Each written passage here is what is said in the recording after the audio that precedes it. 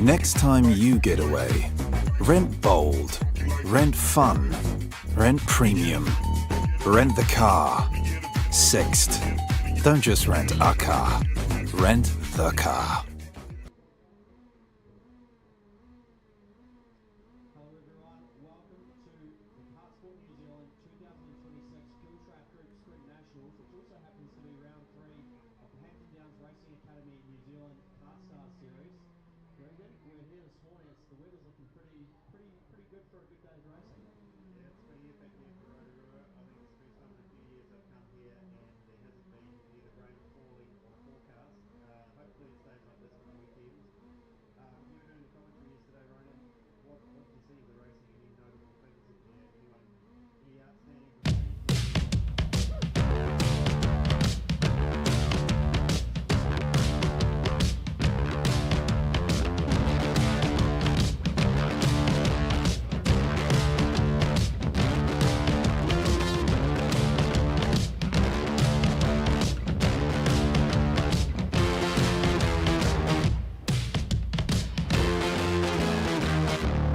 Phipps and in the KZ2 class, Jacob Cranston was the guy to chase. So today's going to be really interesting, and obviously we've got 2 heats for each class. So see how that unfolds and who's going to come out on top going into the pre-final and the finals tomorrow. I think is going to be really interesting. Yeah, nice. And we had a red flag in the race yesterday. Have we heard the welfare of that person, that driver? We saw them obviously walk away into the ambulance, so I think everything looked to be okay. I haven't heard anything as of yet this morning, but always good when you see a driver get out of the go-kart and walk into the medical van. Yeah, hopefully back racing again today. So we're on the dummy grid. We're standing in the way of the class about to go out, so we probably should get out of the way. We'll be live streaming all day today and all day tomorrow. So if you're watching from home or wherever you are around the world, stay tuned in, and we're going to have some great action for you. Sounds good, folks.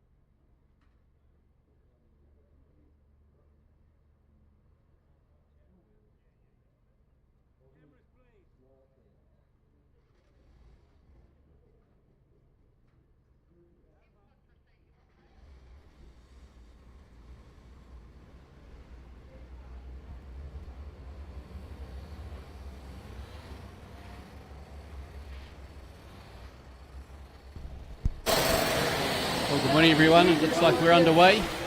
Got the Vortex SV Senior class going out for their 1.5 laps warm up before they form up for the grid.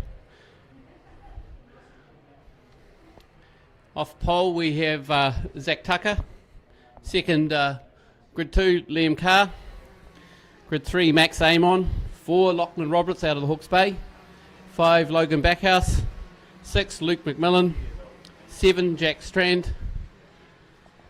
In grid 8, Seth Frost. 9, Jack Amon. 10, Jacob Granston. Hopefully he's going to move forward from there maybe. 11, Thomas Greer. And 12, Finn McGurk.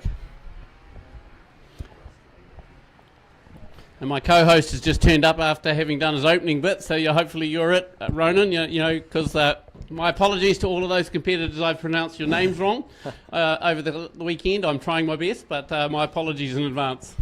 Yeah, we're into it this morning, aren't we, Brent? It's great to be here at KartSport Rotorua, and what a beautiful morning we've seen so far. It was quite brisk this morning, but the conditions are starting to really smarten up, and we're starting to see some sunshine across the racetrack. So obviously this morning we've got the 12-strong grid, the Vortex SV Senior class, which is a non-championship class this weekend. We saw the Heat 1 yesterday that was taken out, and we're not too far away from a start for this class. Everyone just warming up their tyres at the moment.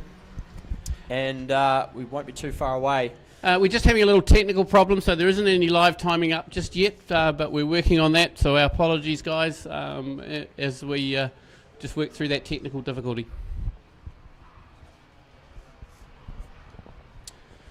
Obviously, yesterday that first heat was taken out by Zach Tucker, the Arrive and Drive World Champion. As we were talking about yesterday, Brent, that's actually classified as an FIA World Championship title, so he's pretty cool to have him here racing this class, and yesterday showed everyone how it was done.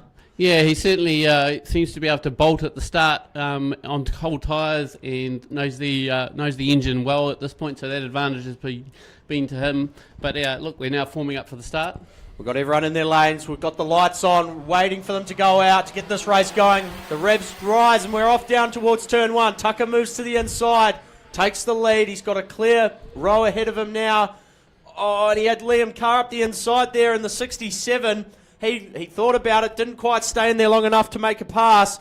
They now come through turn 3, down towards turn 4 and 5. Down the hill they come. Tucker still leading the way at the moment in the 33. He's pulled a 3 or 4 car length gap over Carr now after he got bolstered a little bit from trying to make that pass down at 2.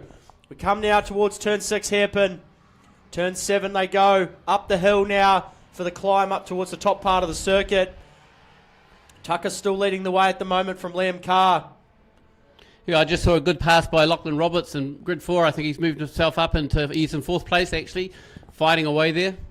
Yeah, great pass from him as they come now down the back straight, through the final corner, onto the front straight for the first lap of 8 as they come down for the first of the second heats this morning.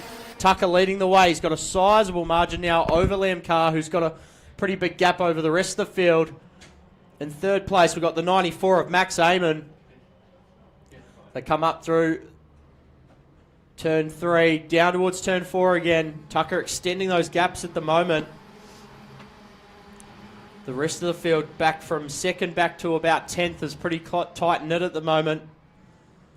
Now got another pass there. They're arguing it for 3rd. Lachlan Roberts and Max Amon as they come up the back straight now. Up to the top part of the circuit.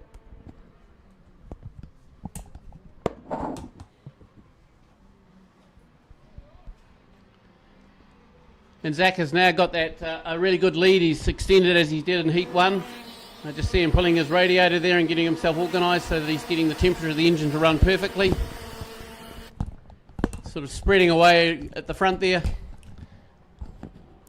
He certainly is. There's a good battle going on between the 34 and the 76 at the moment. Luke McMillan and Jack Strand arguing it out. They're going almost 3 wide. Jacob Cranston's now up the inside of the 84. They got into each other a little bit through turn 4 there. The 84 of Jack Amon and the 9 of Jacob Cranston, our KZ2 heat winner from yesterday. They now come through turn 7, up the hill. So the top 4 have started to break away a little bit, and they've actually spread out from the rest of the field. So we've got Zach Tucker leading it from Liam Carr, Max Amon, and Lachlan Roberts, the top 4. Tucker's almost into the last corner now. Comes through down the front straight. We're going to have 4 laps to go this time around. Down into turn 1 he goes. As we see the rest of the field piling down the front straight. From about 5th backwards, they're all line astern. Yeah, I see Jack Strand and Luke McMillan just having a wee bit of an internal battle. About 5th backwards is really close, isn't it? It certainly is, and we see there on the live stream, Jacob Cranston there with Jack Amon in behind him, so he's managed to get that move done. As he now chases down the rest of the field. Didn't have the best qualifying yesterday, did Cranny, and so he's now having to work hard to try and move his way up forward. He's now up into 8th position from his starting position of 10. So slowly getting forward there. Certainly is, and Zach Tucker's got the fastest lap of the race at a 54.697. Plays this 54.997 from Liam Carr.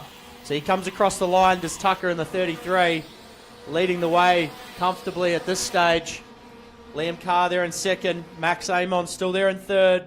He did a 54.7 the last time around, so he was the 2nd fastest go-kart on the track. Lachlan Roberts there in 4th, Jack Strand in 5th, Luke McMillan in 6th, Seth Frost there in 7th in the 77. Jacob Cranston, as we were just talking about, there in 8th, Jack Amon 9th, and Logan Backhouse currently rounding out the top 10.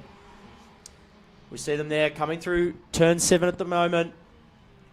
Liam Carr doing his best to try and chase down Zach Tucker. Tucker's extended that gap over the last couple of laps. It's now 1.72 seconds. Max Amon there.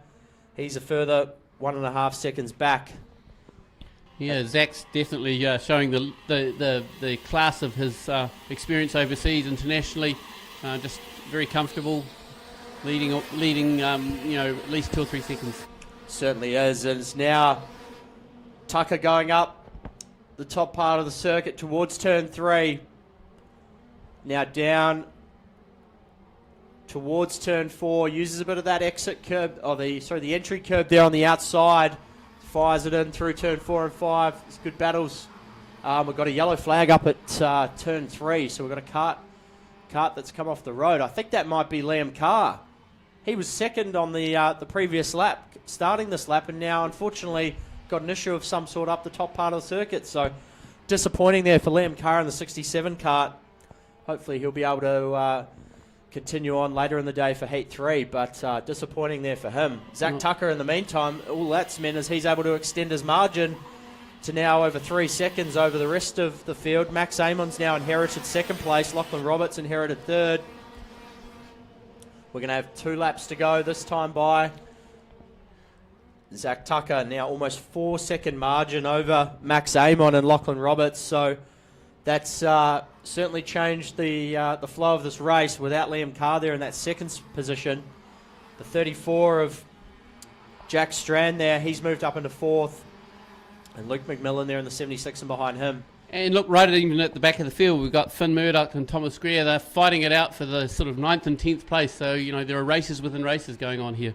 There certainly is. There's a good battle going on at the moment there for 11th. Flynn Murdoch and Thomas Greer, nose to tail at the moment, trying to catch up to that pack just ever so slightly ahead of them, which has got Jack Amon, Jacob Cranston and Logan Backhouse fighting over that 7th place at the moment. Sorry, Seth Frost. Down as we take the last lap board. So at the moment, Zach Tucker, it's going to be pretty hard to see anyone else winning this heat. He's comfortably out in front at the moment, 3.7 seconds. So the gap hasn't really changed on this last lap. But now Lachlan Roberts is starting to put a lot of pressure on the back of Max Amon in the 94 cart. Is he going to be able to try and make a move in the next 3 or 4 corners? He's only got a couple more opportunities to try and make something happen. So if he's got anything left in the tank, now's the chance. We see there Jacob Cranston going around the outside of the 84 cart. And Lachlan's now got the fastest lap, actually, which is excellent, 54.5. We see there the 94 cart of Max Amon. So Zach Tucker's going to come across the line to take the win in Heat 2 this morning for the Vortex SV class. Max Amon comes home in 2nd and Lachlan Roberts takes home in 3rd. Great result from those guys. Jack Strand comes home 4th. See there Max Amon and Lachlan Roberts on the screen. Had a great battle, those two, towards the end of the race. Jack Strand, Luke McMillan came home in 5th. That rounds out the top 5 for the Vortex SV class, SV senior class. Luke McMillan home in 5th. Jacob Cranston made his way through to 6th. Jack Amon home in 7th and Logan Backhouse home in 8th. So as the carts make their way round, we will shortly wait for Rotax DD2, brought to you by JW Group. They will be on track shortly for their second heat of the morning, or first heat of the morning, second of the weekend. We see now the Vortex SV class makes their way into the pits. And obviously off grid 1 we've got Josh Bethune, so we're trying our hardest to mention some of their sponsors. Right Karts obviously would be one of his partners, and DB Construction. In grid 2, Daniel Bray, a long time KZD driver, good to see him in DD2. So Daniel, obviously NZ Motorsport would be one of his sponsors at a wild guess. Coming off in 3rd place is third grid is Cameron Hill. And the 3NZ and Darren Walker there off grid 4, and he's the 3NZ and Rotax Heavy. So Pretty stacked field there in DD2. Brought to you by JW Group. Ryan Higgins will go off grid 5 in the 95 kart. Ollie Mosby off grid 6. Carly Samuelson there. She'll go off grid 7. Dylan Bryant off grid 8. Asha Harpy off grid 9. And the only master in the field, Simon Mosby off grid 10. Ali Hewlett off 11. Louise Rawson off 12. And Alexis Newhoff off grid 13. So we're not too far away. And Alexis is sponsored by Donkey Grill Trophies. I think they've done the trophies for the event. I haven't seen them. I've been told they look pretty awesome, so I look forward to catching up and seeing those. And Pitcom Engineering and Dairy Tech. That's terrific. It will be cool to see what trophies the winners of all the classes will be presented for this weekend here at the KartSport New Zealand 2026 Giltrap Group Sprint Nationals.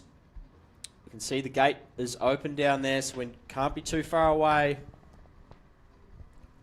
Just see the at the moment on the track, the battery zone van removing Liam Carr's stricken Vortex SV senior kart off the circuit.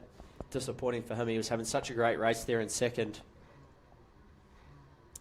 Once we get that out of the way, we will be able to get into it with Rotax DD2. We see the drivers down there on the grid. We can see the number 1 of Josh Bethune's reigning championship winning kart there in the background. We can see Daniel Bray there, the number 11, the Paralyn kart. Cameron Hill there as well, starting behind Bethune. So the 2 right karts, Cosmic karts, teammate karts there on grid 1 and 3. And it's a chilly 11 degrees out there, so you know, the temperature, while the sun is shining, it's not doing anything just yet. So certainly the tyres are going to take a wee bit longer to warm up, I would suggest. Yeah, and it's nice. There'll be a little bit of UV getting into the track now, obviously, Brent, with the sun showing. We didn't really have a lot of sunshine yesterday. It was a lot of overcast, so even we were debating whether it was maybe going to rain. Yeah. So today's obviously not good. That does not look like it's going to be the case. And we don't want to go and get the weather gods to come against us, that's for sure. So, yeah, we don't want to jinx it. I can't see any clouds, so it's a clear sunny day here in Rotorua. Awesome facility getting ready for our DD2 race. Certainly is, and we're not too far away. Nice shot of the track there on the live stream. As we see now, the DD2's leaving the pits, so Josh Bethune, Daniel Bray, Cameron Hill, Darren Walker make their way onto the circuit. Ryan Higgins there in the 95 and Ollie Mosby in the 77. Oh, we've got a spinner. Mosby, unfortunately, went round there on the pit exit. Doing the burnouts a little bit early. Oh, that's one way to get yourself on live stream, isn't it? You know, just you know, do a loop. Yeah. Oh, and someone else has actually done a number. So it's not cold ideal out there, and they've got a wee bit more horsepower that they can with their 2-speed gearbox. Certainly is. Some supporters down there in the pits quite enthused by that. So the DD2 is a 2-speed paddle shift, isn't it, in comparison to the direct drive of the other classes and the KZ2, which is a 6-speed, isn't it? Yeah, exactly right. So obviously with having the twin gear engine, so they've got the option, well, not really the option because you need to do it, but upshifting as they get onto the straight and gives them a bit more top end than the regular 125cc Rotax engines, and so certainly makes for some good racing between these guys, and also makes the corner entry a little bit more interesting when you got a down change as well. And these guys are on the Vortex tyres, which the Vortex tyre is used in the Vortex. Get it right, Brent. Vega. Come on, I just got told off by Ronan there. That's my first mess up of the day. So yeah, the Vega tyre, my apologies, which is a little bit more designed for the DD2 and KZ2. It's close, Brent. They both start with the letter V. Yeah, so thanks. Hard to always get right, but we're not too far away from a start for these Rotax DD2s, brought to you by JW Group. JW Group offer a cutting-edge lineup of EV buses, coaches and vans designed for efficiency, sustainability and performance. So we see now all the last few karts in the field there starting to make their way up to try and catch up to the pack.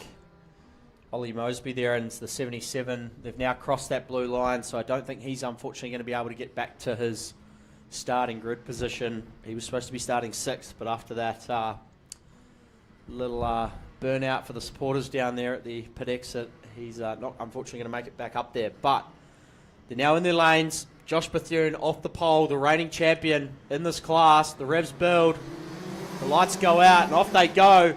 Bethune straight away to the inside, defends that line. Cameron Hill went to the outside, and Daniel Bray's now fighting it out with him for that second place.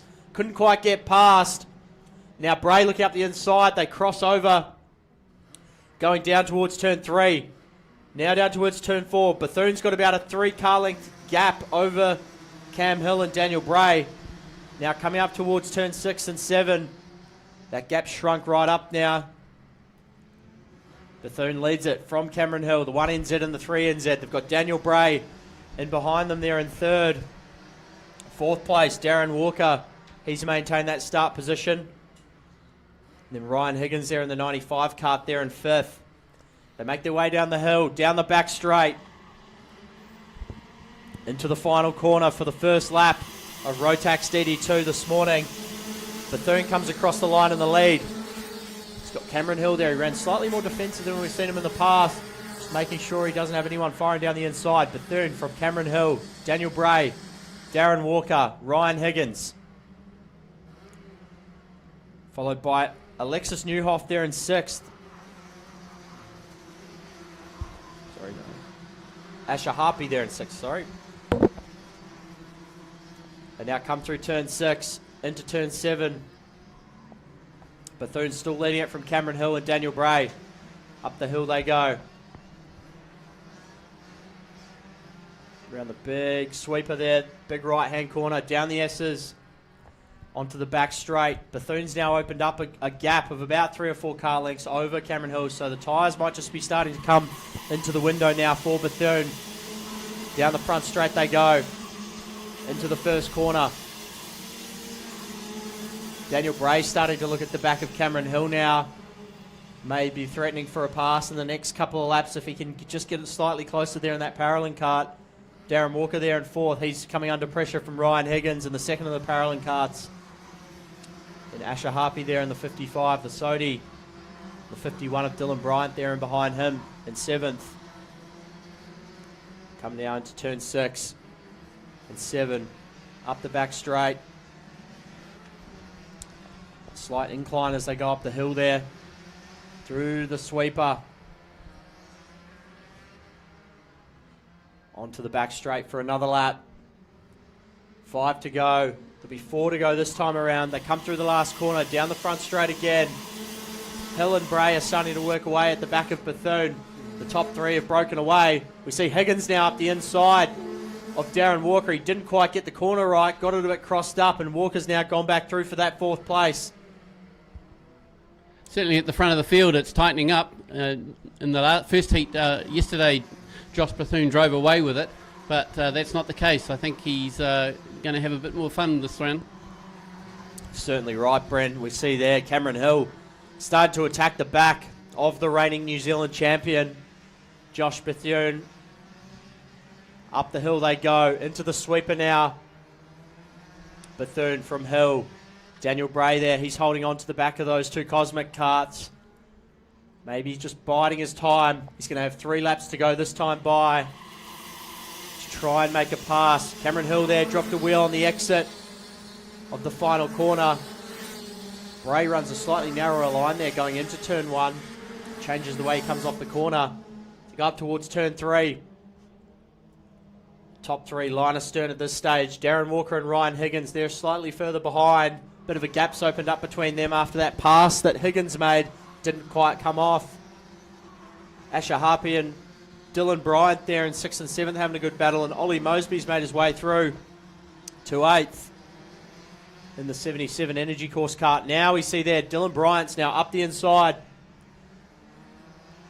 of Asher Harpy. We now look back at the front. Josh Bethune from Cameron Hill. Daniel Bray. They come down the back straight. Line astern into the final corner. Onto the front straight. There's going to be 2 to go this time by. Down into turn 1. See there, Cameron Hill. He's really working hard, trying to close that gap to Bethune. He's got Daniel Bray to deal with in the rear as well. They now go down towards turn 5. Turn 4 and 5. Now towards 6. Bethune's opened that gap up again. Maybe a slight mistake from Hill as he's now fallen more into the clutches of Daniel Bray. And now come up the hill. Into the big sweeper there. Turn 8 and 9. Round and through the S's. Bethune's still leading the way. He's managed to pull a gap in the last lap or so. It tightened up for a little bit there, but it's starting to get close again. They now come onto the front straight. Daniel Bray had a look at a move on Cameron Hill. Didn't quite make it work. Up to the top corner they go at turn 3. Down towards turn 4. Bray starting to put some more pressure onto the back of the 3NZ of Cameron Hill. They go towards turn 6 now. Up towards turn 7, and this should be one of the final laps. We should go up the hill now. That gap's opened up between Cameron Hill and Daniel Bray by a car length or so. Down the hill now.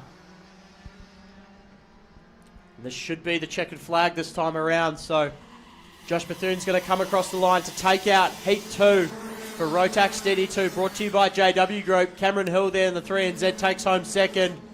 Daniel Bray home in third. And I see that Daniel actually got the fastest lap at a 53.362. So he certainly did, and he was very fast on those last couple of laps. There was not much between the three of them at the front there, but Bray's come home with the fastest lap, so I'm sure he'll get some good data and information out of that. Oh, look, Josh Bethune's actually got it there on the last lap. He came out and did a 53.286, so once the timing updated, very, very interesting. So we now, Rotax DD2, nice clean race from those guys. Brought to you by JW Group. They now make their way back down the circuit. And up next, we're going to see Vortex Mini Rock, brought to you by Natural Stone Imports. Big field of karts in this class. As we wait. Everyone making their way in, and obviously a lovely day here in Rotorua. The weather's certainly turned it on for us. Wait to see how the day unfolds. At the moment, it's not so much activity in the sky, which is always a good sign.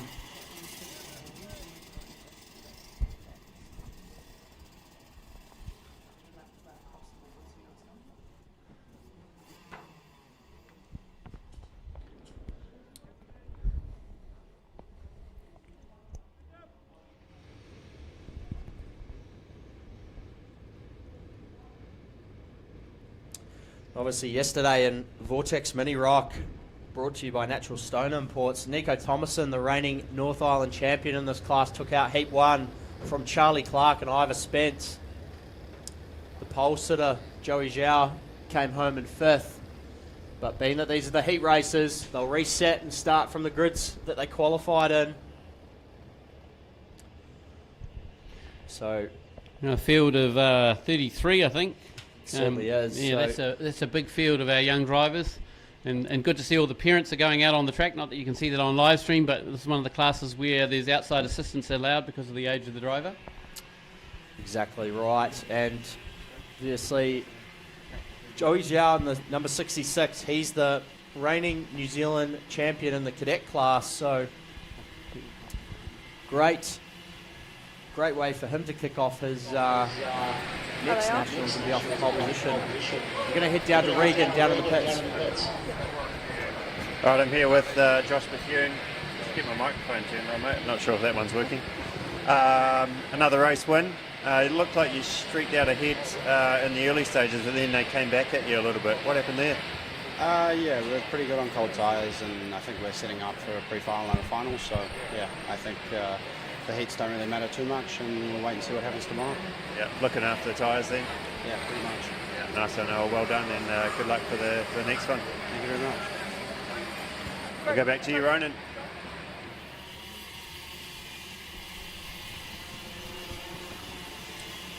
Great to catch up with our Heat DD2 winner for the Rotax DD2 class, brought to you by JW Group, Josh Bethune. So we'll be seeing the Rotax DD2s out on track again a little bit later on today for Heat 3.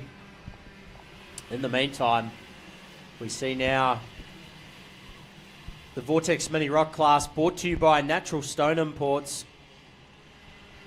They are on track next. We've got 33 go-karts in this class.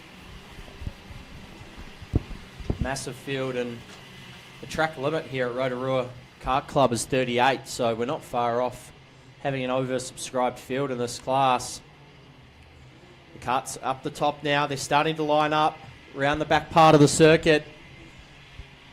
Joey Zhao, as we explained, the reigning 1NZ in the cadet class, he's going to be off the pole position. He's got the reigning North Island champion in the Vortex Mini Rock class, Nico Thomason, beside him, and then Charlie Clark, who finished second in the heat yesterday, the Rodin Cars supported driver off grid 3, Ryan Healy off grid 4, Nico Hewson, the local lad. I was talking to him this morning. He's feeling really good about this and really comfortable here at his home track. Van Walker off grid 6, Ivor Spence off grid 7, and Max Gosling, the leader of the Cadet 9 class in Australia, off grid 8. We come up now, the revs build, the lights are on. Waiting for the lights out, and off we go. Joey Zhao takes the lead. Thomason there's going to try to go the outside of him. Is he going to be able to drive around the outside? Not quite. Charlie Clark and Thomason now argue it out going into turn 2. So head up the field. We've got a few down towards the back there that unfortunately have had a bit of an incident. Joey Zhao now still leading the way as he goes down towards turn 4 and 5. Thomason there right up behind him on his rear bumper. Charlie Clark there in third still. Thomason's now looking up the inside of Zhao down towards turn 5 and 6 there.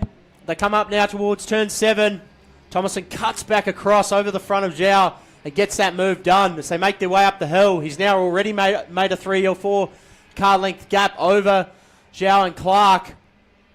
They now go through the big sweeper down towards the S's. Onto the back straight. Thomason, he's already opened up a 4 kart length gap. Joey Zhao's now got Charlie Clark to deal with, the Rodden Cars supported driver, as they come onto the front straight for the first lap. Clark's now looking up the inside. Is he going to get the move done? The number 9 of Ivor Spence has also moved up now into 4th place. And he's got the 35 of Nico Hewson in behind him. Thomason's now really started to open this gap up though. They come down towards turn 4 and 5. They fire these little karts, these Vortex Mini Rock karts in. Oh, and we saw some contact there between Max Gosling and the 24 of Jed O'Malley. They had a little coming together, but they're both still going along strong. Now up through turn 7, up the back part of the circuit. Thomason at the moment running away with this.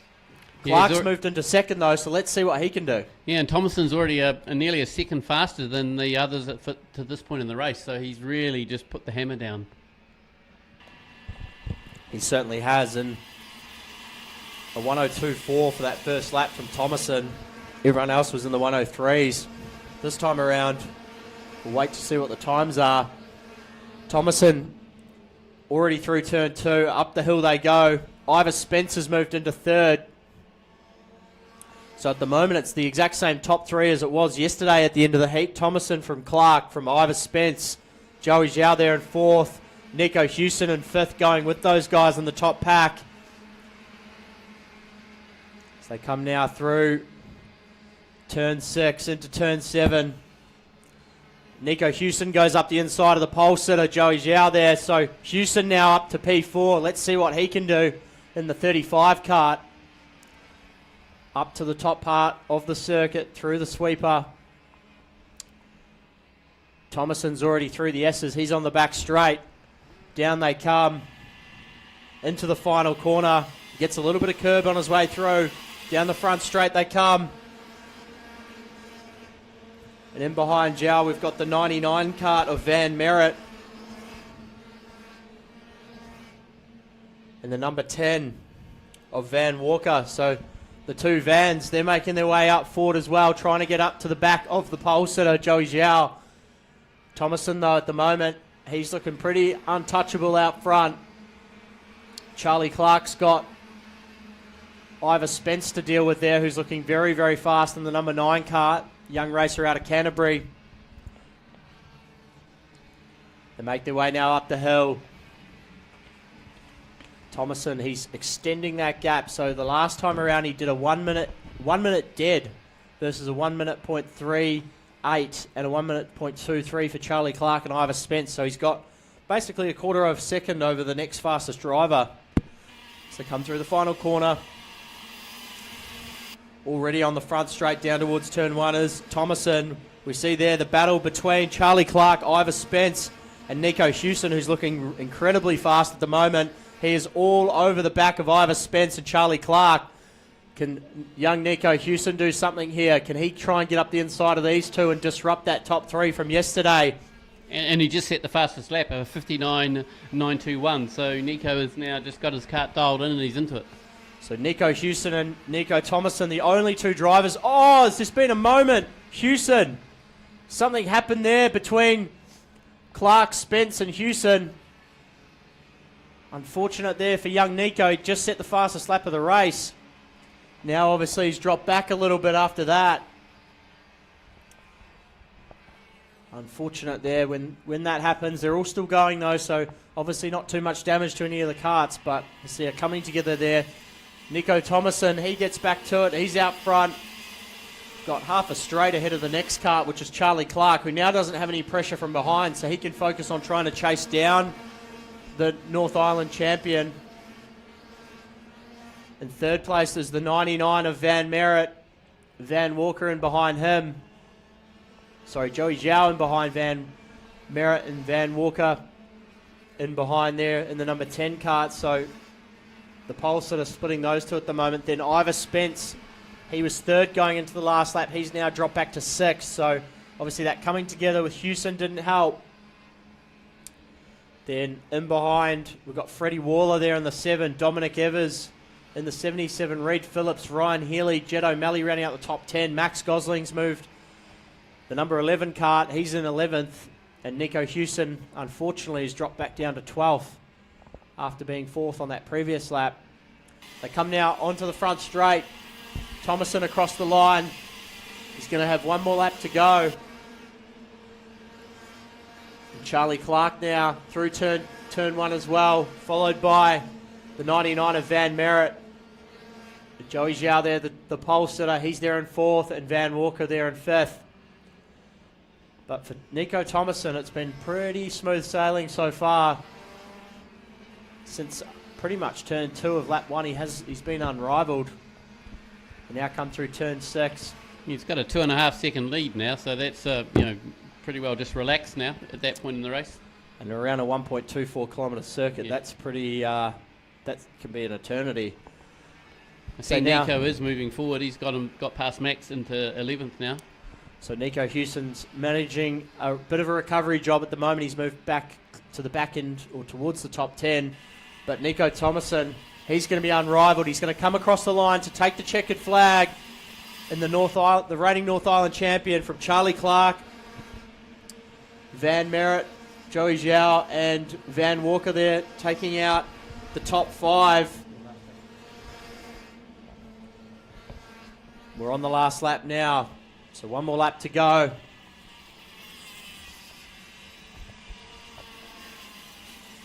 Thomason goes down towards turn 6 now, followed by Charlie Clark. And then Van Merritt still there in 3rd place in that Lando Norris inspired helmet. And then Van Walker actually put a move there on Joey Zhao down at turn 6. Ran him a little bit wide out towards the exit of the circuit there. So didn't look like either kart ended up off the road, but meant he was able to get that pass made. So now Van Walker's moved up into that 4th place and past the pole sitter. But now coming across the line to take the checkered flag is Nico Thomason in the North Island, the reigning North Island champion. Charlie Clark takes 2nd from Van Merritt in the 99. Van Walker home there in 4th. Joey Zhao comes home in 5th, and Ivor Spence, good recovery drive from him to get back to 6th. From the 7 of Freddie Waller, Dominic Evers home there in 7th, Reed Phillips in 8th, Jed O'Malley in 9th, and Nico Hewson managed to get himself back into the top 10. So good recovery from him after that Yeah, moment a few laps ago. And Nico Thomason has taken out that win by a 3-second margin. So, he's definitely building on what he did in Heat 1 and repeating it in Heat 2, even though a little bit cooler race today. He's just got into it and driven away from the field, really. He certainly has, and any day you can win a race by 3 seconds and have the fastest lap, you certainly you're having a good morning, especially in the sunshine here in Rotorua. What a beautiful day here in. You can see the rest of the karts making their way off the circuit. What a great race there from Vortex Mini Rocks. Let's head down to Regan down on the grid and see what we can find out. All right, thanks, Ronan. We are here on the grid with the KZ2 class about to head out for heat number 2. And Lachlan Tomlinson, you had a pretty awesome qualifying, mate. Not so awesome in heat 1. What happened there? Yeah, I just dumped the clutch a bit too much and just bogged off the start. So yeah, quality was really good. The kart's really fast. So yeah, just got to work on my starts and it should be good. Nice one, mate. Well, hopefully you'll have a good one this time. The recovery vehicle's about to go out, so we've got a couple more minutes. We might shoot over here to P2 and have a talk to Cranny. How'd you go in the heat 1 there, Cranny? Yeah, not too bad. Finally got a good start, which was good to start the weekend, and sort of just chipped away. Took our time, and yeah, it was a good race. Ended up winning the first heat, so see what we can do today. Yeah, do you think if Lachlan gets off the line, all right, you've got the pace to go with him? I'd like to say yes, but he's been doing well at the moment. Hopefully he does get a good start. It'd be nice to, have him up there with us, and yeah, hopefully he gets off the line. Yeah, nice one. All right, we'll go back up to Ronan in the commentary box, and once those karts have been cleared off the track, we'll be out racing with KZ2. Thanks for that, Regan. Great to hear from some of our competitors in the KZ2, brought to you by Apparel Master Tarot class. We heard there from our pole sitter, Lachlan Tomlinson, who didn't get the best of starts yesterday, did he, Brent? And we know in KZ2 with that standing start, it's so exciting to watch, and it really gets the adrenaline going. But if you don't quite get it right and you make a mistake, or you can't quite get the kart off the line as well as the other guys and girls, it can really be detriment to your whole race. And we saw that yesterday, the opposites on the front row. Jacob Cranston got an absolute lightning start. We heard from him just then. He's on the outside of the front row of the grid, and that led to him winning the heat. Tomlinson, not so much, and ended up, even though he set the fastest lap of the race, I believe, he ended up finishing 7th or 8th. Yeah, it's that launch is so critical in the KZ2, and Lachlan didn't quite get it right. I'm sure he will have been dreaming about that overnight and practicing it in his head, so we'll look forward to that. In fact, we at some point during the weekend we'll probably have, I think Regan Hall might come on up and explain to us a little bit about the start procedure in a KZ2, given that he's driven quite a fair bit of that across the world. He's driven in Europe as well. But hopefully we get some expert commentary during the day. Yeah, and obviously it's easy for us to sit up here in the commentary box and critique the starts these guys get, but it's certainly no mean feat trying to get a KZ2 shifter kart off the line, and obviously you've got so many factors to think about. You're warming up those sticky Vega tyres and they sit there baking into the concrete, and you've got the clutch and the throttle percentage. There's so much to it, and obviously when they do get going, they launch like a rocket ship off the line. So yeah, I've had the privilege of driving one once and doing about 20 laps. I drove Maddie Stewart's at KZ2 when she was racing out of Wellington, and I have the greatest degree of respect. I don't know how these guys do it and not come back with arms sort of twice the size. They're doing so many gear changes. In fact, now we've got the expert who's arrived. So Regan Hall, you can take over and talk to us a bit about what it is to do a KZ2 start. Yeah, we were just talking, Regan, about obviously we can sit up here and watch these guys in these KZ2 karts and guys and girls and take off from the line, but you've got so many things you've got to think about. Obviously, when you're warming those Vegas up, they get sticky pretty quickly. You're sitting on the grid, they're baking. You got the clutch, you got the throttle. You got to hope that if you don't get a good start, that someone's not going to end up running over the top of you and using you as a ramp. So there's so much to it to get these karts off the line, let alone the rest of what happens in the race. Yeah, there is a bit to it. Ronan's asked me to just talk through a bit about what these guys are doing sort of before the race even starts. So pretty obvious at the moment they're out there warming up tyres, same as any other class. But they have got a bit more to think about. They're not just warming up the tyres. Later on in the warm-up lap, they'll be warming up the brakes as well. And then, other things you got to think about: your engine temperature, what your radiator blind's doing, where you need it now, where you need it on the start, and where you need it through the race. And then obviously, you got that stick hanging off the side of the steering wheel for changing gears. So there's a few things to think about. Once I get closer to the start line, I'll just talk through what they're doing. Yeah, absolutely, and it's so great to have this insight and be able to get a little bit more understanding of what's going through the heads of these drivers in these KZ2 rocket ships. The shifter kart class, certainly exciting to watch, and just being able to drive one of these, let alone actually race them at the front of the field in a national championship, is something to behold. Yeah, we've got a 62-year-old out there, and Dave Malcolm, and as you say, Ronan, these things are really hard. Just to drive them and get them around a lap is physically really, really difficult. But if I could do it when I'm 62 years of age, I'd be pretty stoked about that. So Dave he's a machine. He's so fit, and he might be at the back, but just hanging there at that age is awesome. Yeah, absolutely, and obviously we see them now. They've all got different warm-up procedures. We saw the North Island champion Mitchell Corrin just fly past, and looked like he was warming up his car at a pretty quick rate of knots versus the likes of Lachlan Tombleson and Jacob Cranston, who was sort of more slow, swerving across the road. And there's different ways to do it, obviously, and how you phase the tyre in, and then a lot of it and where you set the tyre up in terms of your pressures and whatnot's going to determine how your race is going to unfold. Yeah, and so some of these guys might be out on a slightly higher tyre pressure. And they'll potentially have a bit more at the first few laps of the race. Others might be on a slightly lower pressure and be looking for the kart to come on sort of halfway through the race and have a bit more pace towards the end.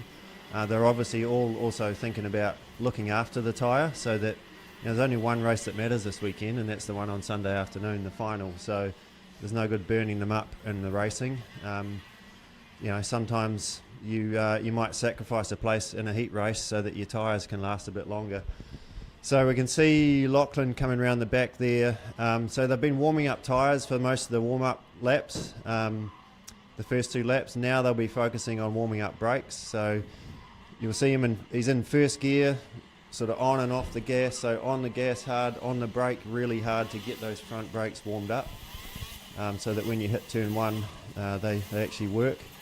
They'll now be rolling up to the line. So Lachlan and Cranny here, they've probably got it out of gear. The worst thing you can do is leave it in gear, get to the line, and then think you pull it out of gear, but you haven't. And that obviously then if it's stuck in gear, you've got to hold your hand on that clutch, and your hand's just going to be trembling by the time or you let the clutch out and you stall. Exactly. So now they'll be in neutral, keeping the engine clear, keep the revs up, make sure it doesn't bog. Thinking about your radiator blind, making sure it's down or wherever it needs to be for the race. We can see them all sort of rolling the karts back and forth. Obviously, they just don't want those, not like you've said in the past, those tyres don't really stick here in New Zealand, but just to be sure, it's a good precautionary check. We now see them all putting them into gear. 4 lights.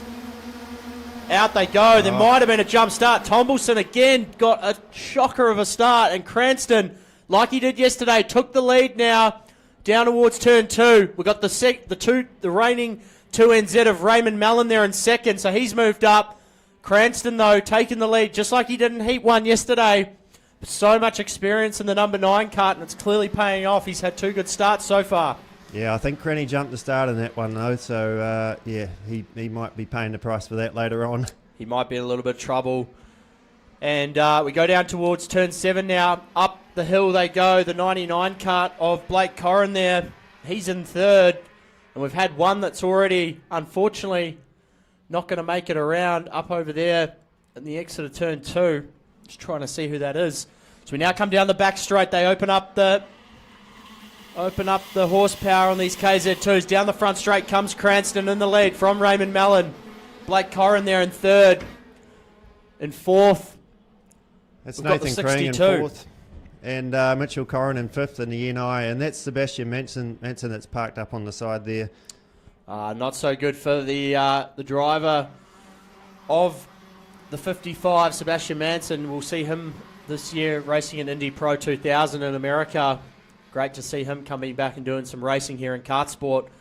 It's now Nathan Krang up the inside of Mitchell Corrin, the reigning North Island champion. So he's in 4th.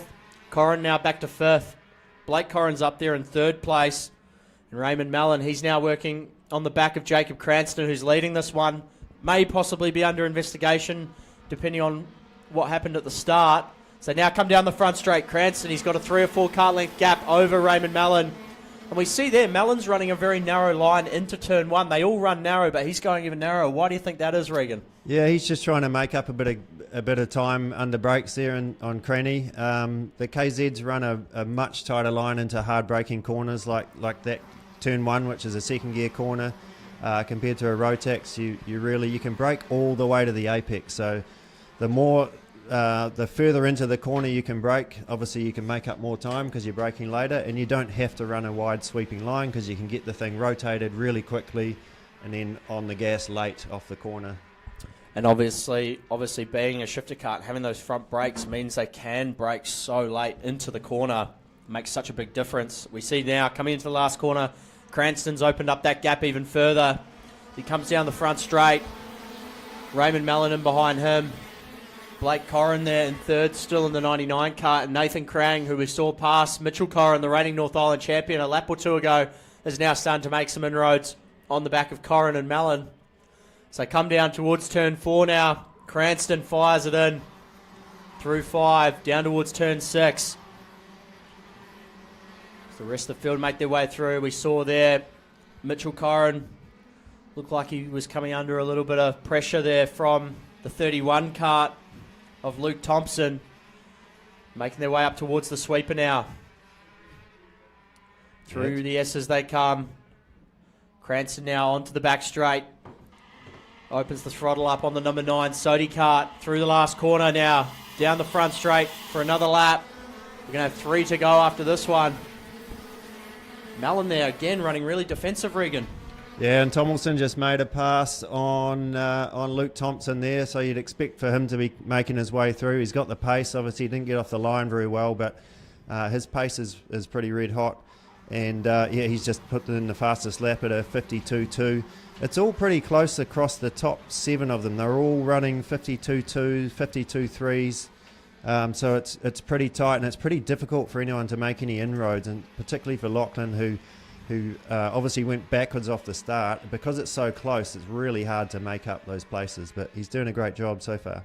It just shows the quality of the field. You know, you've got 7 or 8 karts running within 0.3 of a second of each other. It's just shows how close all these drivers are and how hard it is to really make inroads. And for Lachlan Tomlinson, he'll be driving pretty angrily right now after that start, going from pole position all the way back down to 6th. So he's got some time that he's going to have to try and make up. Jacob Cranston is going to get a 5-second penalty for his start line infringement, so that's unfortunately going to hamper Cranny's result. But if he can keep driving away and pushing on, he might be able to mitigate that penalty.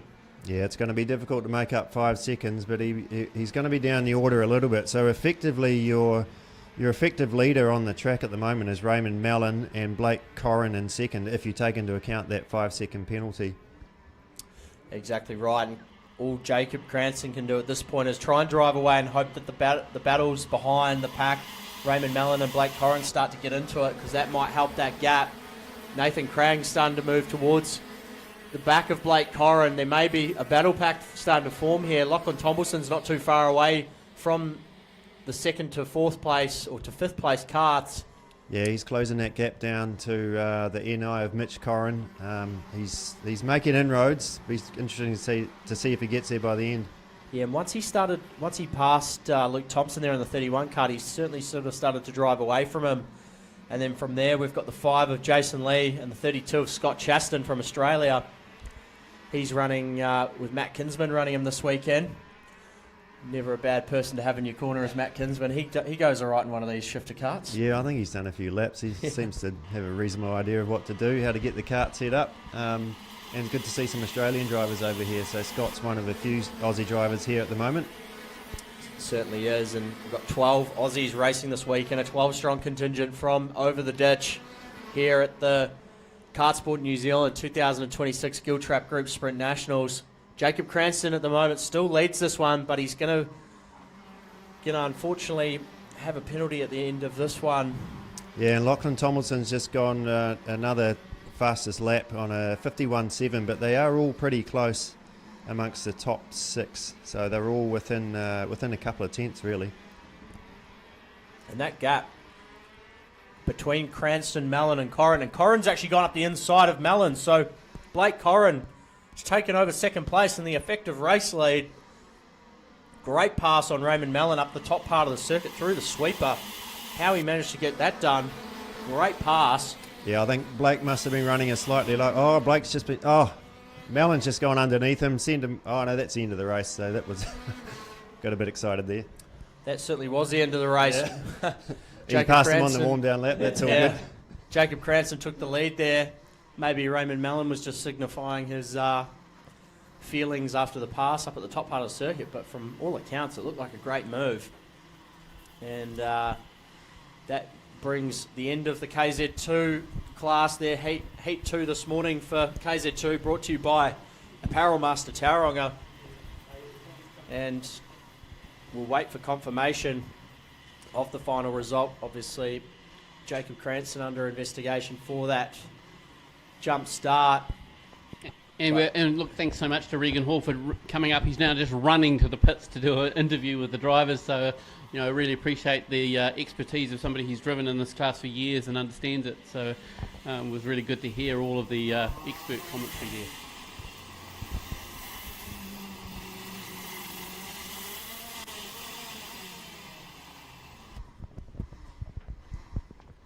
Well, the sun keeps shining here in Rotorua, and the clouds are keeping away, and the track's starting to warm up. The temperature's rising, so both on the track, I think, from UV on the physical track, but I think the temperature's rising in the drivers as well as they're starting to get, this is the second round.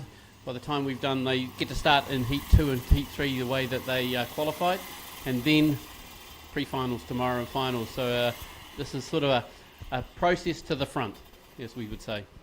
It certainly is, Brent, and obviously that was some pretty good, hard racing between the KZ2s, brought to you by Apparel Master Tauranga. And up next, we see there the Battery Zone van on its way to pick up a stricken Sebastian Manson in the 55 Heart Cart. Let's head down to the pits and see who Regan's managed to find. Thanks, Ronan. I've managed to find Braxton Kroger here on P1. You had a good qualifying, mate. How did the first heat go, and what's your plan for the second heat? Just to try and win the race, but if I can't, to save some tyres and try and get in a good position for the pre-final. Yeah, so you got to look after the tyres for the racing tomorrow, don't you? How big of an impact is that on what you do in the race? It's just like not sliding through the switch there and just not overheating the tyre too much. Yeah, nice one. All right, well, good luck for the next race, and I might see you in the pit lane soon. All right, they're still doing recovery out there, so we'll have a quick chat with young Tommy Hart over here. Tommy, how did the racing go for you yesterday? Obviously, well, you probably would have liked to have been on P1 for qualifying, but you got P2. How did the racing go? Yeah, it was a bit difficult at the first corner on the outside, but yeah, we had to work quite hard to get back up to the front and start with trying to catch direction. But yeah, we'll just try and have a good go today. And you got to look after the tyres. Does that come into it quite a bit as well? Yeah, it's definitely a main thing we need to work on, but yeah, we'll see how the other day goes. Nice one. Hopefully you're well positioned for the final tomorrow. All right, we'll go back.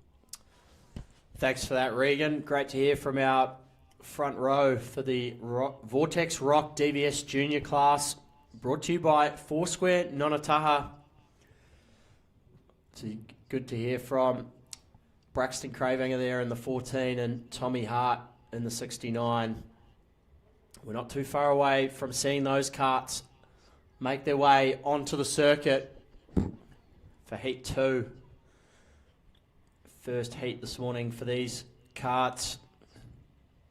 And 5th class out after, so far, we've had Vortex Rock SV, Rotax DD2, Vortex Mini Rock, and KZ2. So this will be the 5th class.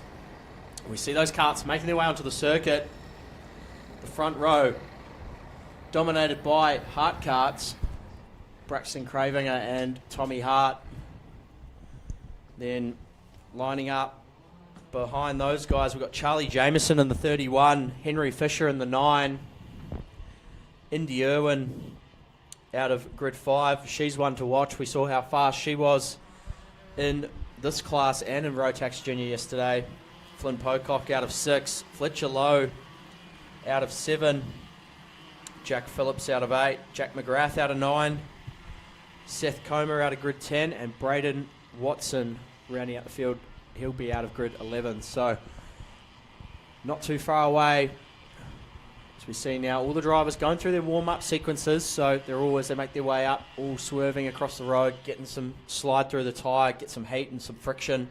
And the temperature's slowly getting up there. It's now 13 degrees, so it's come up a couple of degrees, so that the track will start to be absorbing the UV of the sun, because it's basically all in perfect sunshine here in Rotorua as we get ready for the Vortex Rock DVS Junior class.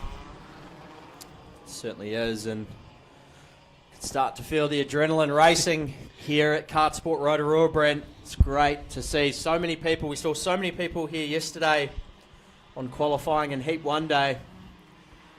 We're going to obviously see 2 heats for each class today before we go into payday tomorrow, the pre-finals and the finals, where we will crown 8 New Zealand champions. And obviously the Vortex Rock SV class will also be racing, as we saw them first class out this morning, which is a non-championship event. It's a trial for that series and for that engine, but all the more great to see so many competitors endorsing it and getting around it. Yeah, we sort of we have a number of engine suppliers to our sport, Vortex and Rotax, yeah, there are 2 major suppliers, and Briggs for those guys that want to mow the lawns, and me being one of them. But great to see everyone from all classes competing. As we now see for Vortex Rock DVS Junior, brought to you by Foursquare Nonataha. The karts have found their lanes. We hear the revs building, lights are on, out they go. Cravinger and Hart got a pretty even start. We saw the karts squirming there as they got on the brakes. Cravinger's run a little bit wide. Jameson's going to now try to go around the outside of Tommy Hart, which he's managed to do. We see a couple of karts a little bit further back, unfortunately dropping off the circuit. They now make their way down through turn 4 and 5. Jameson managed to clear Tommy Hart. Tommy Hart's now all over the back of him there. Is he going to go up the inside? He's going to look up the inside. Didn't quite get the move fully completed, but then on the exit there, he managed to squeeze enough to get past. So Tommy Hart moves back into that 2nd place. He'll be disappointed with that. He's going to now have to chase down Braxton Cravinger, who's managed to open up a 2 or 3 kart length gap at the front. Yeah, and I think Indy Irwin on the start, was up into 3rd, and then has been sort of dropped back, I think, to maybe 7th. So yeah, got some work to do ahead of it for her. Yeah, unfortunately for Indy Irwin, she lost 3 or 4 spots there, but we've got Braxton Cravinger leading it from Tommy Hart, Charlie Jameson there in 3rd, Henry Fisher in 4th there in the Burrell kart. In 5th, we've got one in the wall there. The number 11 kart, and there's a tyre or a wheel that's actually come off as well, so might have been some contact prior to ending up in the fence there for the 11. And that's Jack McGrath. Jack McGrath there. Sorry. Not ideal for him. So we see a wheel that's come off that kart off the back there. I think it might be the left rear. So obviously something's unfolded there. Maybe the wheel's just come off, but not ideal. The team have done a great job to get that card out the way, so we probably aren't going to see a yellow flag down there at that flag point.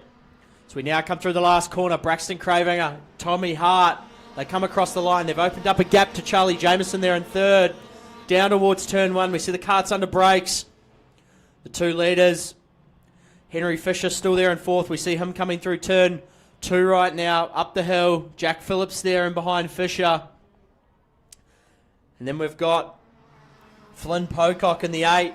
Seth Comer in 7th in the 78. And Indy Irwin, who's dropped back to 8th.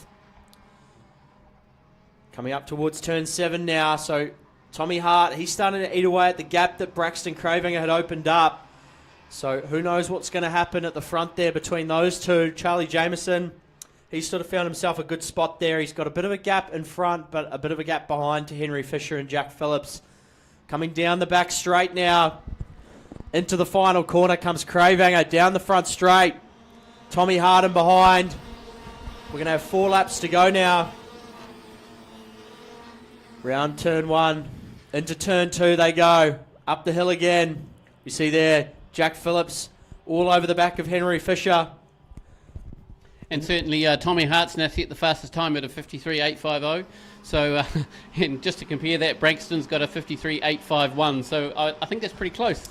Yeah, huge margin of 1,000th of a second between those two. So it shows that they're driving those karts, both of them driving those karts very, very well, and probably set up in a similar way as well, being the same chassis manufacturer. Yeah, that's it, and obviously the gap is not changing when it's 1,000th of a second difference between them on a lap time.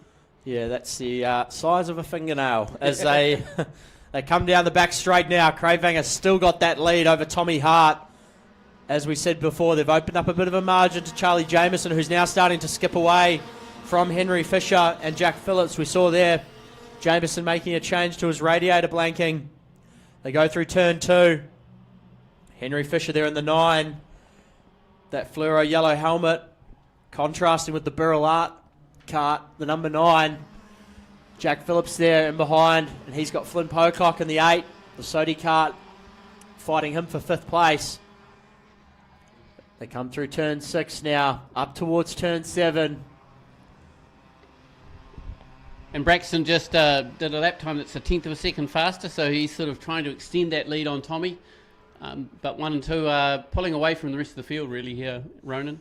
And it's always hard in a position that when you're in someone like Tommy Hart's position, you're trading fastest laps with the guy ahead, so it's really hard to make any inroads. And unless Cravinger's kart starts to fall off in the next lap or so, it's going to be really hard to try and make a pass, even if you are a tad quicker. And obviously that's why, as we spoke about, these starts are so critical and so important, because it sometimes can be the best opportunity you get in a race to try and make a pass. Well, they've always said in karting that the best time to make up places is at the start, but also it is the riskiest, because normally you've got all the karts going into turn 1 and you can come out wonderfully in first, or you can be, as Indy found out, drop back to sort of 7th or 8th, and now she's fighting her way through. I just see you did a pass there into turn 7 there. Indy Irwin went up the inside of Seth Comer in the 78, so she's starting to make her way through the field. Now got Flynn Pocock in the 8 as the next target up the road, but Pocock's working on the back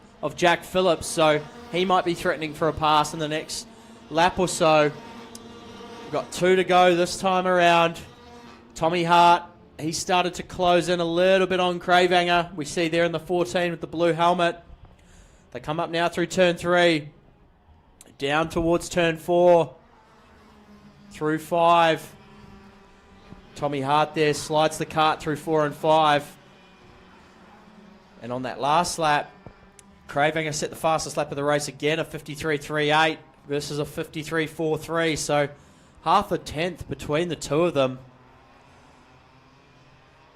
They go up the top side of the circuit there. Indy Irwin starting to work on the back of Flynn Pocock, but this is the last lap, so coming down the front straight.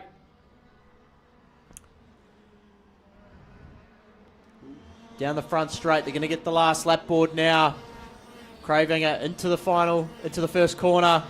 Tommy Hart's really closed in on him now. We see actually as well a little bit further back, Indy Irwin's just gone past Flynn Pocock for that 5th place, which has allowed Henry Fisher to drive away. But Cravinger and Hart, you can't separate them by much. Same karts, different numbers. Hard to tell apart as they come down towards turn 6 now. Tommy Hart's really gotten close to Cravinger now. Is he going to be able to make a pass? Cravinger's starting to run a little bit defensive. Look at them going up the hill now. The top two, Cravinger versus Tommy Hart. They go through the sweeper, down the back straight now. One more opportunity for Tommy Hart. Cravinger's not going to just give it to him, though. They come across the line. Cravinger wins it from Tommy Hart. That was a close finish from where it was only 3 or 4 laps ago. What a drive from both of them. And they really gapped the rest of the field there at the end. Charlie Jameson coming home with a terrific 3rd place. Henry Fisher home in 4th in the Birrell kart. Indy Irwin and another Birrell there in 5th. So rounds out your top 5, and Flynn Pocock home there in 6th. You know, Tommy Hart really came on in the end there. He obviously had planned it. I think he just sort of looked like he was looking after his kart and his tyres, and the gap wasn't changing, and then bang, out the final fastest lap of the race was done on lap 8, a 53.26, and you know, a 10th and a half faster than Braxton. So yeah, in this field, when you're talking about tenths, it's you know, a close field, man. Tommy Hart really unleashed on that last lap there, as Brent was just explaining, and obviously maybe left it a lap too late, just didn't quite. He sort of caught him on that last lap, but didn't quite have enough to be able to get a move made. Cravinger knew he was there because he started running defensive in a couple of places, but placed the kart exactly where he needed to drive it defensively, but also fast enough that Tommy couldn't quite get a move made. So excellent racing between the top 2 there in the Vortex Rock DVS Junior class, brought to you by Foursquare Nonataha. And you know, Braxton positioned himself really well on turn 8, which is sort of the last series of corners where he might have had a chance for Tommy to go underneath. But he took a very tight line and didn't lose speed, so he managed to come across the line, and they were, you know, a little bit of overlap on the karts. He certainly did. So we see the number 11 kart of Jack McGrath. Unfortunately, one of his wheels, the left rear, went a bit awry in that race. So, well, we'll give a call out for the McGrath bench tops as its major sponsor. So, you know, if you need a bench top, I'm pretty sure that they're the best team to go and talk to. Absolutely. We're not too far away. Our next class, one of the most hotly anticipated of the weekend, Rotax Light, brought to you by Top Gear Trailers. An oversubscribed field, a record entry for a national event, 54 entries in Rotax Light. Yeah, sorry, I've managed to have the Rotax Junior up, so my apologies. Yeah, that's all right. 54 entries, 27 in each of the 2 heats that follow each other, and they've been, as we discussed yesterday, but for live stream, we divide them up into 4 groups, and then we have this effectively the different groups working and racing together. So this is Group C versus D and Group A versus B for the second heat. So it's you know, it's very fair racing, but you're getting to race basically the whole field over the 3 heats. And it's crazy, isn't it, Brent? Like a 20, you know, even if we just had 1 heat of Rotax Light, you know, with 27 karts, that'd be a strong field. Oh, we'd be wrapped with that. But we've got two fields of 27 Rotax Lights. You feel like you're at a world final event almost, with how competitive it is and how many karts there are and top level drivers from all across New Zealand. It's such a sight to behold, and obviously the racing yesterday was excellent, and I'm sure we're in for a treat this morning with another 2 heats of Rotax Light. And because not everyone's going to get to make the final, only 38 karts, basically the whole field is fighting to get themselves into the final. So, you know, when we get to the pre-final, we still are running all the karts are out on the track in the 2 heats, but then the 2 pre-final heats. But when we get to the final, we lose some competitors and we get down to 38. And so there's a fight down the midfield and back to actually just make the number 38 kart, because otherwise you've come to the Nationals, spend a whole lot of time and money, and unfortunately you don't get the rest of the final just because of the track limit. Yeah, and that's going to be the key to it. Obviously we've got the battles at the front, but there's actually a lot on the line a little bit further back, and just to, like as you said, to make that final. And so obviously then we're going to see the top 38 drivers, the fastest 38 drivers make it to the final, which will be a sight to behold. We see there the grid. So off the front row. We're going to have Jackson Rooney with Amelia Phillips alongside him off that grid 2. The current New Zealand Formula 4 champion, Marco Manson, going off grid 3. And Josh Bethune, a race winner in Bridgestone GR86 and the reigning Rotax DD2 champion off grid 4. Carson Daly off grid 5. Cy Finnemore off grid 6. Ollie Workman off grid 7. Liam Carr, obviously, unfortunately for him in the Vortex SV class, he was running second and didn't finish that heat, off grid 8. And Brad Hewson, the local boy, off grid 9. Corey Green off grid 10. So this is going to be, it's one of the most hotly anticipated classes here this weekend. And there's some serious talent in this class. And they've all made it out, so none of them have done any donuts or spun out. They're all on the tracks, which is good to see. They're going to face the starter.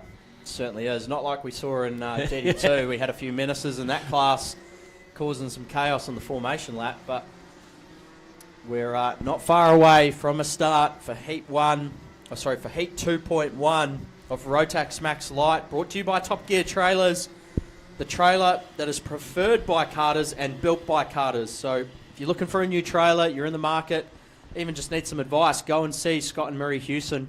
They won the 2025 Rotorua Business Award for building and manufacturing. So you know you're getting an absolute top quality, top class product, owned and operated here in New Zealand. Yeah, certainly if you're going to get a kart trailer and you walk around the pits at any one of the tracks and throughout New Zealand, you're going to find a Top Gear trailer as one of the most likely to be owned. And they do even hold their value. We were talking to Murray, she said in fact some of the trailers are selling more for more than what they were purchased for, just because of the build quality and the design that they've done years of development to come up with a kart trailer that actually perfectly fits karting. And it's funny, isn't it? That can sometimes be a detriment to the manufacturer, that the product is so good that the second-hand value is worth more than the bought new value. So well, look, knowing the Houstons as we do, they're very honourable people, and they'll be wrapped that their product is built to that level of standard.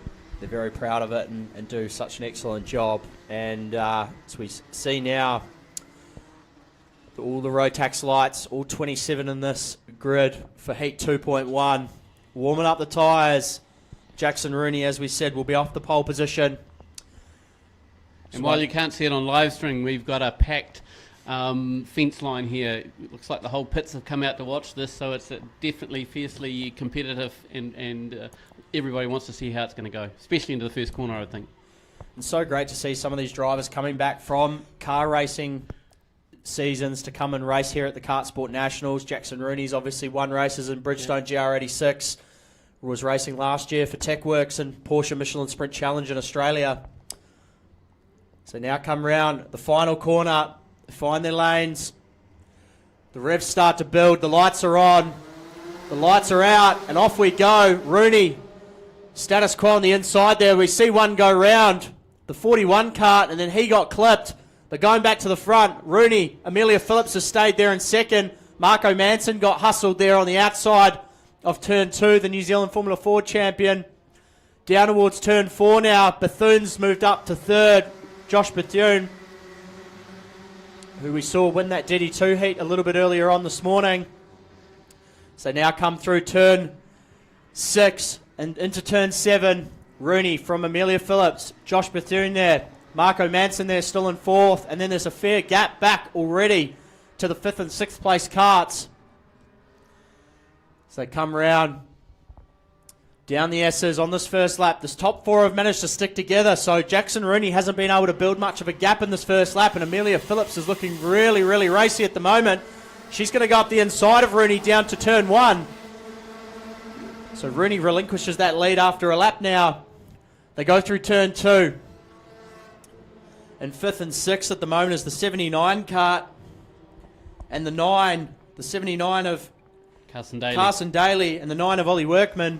Bethune's now gone past Rooney as well. So he's now moved up into second in the 32 kart. Rooney goes defensive now down towards turn 6 to prevent Marco Manson from going up the inside. Manson's now looking up the inside of Rooney. They didn't quite make contact. Good avoidance there from Manson. They now go up the back straight, and Manson's lost a lot of time from that attempt at a pass. Now falling into the clutches of Daly. Now they go down the back straight. Amelia Phillips is running away with this one. She's got a 3 or 4 kart length gap over Josh Bethune, the reigning DD2 national champion. Down the front straight they go into turn 1. Marco Manson there still in 4th. He's got Carson Daly in behind there. Liam Carr in the 67 starting to make some ground and chase down those 2 ahead for 4th. They come down towards turn 4 now. Phillips throws it into turn 5. Josh Bethune's actually managed to gap Jackson Rooney a little bit, and he's starting to make his way towards Phillips in the lead of the race. And Amelia Phillips just hit a 55.11.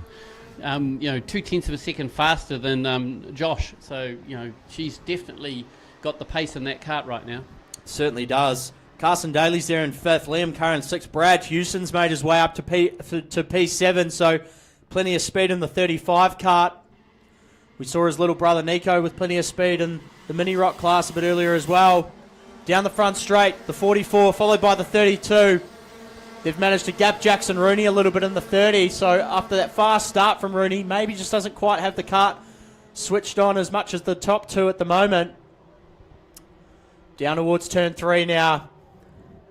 Phillips still leading the way. And Marco Manson just set the fastest lap of 54.599, so he's now trying to work his way forward to the front after that little incident. Certainly is. They're now coming to turn 7 again. Josh Bethune working towards the back of Amelia Phillips. Jackson Rooney still there in 3rd. Marco Manson in 4th. The current New Zealand Formula Ford champion. Carson Daly there, still in 5th. Liam Carr in 6th. Jamie Thompson in the 96 has moved up to 7th. Jaden Hardy there in 8th. They're going to come across the line again now through the last corner on the front straight. There'll be 4 laps to go this time by. Now Marco Manson up the inside of Jackson Rooney down at turn 1. He's got that move done. They've both run a little wide. Manson stays up the inside for turn 2. He now goes defensive up to turn 3 to prevent Rooney from making a counter pass. They now come through turn 3, and now Daly's going to go up the inside of Rooney. Didn't quite get it done. Rooney shuts the door on that pass. Down towards turn 6 now. Daly's looking really threatening at this stage of the race. Plenty of speed in the 79. Really starting to hustle Jackson Rooney. And another fastest lap from Marco, so he is definitely hooked up. Clearly plenty of speed in the 15, and he's starting to make amends for those first couple of laps as he now is going to try and chase down the race leaders of Amelia Phillips and Josh Bethune. They make their way down to the last corner. Phillips from Bethune. Marco Manson there in 3rd. Jackson Rooney in 4th. Carson Daly in 5th. And Liam Carr's doing a great job to run with these guys for that battle pack for the 3rd position. Then we've got the 96 of Jamie Thompson. And Jaden Hardy still there in 8th. They come through turn 4 again. Daly now ahead of Jackson Rooney. And Jamie Carr there. Rooney goes back up the inside. Does he get the move made? Runs Carson Daly a little wide on the exit there. Now Liam Carr straight away up the inside of Daly. Is he going to be able to keep that move, or is he going to get passed back? They now come through the sweeper, down through the S's. Amelia Phillips has managed to maintain that gap. She's not losing any time to Josh Bethune at this stage, so Bethune's got his work cut out in the next couple of laps to try and chase down Amelia Phillips for that heat race win. Marco Manson, he's starting to pull away from that pack in 4th. Jackson Rooney's managed to stave off Carson Daly and Liam Carr and create a bit of a margin. We now see a move up the top there. I think that was Jamie Thompson on Liam Carr. So the 96 is now starting to make moves. The Arrow kart.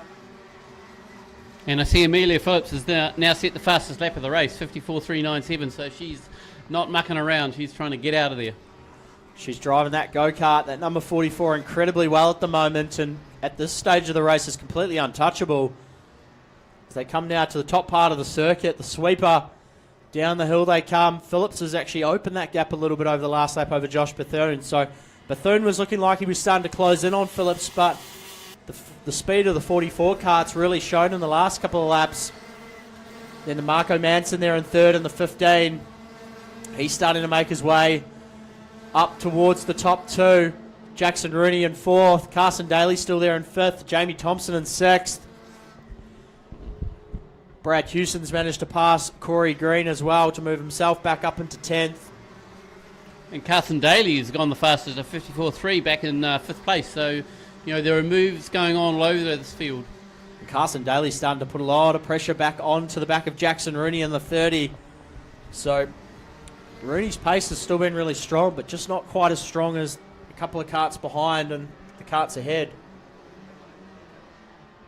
And now come down through the S's, down the back straight now, through the final corner. And the checkered flag is out, so Amelia Phillips will take heat 2.1 for Rotax Max Light, brought to you by Top Gear Trailers. Terrific drive from her. Josh Bethune comes home with the 2nd place. Great smart drive from him. Marco Manson home in 3rd to take the final spot of the podium. Jackson Rooney held on there for 4th, did a great job to consolidate. Carson Daly home, rounding out the top 5. Jamie Thompson there in 6th. Liam Carr in 7th. Jaden Hardy came home in 9th, followed by the 24 of Caden Thompson out of Australia. Yeah, and interesting, like Jackson Rooney started in 1st place and has finished 4th, and the rest of the field have just sort of moved up. And Josh jumped ahead of Marco, so there's a real fight going on in this class. So that's Heat 1, Heat 2.1 as we're calling it up here, done and dusted. Now we get to repeat it all again for the other 27 karts that have got to go. So looking forward to that, and the level of the driving right out there, some seriously good hard racing with passing manoeuvres that are going, hey, looks like everyone gets the understanding of the rules and around what's a pass and what's not a pass. Certainly was, and if you're wondering, man, I want to watch some more Rotax Light, that was just so good, that's not enough. Well, don't go anywhere, folks. We've got Heat 2.2 for Rotax Light up very shortly, brought to you by Top Gear Trailers. And I'm going to get this right, it's Ashton Phipps. Yep. Look, and my apologies to getting his name wrong yesterday, but Ashton Phipps is on grid 1, so There we are. Ashton Phipps, he will be off the pole position for Heat 2.2. The CRG New Zealand driver, multi-time New Zealand champion. He will be off pole position for the 2nd heat. Followed on the front row by Kian Burt, who won one of our Rotax Light heats yesterday. So Phipps versus Burt off the front row. And then Jamie Vanderberg from the Hawke's Bay Club, good to see him. And then Zach Tucker from Christchurch. So we've got drivers from all over New Zealand, even on the front rows here. Absolutely. And North Island, South Island, we've got drivers all spread across the country making up these positions, and so great to see. So we see there the number 4 kart just getting cleared off the circuit by the battery zone van. That's Tyler Burrows from Wellington, my local club. So not great to see your local driver, getting his kart put on the recovery vehicle. So hopefully they can fix whatever was wrong and get him out for the next heat. Yeah, not the best start to the morning for Tyler Burrows. He's been run and looked after by Shane Wood. We all know Shane really well, so I'm not sure whether if Tyler's made a mistake, he might be in for a little bit of a chat with Shane, so you might want to avoid that. With Shane, he tells it how it is. You know where you stand with Shane-O, and he's obviously the father of Ryan Wood, Walkinshaw TWG Racing, Repco Supercars driver and race winner last year out at Barbagallo in Perth. So Ryan's making big headways in the Repco Supercars Championship. They'll be on their way to New Zealand for Taupo next weekend, and then Ruapuna. First time supercars have made their way to the South Island the week after that, so no doubt there'll be a lot of people here that will be tuning into that, and maybe even some people from Supercars land that will be tuning into this. But let's head down to the pits with Regan and see what we can find out. Thanks for that, Ryan. We are here with the winner of the Rotax Light heat, Amelia Phillips. That was a pretty awesome race. You've got some really good pace, and you cleared it out a little bit. They came back at you a little bit, but were you looking after the tyres or just flat out the whole time? I was trying to look after the tyres, but I was pretty flat out the whole time. Yeah, it's pretty hard to look after the tyres when you've got these guys behind you, isn't it? Yeah. I'll let you go and get ready for the next race. Thanks, Amelia. Thank you. And we'll have a quick chat with Jackson Rooney when he's finished lifting the kart onto the stand. Jackson, you started on pole, but you didn't finish there. What happened? Yeah, we had a stab in that one. We've been struggling with the kart, and overnight we come up with some stuff and wasn't the right direction, so I guess we know which way to go now. Yeah, so you'll have it sorted for the next one, hopefully. How are the tyres looking after the first few races? Yeah, pretty good. These tyres seem to drop off quite a lot after the first kind of stint on them, so it's just about managing it from there and having enough tyre for the final. Nice one. Well, good luck for the next one. Sweet, thank you. I'll go back to you, Ronan. Thanks for that, Regan. Great to hear from a couple of our competitors down there, and from Rotax Light, brought to you by Top Gear Trailers, Heat 2.1. Obviously, our race winner, Amelia Phillips, and Jackson Rooney, who was right in the thick of all the battles, making some passes, getting past and passing some people back. He was right at the forefront of it. Maybe just didn't quite have the kart speed, but Jackson obviously showed his racecraft and why he's been successful. But for Heat 2.2, for Rotax Max Light, brought to you by Top Gear Trailers, Ashton Phipps will be off the pole. We see him there in the 42, the CRG kart, followed by Kian Burt in the 97, Jamie Vandenberg out of Hawke's Bay there in the Sodi kart, and Zach Tucker, who won our Vortex Rock SV class heats this morning and the heat yesterday. He'll be off grid 4. Connor Brodie off grid 5. Blake Evans off grid 6. Hugo Garraway in the 63 out of Australia.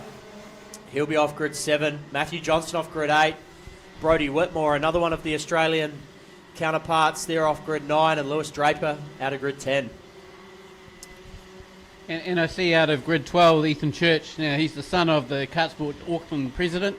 So, what you have in karting is, a lot of the drivers, their dads and their mums are doing things back at their home clubs to ensure that they run. So, Simon's the president, but, as we have with the Hewsons, Murray's running around, running the show downstairs, and while his son's out racing. So, karting is very much a family sport. It absolutely is, and that's what makes the sport so great. The not only the competition side of it and how competitive it can be, but also the family side and all the friends and connections you make along the way in the sport. And we also saw there on the grid, so Ryan Crombie, the reigning 2NZ, he's out of grid 14, so we'll watch for him as well in that energy course kart. But they find their lanes, they come around, we've got the lights on, the revs start to build for Rotax Light, Heat 2.2, the lights are out. Ashton Phipps gets a great start, so too does Kian Burt. He slides it into turn 1. Phipps and Burt at status quo there at the front. Zach Tucker's going to go up the inside of Jamie Vandenberg for position 3 there. They now come up through turn 3. Phipps has started to already open up a gap, and he's starting to drive away. He got really good drive off turn 3. They fire the karts into turn 4 and 5. Down towards turn 6 now. Tucker's looking really racy on the back of Kian Burt. Now as they come into turn 7, the second of the hairpins, up the hill they go. So we've got Ashton Phipps leading the way from Kian Burt. Zach Tucker there in 3rd. Jamie Vandenberg, he started 3rd, dropped back to 4th. And then they wind themselves down the hill, down the back straight now, towards the last corner. Phipps leads it from Kian Burt. Zach Tucker's looking very racy there in 3rd. Followed by the 88, Blake Evans there in 5th in the 69. The 48 kart of Matthew Johnston out of Auckland. He's there in 6th. They come up towards turn 3 again now. Down the hill they come.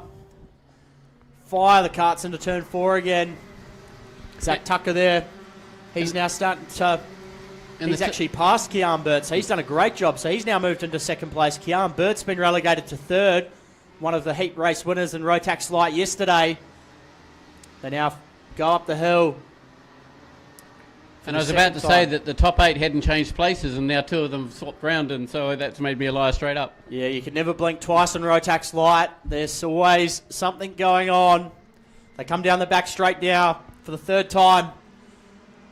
Down onto the front straight they come. Ashton Phipps leads it. He's got a 3 or 4 kart length gap. We see there Blake Evans now goes up the inside of the 88 of Vandenberg. He just got relegated back, got passed by Matthew Johnston there. And then the 98 kart of Connor Brodie. He's gone up the inside of Evans as well, so didn't quite manage to pull it off though. Hugo Garraway there in the 63. He's pulling up into the back behind Blake Evans and Connor Brodie. So it's a bit of a train forming now for that 4th place. And in that train, Connor Brodie's just set the fastest lap of 54.9, so that train has got some real heat in it. Certainly does. Ashton Phipps still leads the way. Zach Tucker, he's now past Kian Burt. Those top three, though, they've managed to pull a bit of a gap over Jamie Vandenberg, who got into a scrap with Blake Evans, Matthew Johnston, Connor Brodie and Hugo Garraway. They've now come to the party. And then Ethan Church and Ryan Crombie rounding out the top 10 there, the reigning 2NZ in Rotax Light. Kian Burt's looking at the back now of Zach Tucker again. He's looking quite threatening as they head up towards turn 3. And that both of those guys have managed to close that gap a little bit to Ashton Phipps, the race leader, who opened a huge margin up on that lap 1. So clearly some good cold tyre pace for the number 42 kart. And Kian Burt's now 54.661, so the fastest lap on the back of in third place there.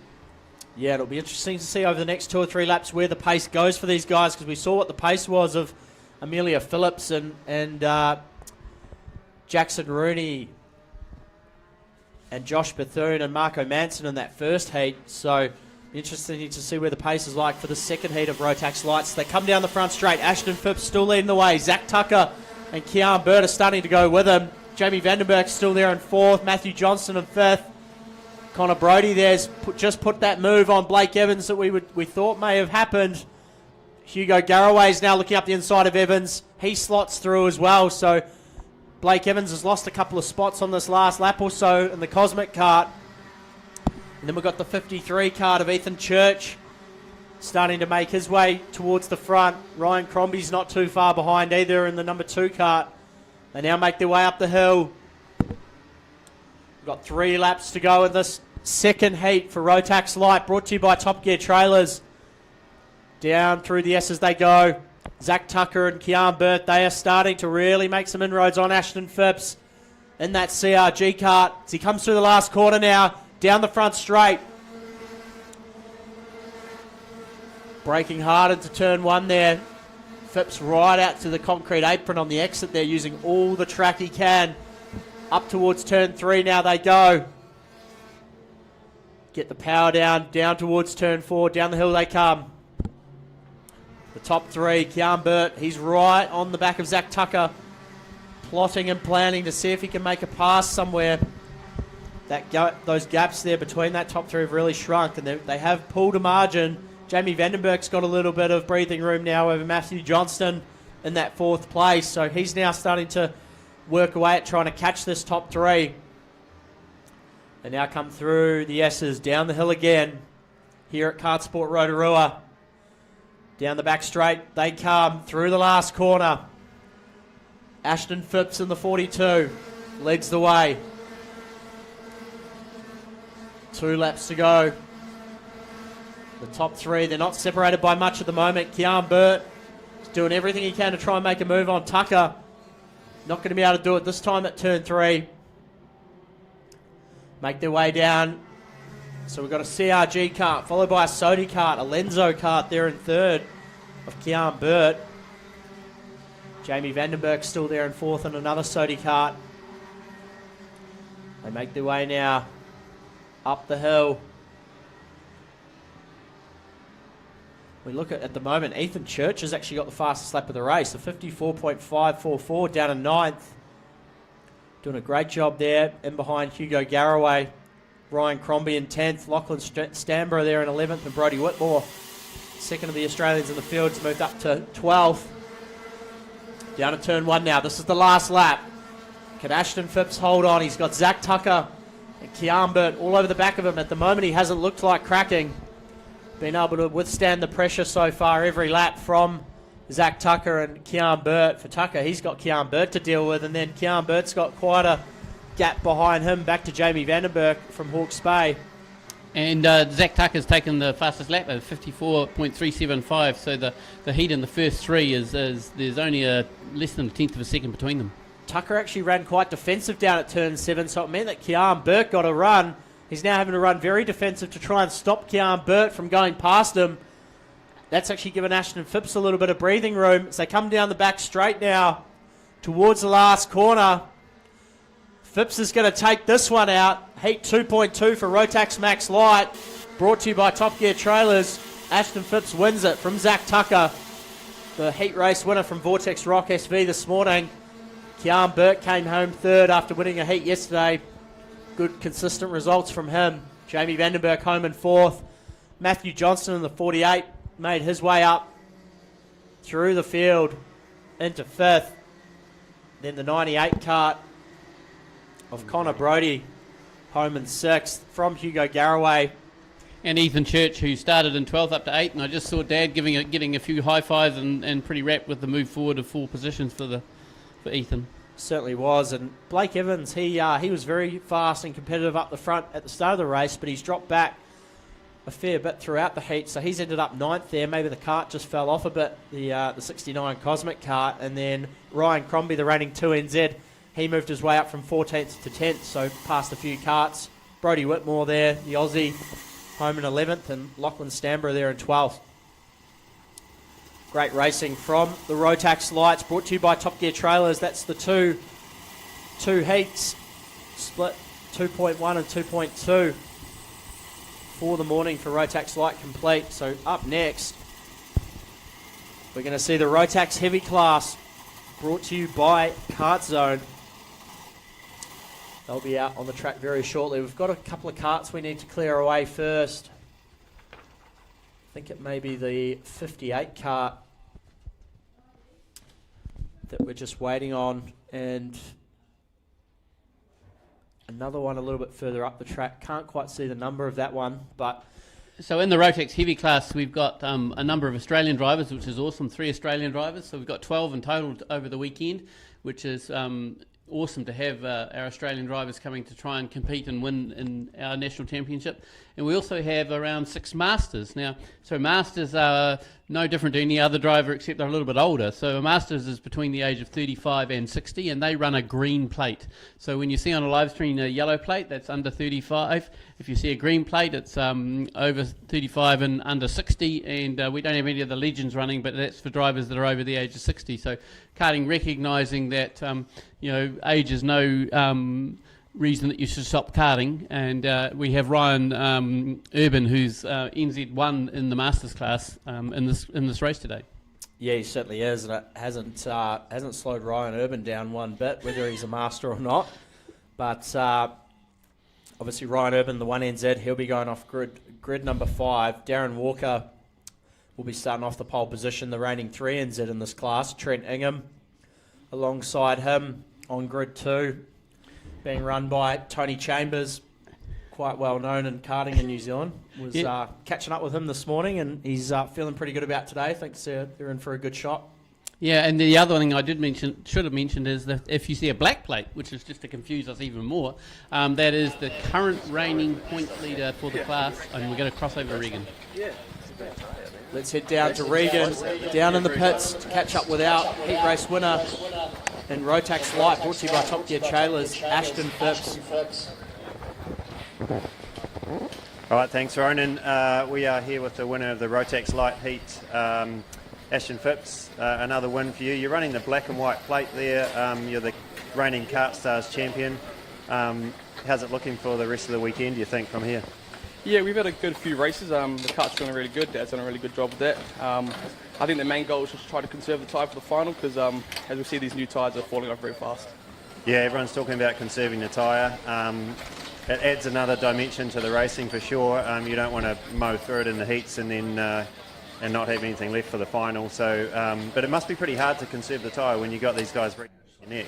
Yeah, for sure. I'm trying to push at the same time, but I think the main goal is to try to conserve. If we drop a few places, I don't think it's too much of a problem. But yeah, just the tyre's going to be the main goal in the final. Yeah. So how do you look after a tyre? I think just trying to drive it straighter. A lot of guys tend to drive it sideways into the corner, through the corner, so I think driving it straight is the main goal. Yeah, all right, awesome. Well, good luck for the next heat race, and we'll look forward to seeing you tomorrow in the final, maybe off the front row. Yeah, that'd be a good advantage to start off pole, but we'll see what happens today. Yeah. Awesome, thanks Ash. We'll go back to you, Ronan. Thanks for that, Regan. Great to chat with our Heat 2.2 and Rotax Light. Rotax Max Light, brought to you by Top Gear Trailers. Our heat race winner, Ashton Phipps, in the number 42 CRG kart.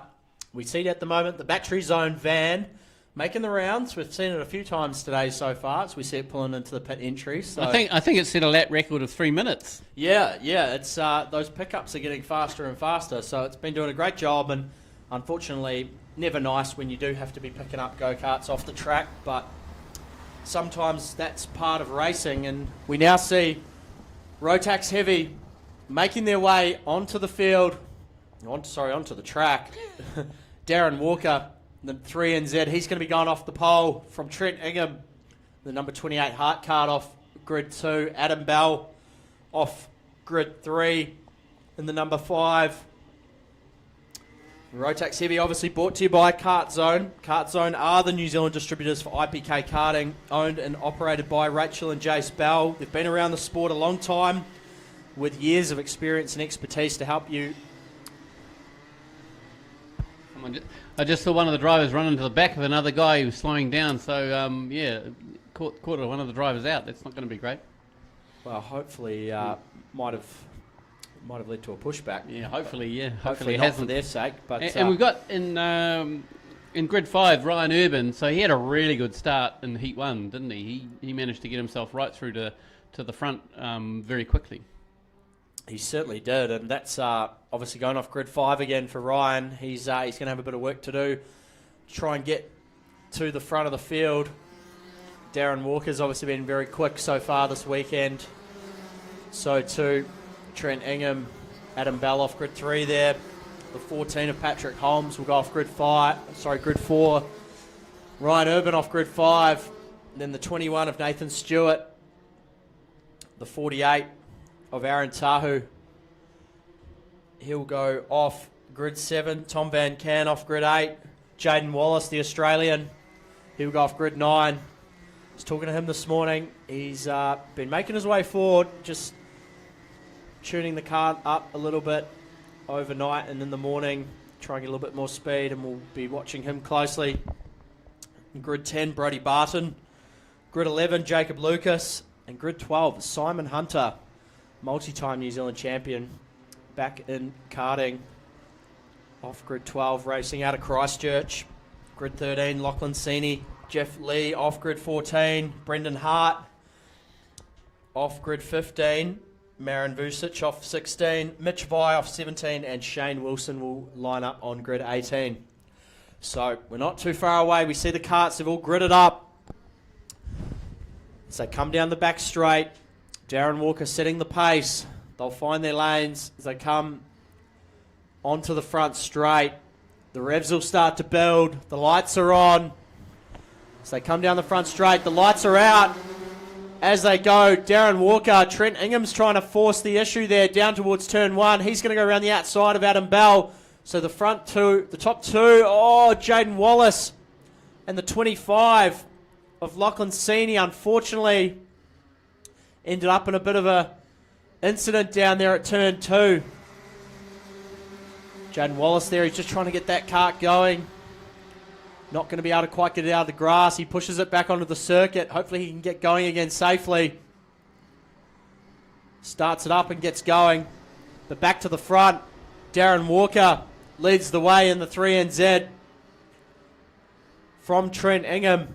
Adam Bell there in third. So the top three haven't changed from qualifying order or their grid order. As they come down the back straight, Darren Walker leads the way. Into the final corner he comes. Trent Ingham actually got a good run off the last corner then. Maybe not quite close enough to make a pass. Into turn 1 they go. Adam Bell, Ryan Urban's moved up to 4th. So he's working on the back of Adam Bell at the moment. In the 5, the Formula K kart. Into turn 3 they go now. Down the hill, down towards turn 4. They throw the karts in. The 3NZ leads the way. Into turn 6 now. Now into 7. Trent Ingham doing everything he can to try and close that gap to Darren Walker as they make their way up the hill. Adam Bell still there in 3rd. Ryan Urban's looking pretty menacing there in 4th. Clearly a lot of pace in the number 1, the Energy Course kart. Powered by Urban Performance. Down towards the last corner now. There's still line astern here in Rotax Max Heavy. Brought to you by Kart Zone. 6 laps to go this time around.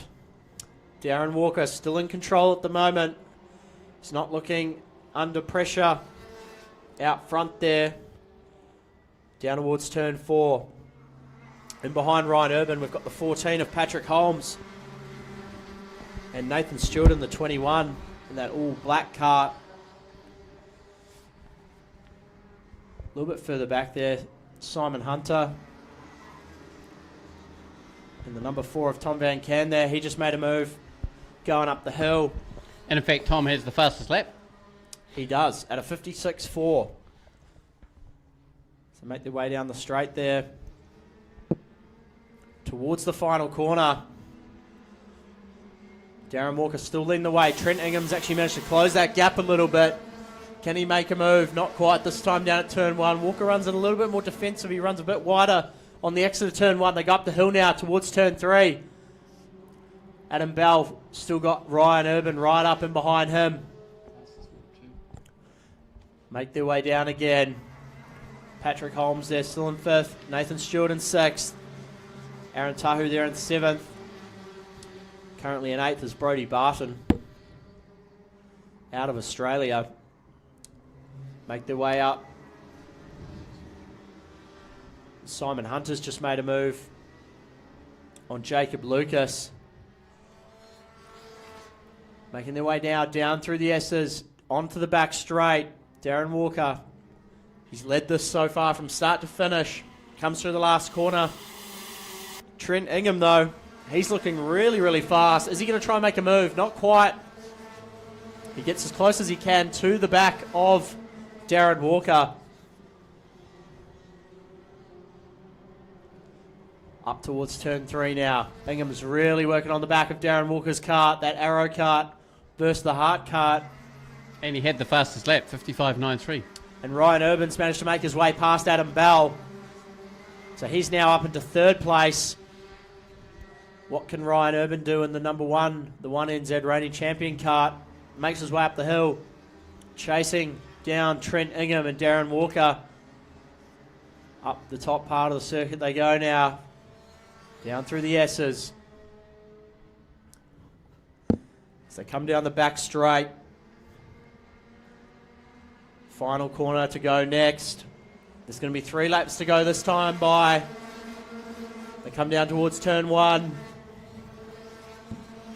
Urban's starting to close that gap to Trent Ingham just up ahead. Some battles going on a little bit further back there. We've got the 74 kart, the 23 of Lucas. Oh, and we've had someone go round one of the Sodi karts. I think that was the 52 of Shane Wilson. Got turned around there at turn 2. Now look back towards the front. Darren Walker still in control of this, but he's got a fast flying Trent Ingham there in 2nd. Ryan Urban, he's starting to make inroads. 4th place is Adam Bell, who started off grid 3. Patrick Holmes there in 5th after starting 4th. Nathan Stewart in 6th. Aaron Tahu in 7th. Brodie Barton still there in 8th. Tom Van Can, he had the fastest lap for a bit there in 9th. And Simon Hunter currently in 10th. Oh, we've got an issue there for the 43 kart. Brodie Barton, he's got an engine issue of some sort, so he's pulled off on the exit of turn 1. Sorry, the entry of turn 1. We now go back to the front. Number 3, Darren Walker, reigning 3NZ. He's got huge pressure coming from Trent Ingham at the moment. Can Ingham make a pass? Not quite there on turn 6 this time around. Ingham's not going to look down. He's not going to go for a sniff at turn 7. Ryan Urban's now really coming onto the back of Trent Ingham. So Ingham's going to be under a little bit of pressure here. He's going to have to try and make a move pretty soon, because if he doesn't, we know Ryan Urban will. Yeah, that's for sure. You don't become a multi-champion without knowing how to pass. Certainly not, Brent. And as we come down the back straight towards the last corner, Urban's gotten all mightily close. This is going to be the last lap. What can Trent Ingham do? He's going to go up the inside, so he must have heard us up here in the commentary box, but it didn't quite work. And he's gone wide, and Ryan Urban's managed to slice through as well and take that 2nd place. So just as we were discussing it, sure enough, there was maybe that wasn't so much planned for Ryan Urban. It was more capitalising on an opportunity. Yeah, well, Trent was always going to have a go because that, first is where he wants to finish. He doesn't want to finish second, so good on him for having a go. But yeah, Ryan Urban behind you, he's always going to take the opportunity when it presents himself. And the silver lining for Trent Ingham is he can actually say he led the race for about half a second, but just didn't quite pull it up at the corner there. He braked incredibly late. You were always going to have to brake very, very late to be able to outbrake Darren Walker. And that's the thing, when you're passing for a lead of a race, the guy leading the race is leading for a reason. He's already going to be braking as late as he can. Ryan Urban, he's all over the back of Darren Walker. He's probably not going to get this one done as they come across the line, but he got all mightily close. Just showed the sheer speed of the number 1 Energy Course kart. And took the fastest lap of the race. 55.642, doesn't surprise me, but from 5th again to 2nd. So that's 2 races that Ryan has now moved forward in. So it's tightening up for this particular class, Rotax Heavy, as we move forward. And the thing that both Ryan Urban and Darren Walker will know is even though Ryan Urban's going to be going off grid 5 for the next heat, he may start a bit further up for the pre-final and the final possibly, and if that's the case, he's going to have 18 laps to try and get the job done. But so too will Trent Ingham. He was incredibly fast in that, and as we just discussed, even though it was brief, he did lead the race for a moment there and probably had the pace over Darren Walker. So at the moment, it's looking like there's 4 or 5 karts that have a genuine chance at fighting in the next couple of races for the win. And Ryan Urban took it right at the end there to Darren Walker. Walker coming away with the heat win. Great racing from the Rotax Heavies, brought to you by Kart Zone. As we see all the karts now making their way off the circuit. Obviously disappointing for the 43 of Brodie Barton. We saw him unfortunately have that engine issue down at turn 1 there. The Australian, Jaden Wallace as well. The other Australian in the field unfortunately ended up getting taken out. And our drone's doing some awesome coverage for you just to see the extent of what goes on at a national when over 200 karters turn up. You're looking down here and you're seeing a lot of those Top Gear trailers. Probably could count them off. Marquees with teams in them. The prize giving is held here with one of the marquees. There's food trucks. This is an event that's been running since Thursday. A spectacle, really. And what a cool shot, Brent. You can't even see the ground. There's just tents everywhere. Tent City, The fact we can't even see the pavement just shows how many competitors and how many people are here. And if you're in the greater Bay of Plenty area and it's not too far of a drive, you should make your way out here to KartSport Rotorua either today or tomorrow and come and check this out. There's just so much to see and obviously so much to do, and come out and watch some terrific top level, the best of the best in New Zealand, some of New Zealand's brightest young talents and some older talents, but all the more talent is talent, and there is some incredible talent here on offer to watch and showcase here at KartSport Rotorua. And we moved now from the Rotax Max Heavy where we had Masters. Now we're going to Cadet. Well, there's no Masters in the Cadets because these are our youngest drivers, and some of them will be in the age rack of sort of 7 to 9 years old. And they're driving and they're passing, and the skill that they have being able to handle a go-kart at sort of 80, 90 kilometres an hour, when none of them can drive a car on the roads. And you look at how they even hold their helmets up sometimes, I wonder.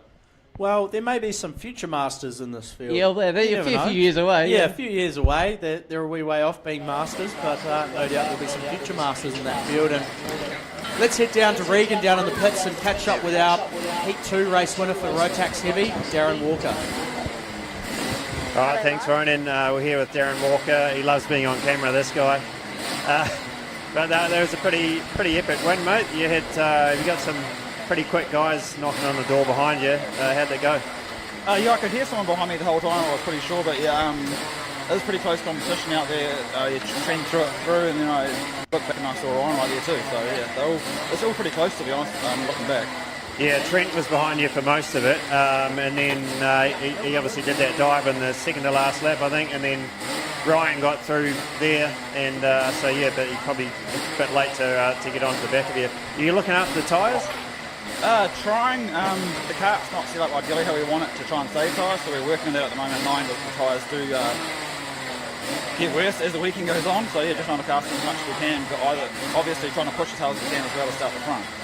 Nice one, Noel. See how you go in the next one. Sweet, thank you. We'll go back to you right into the next race. Thanks for that, Regan. Great to catch up with the Heat 2 race winner for Rotax Heavy, brought to you by KartZone. See, terrific drive there from Darren Walker. He held off attacks from Trent Ingham, Ryan Urban, Adam Bell and the likes, and came away with another heat win. So great job from him. So we now look towards Cadet Rock, brought to you by New Zealand Flour Mills. The carts are ready. They find their lanes as they come down the front straight to start their second heat. The revs start to build. The lights are on. Out they go. Teddy Patterson there in the 48. He's looking to make it 2 from 2 after his terrific drive yesterday. Sebastian Grant there in the 99 moves up into second. He got caught up in some stuff yesterday, so done a great job to come out ahead there in second place. We come down the hill now for the first time in Cadet Rock. The 57 cart of Buddy Murch. He had a great race yesterday as well. He's now looking threatening behind Sebastian Grant. They make their way through turn 6 towards turn 7 now. Teddy Patterson, he started to really make some ground on the rest of the field. He's got about a 3 or 4 cart length gap as he goes up the hill. Run by WKS Kart Store out of Christchurch. Making their way down through the S's. Down the back straight now they come, the Cadet Rocks. Into the last corner for the opening lap. So Teddy Patterson, he started on pole, and he's going to lead the first lap as they come across the line. 41 cart there of Harry Gradwell. He's there in 4th place. Followed by the 98 and the 28 of Oliver Canlish and Phelan O'Hara. They now make their way back down the hill. Sebastian Grant, he's now really coming under pressure from Buddy Murch in the 57.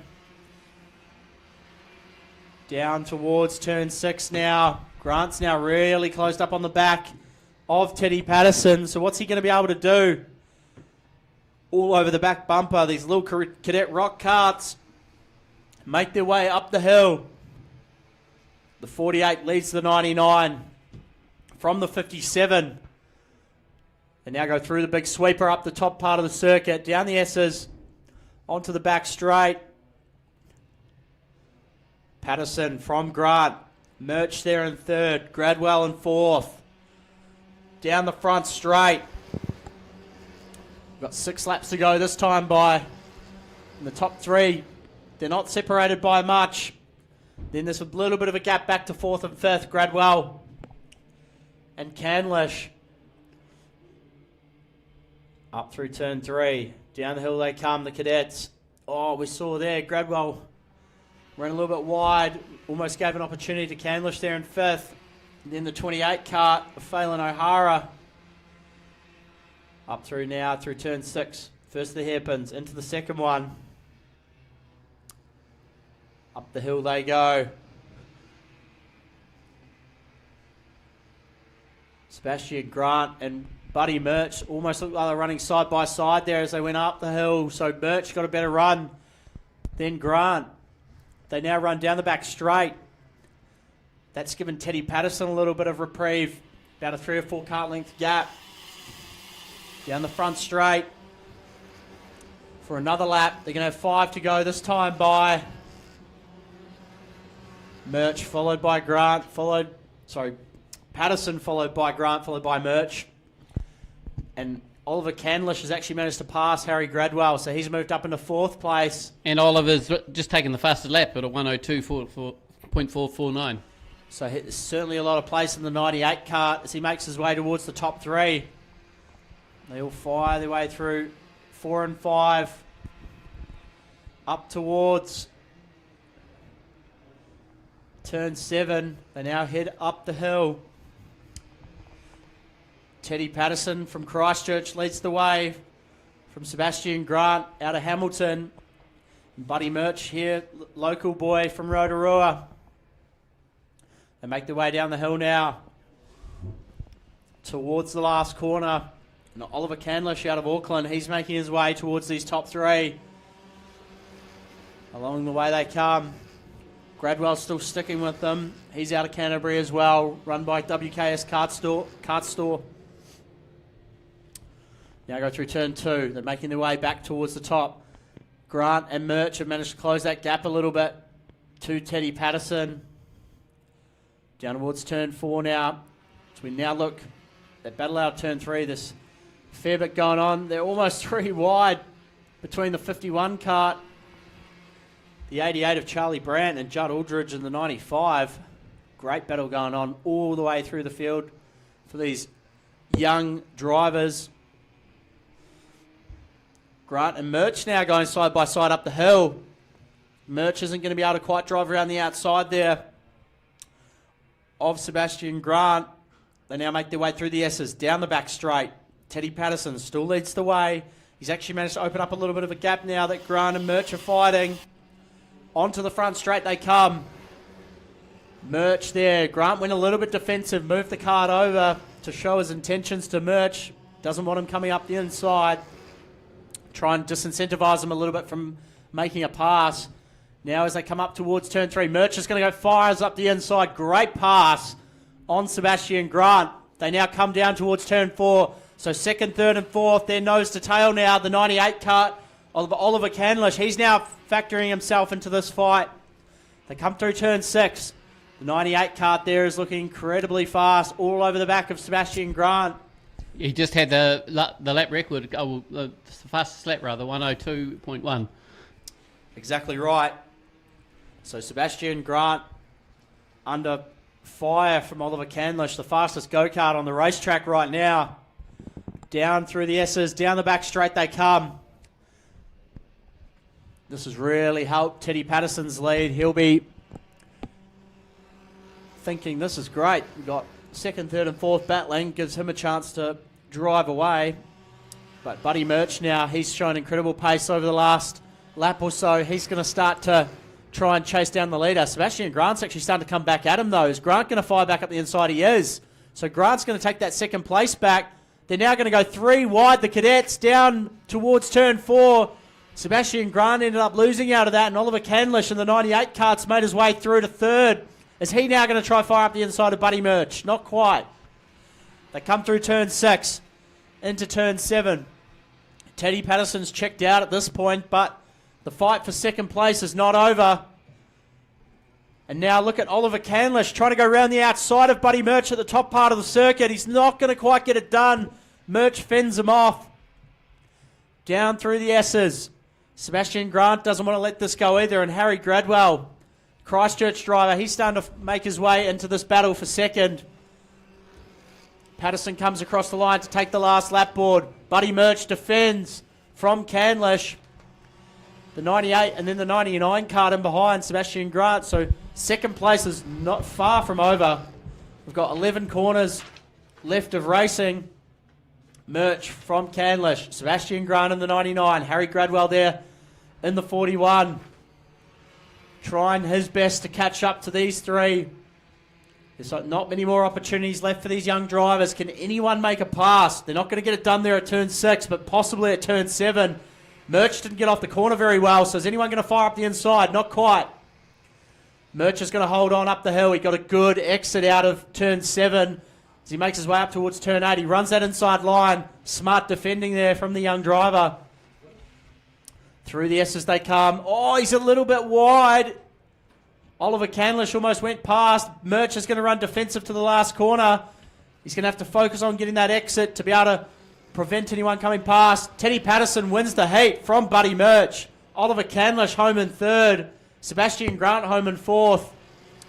And Harry Gradwell taking home fifth. What a great race from the Cadet Rock class, brought to you by New Zealand Flour Mills.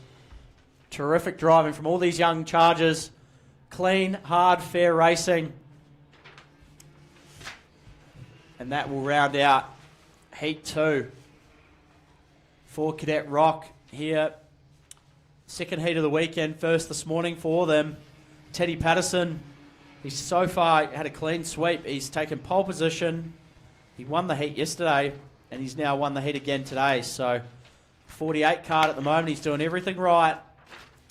And the battle for second place between those four guys.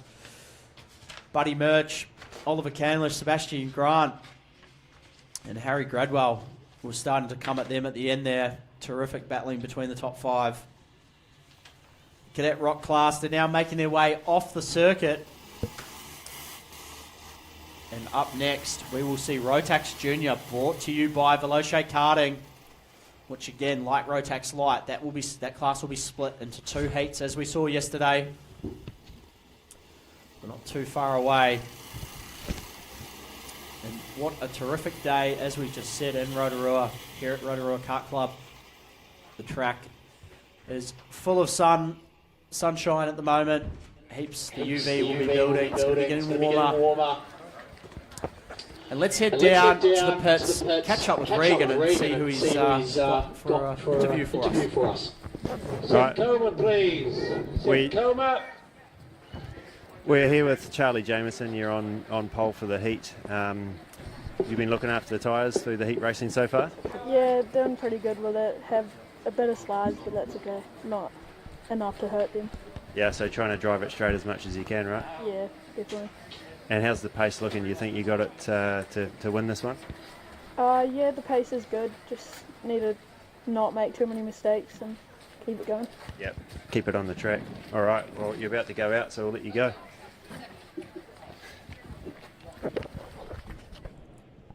Thanks for that, Regan. Great to catch up with the 31 of Charlie Jameson, who will be going off the pole position for the second heat. Heat 2.1 for Rotax Max Junior, brought to you by Veloce Karting. We hear the engines fire up and the karts make their way onto the circuit.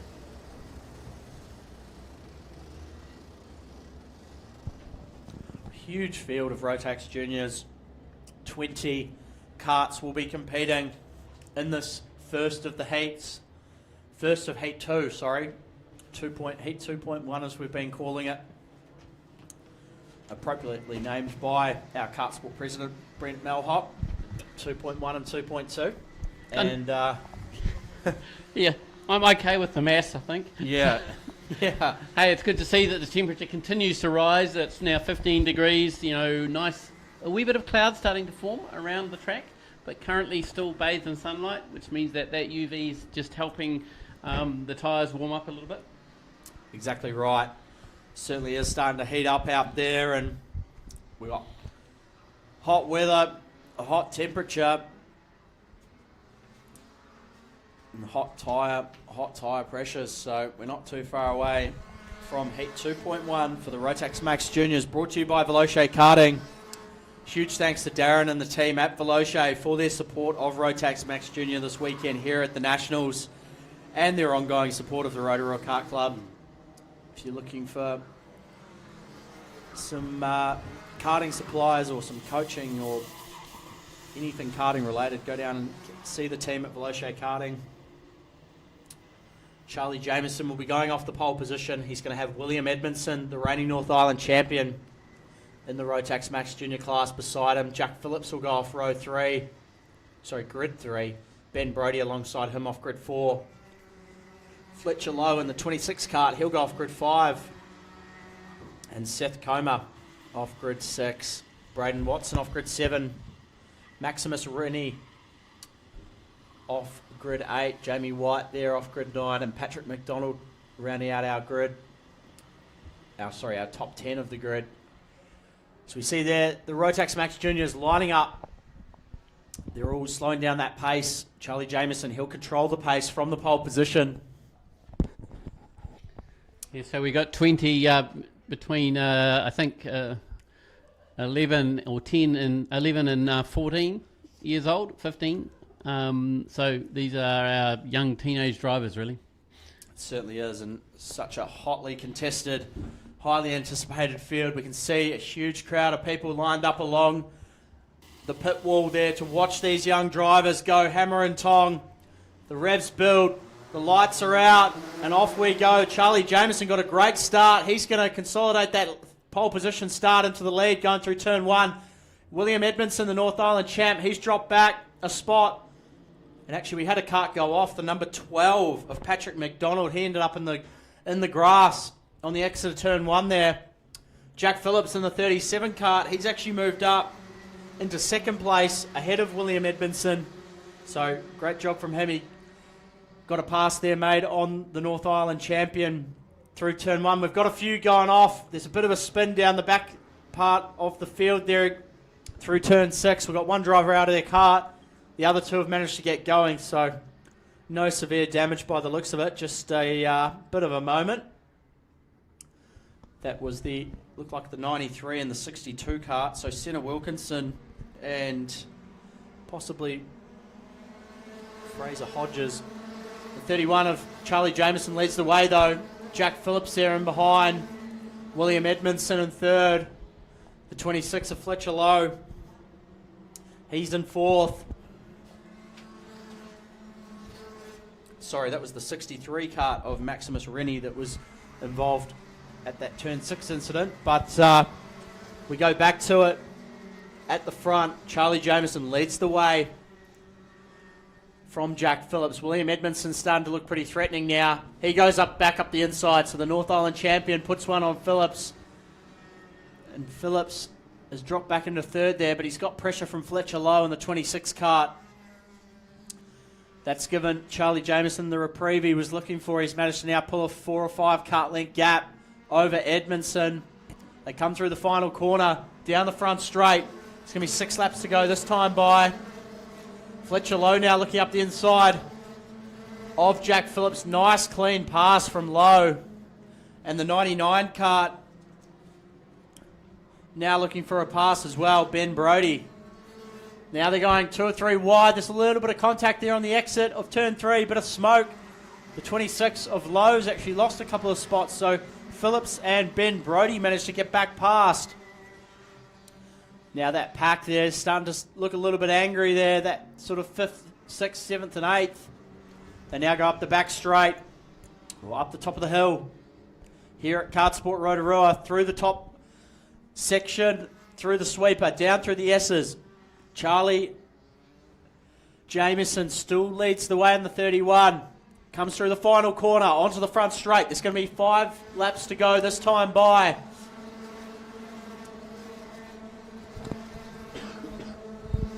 William Edmondson, he's now starting to work on closing that gap down. And Charlie Jameson's just continually had the fastest lap. You know, it's lap after lap. He's just driving away from the field with just good kart setup. He certainly is. And that gap certainly has opened up between second and third. So the top two have started to drive away. They've got gaps of their own. And now we see a pass. Oh, Brodie on Phillips. There was a little bit of contact there as Ben Brodie hustled Jack Phillips to get that move done for third. So he's got it done. They now come down through the S's. Phillips won't be happy with that one. He's going to want to try and make a pass back, I'm sure. And then Fletcher Lowe, he's trying to recover that ground he lost when he was fighting with those 2 karts, the 26 and then the number 5 of Braden Watson. Fletcher Lowe up the inside. Same thing, muscles Phillips. Phillips isn't going to have a bar of it. Gets back past Fletcher Lowe. And Braden Watson also now trying to go up the outside in that Cosmic kart. They now come down towards turn 4. Down towards turn 6 now they go. So that battle for 4th is now starting to heat up as Ben Brodie's managed to escape Jack Phillips, Braden Watson and Fletcher Lowe. Up towards the top part of the circuit they go. Charlie Jameson at the moment, he's had an unbothered, untouched race. He's just been out front by himself, open that gap up. William Edmondson's now cleared free of everyone else and managed to do the same. Yeah, the top 3 are now just got nice gaps between them, so you know they've gapped the rest of the field, so the battle really is 4th, 5th and 6th and 7th. Yeah, it certainly is, Brent. And we see there, great drone shot. We see a pass up the inside. That was the energy kart, the number 12 of Patrick McDonald making his way back through after the start where he ended up in a bit of strife. So he's now coming good again. Just made that pass on Braden Watson, the number 5. His next target's Fletcher Lowe, who's just a little bit up the road. And then further up from there is Jack Phillips, Ben Brodie, William Edmondson, and our race leader, Charlie Jameson. Now come across the line. There's going to be 2 laps to go this time by North Island champion William Edmondson. They come through the corner at turn 1, up through 2. As we see there, Ben Brodie and Jack Phillips up towards turn 3 now. Jameson's already heading down the hill towards turn 4. Yeah, with a 1.2 second lead, so he's definitely gapped the field. Certainly has. Now down towards turn 6. They come into turn 7. Up the hill they go. As we see there, bit of a battle pack going on a little bit further back. Down the hill they come. Charlie Jameson still leading this one, fully in control over the North Island champion William Edmondson. Going to come across the line now, get the last lap board. So this is the last lap, one more lap for Charlie Jameson. Try and take out the heat win. And it continues to extend the lead now. Got another 14th of a second on William. So certainly does. We see there, that's the number 12, the energy card of Patrick McDonald. We ride on almost on board from the drone cam. Great shot there from the drone. So we see there, Charlie Jameson comes through turn 7, up the hill. Ben Brodie's actually starting to catch William Edmondson a little bit, but I don't think he's going to be able to get to him in time. They now come through the sweeper, down through the S's. Jameson comes down the back straight. He's going to come through the last corner and be greeted by the checkered flag. Across the line he comes, followed by the North Island champion William Edmondson. Ben Brodie takes home 3rd after a terrific drive, making some really solid passes. Jack Phillips home in 4th, followed by Fletcher Lowe, Patrick McDonald there in the 12, and then Braden Watson coming home there in 7th. Addo Bailey had a good race to come home in 8th. Zach Hemphill there in 9th, and Levi Erickson-Jones rounding out the 10. And Ben Brodie, as we said, he made his way through the field, and he did it with the fastest lap of the race at a 54.356. And he did it on the last lap. So he was coming. As we see now, the drone cam, all the fans and all the supporters. Come on, give us a wave, guys. Along the front on the straight there. there. Come on, give the the fence. drone a wave. Great to see yeah, so many that's people. what we want. Great to see so many people here at KartSport Rotorua. As they fly past, drone actually flies past the commentary box. Yeah, they missed us, Didn't though. quite see us. Come back and say, so we can give a wave. Oh, no, don't do that. Oh, no, here we go. Here we are. Very cool to have a drone here. I love it. Yeah, I don't think they can see us, but anyway, we're waving back. Yeah, the glass is a little bit too tinted. Great shot there of you, Brent. Yeah, they can tell the white hat. That's the real reason. To go with the white hair. Exactly. We see all the crew here making the event happen. It takes a big team of people to make an event of this size. It's a big credit to everyone at KartSport New Zealand and KartSport Rotorua, the club here, putting on such a terrific event. We're now going to go to Heat 2.2 for Rotax Junior.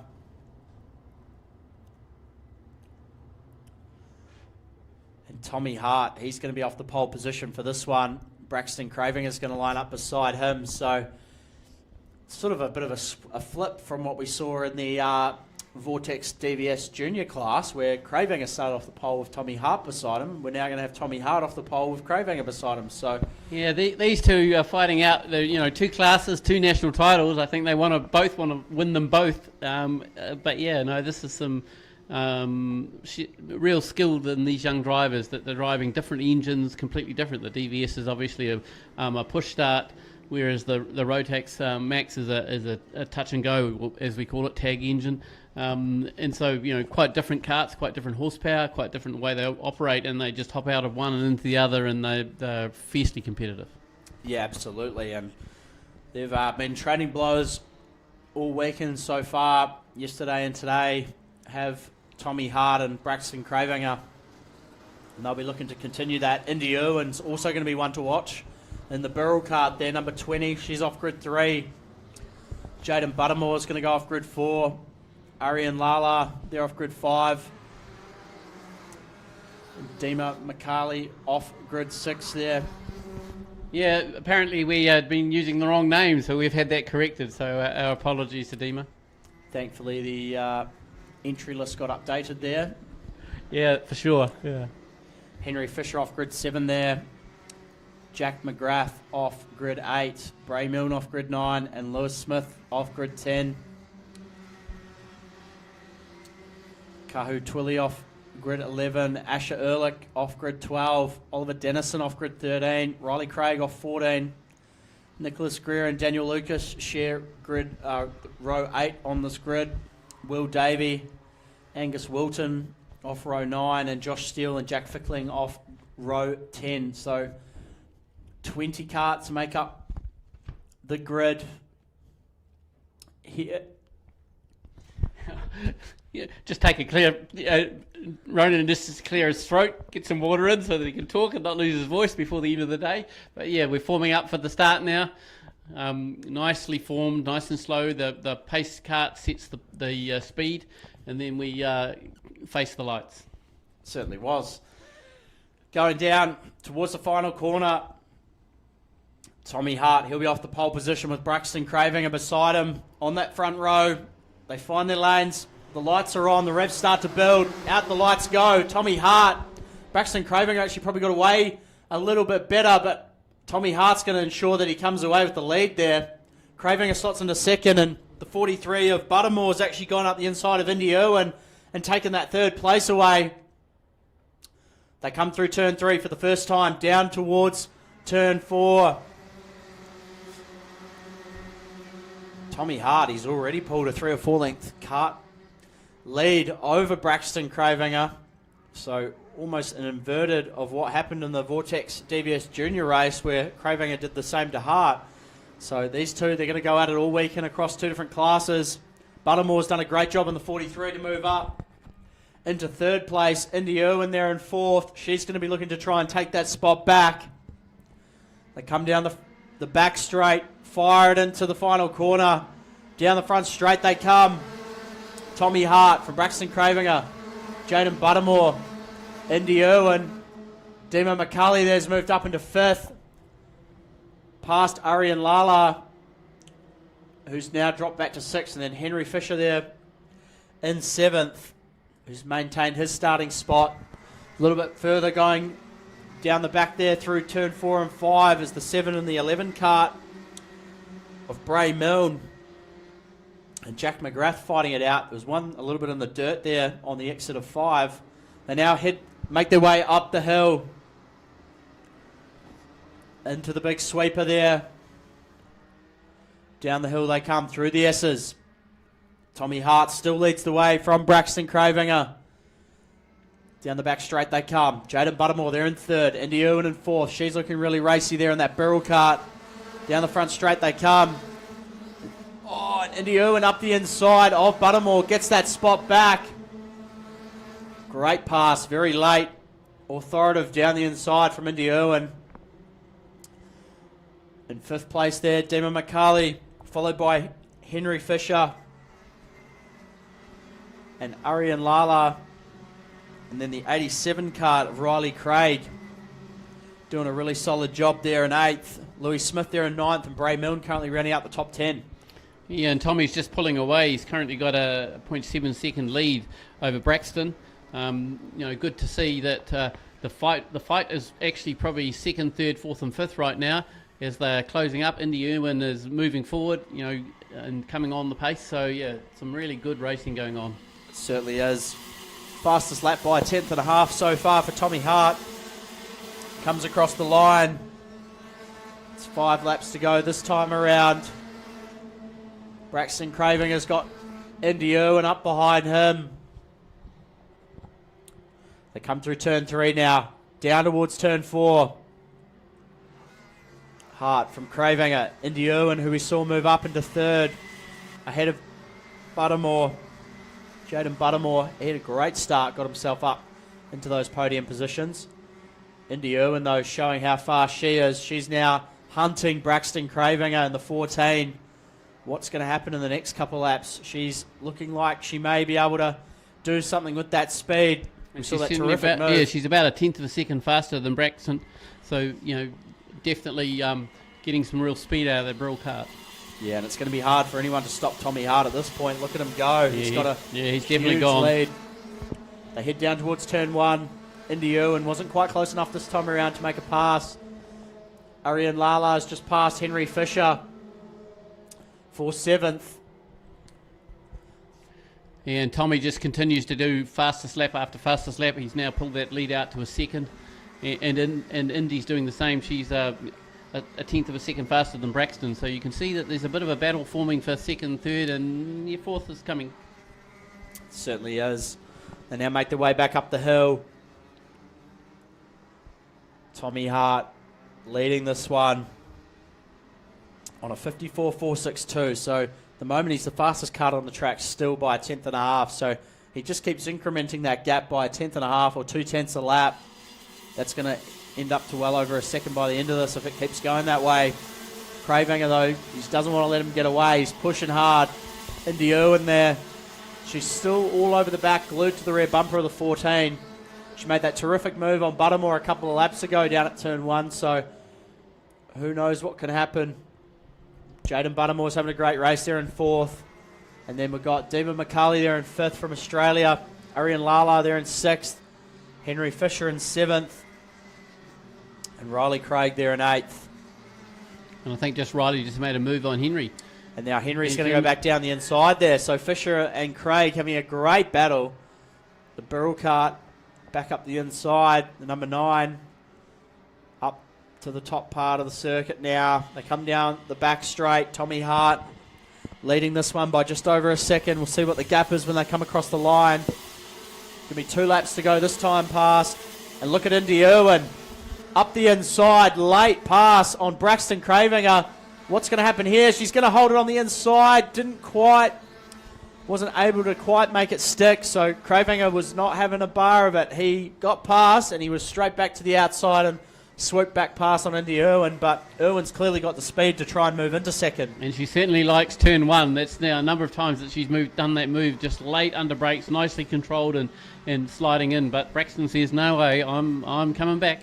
She's made a brilliant pass on Jaden Buttermore down there and made the exact same pass, almost carbon copy on Braxton Cravinger. The last lap around just didn't quite execute it there at the end and got past back at turn 2. But she's close enough that she could maybe have another go. Tommy Hart at this point, though, he's 1.5 seconds ahead of the field, coming across the line to take the last lap board. Cravinger goes defensive. He learns his lesson from last time. Indy Irwin's going to try to go to the outside. That's not quite going to work, and that's going to bring Jaden Buttermore into the battle in the 43 kart. So what's going to happen here as they go up the hill? Nothing at this point, but they now make their way back down towards turn 4. Cravinger from Indy Irwin. Jaden Buttermore there in 4th. Then there's a big gap back to Dima McCarley there and Ariane Lala, Henry Fisher. They're now in a battle of 3 on the last lap. And Indy was the fastest on that lap, so definitely got the pace, but here it comes. They now come up to the top of the hill, down through the S's. Tommy Hart's going to win this one quite comfortably as he comes through the final corner to take the win for Heat 2.2 of Rotax Max Junior. Braxton Cravinger is going to hold on to 2nd from Indy Irwin and Jaden Buttermore. Damien McCarley comes home there in 5th from Ariane Lala, Henry Fisher. Riley Craig there in the 87 did a great job to come home in 8th. And Tommy Hart, just to really kick it to everyone, fastest lap of the race at a 54.206. Almost 2.5 tenths faster than anybody else on the racetrack. So everyone's going to have their work cut out for them, I think, later on this afternoon to try and put a stop to Tommy Hart. Yeah, no, he's certainly got the Hart kart absolutely hooked up, combined with his obviously international experience with the FAA karting, arrive and drive. You know, he's just continuing to grow and improve as a driver. So one of our superstars in formation, I think. Certainly is. Third generation Hart racing go-karts, grandson of Ray Hart. Yeah, that's for sure.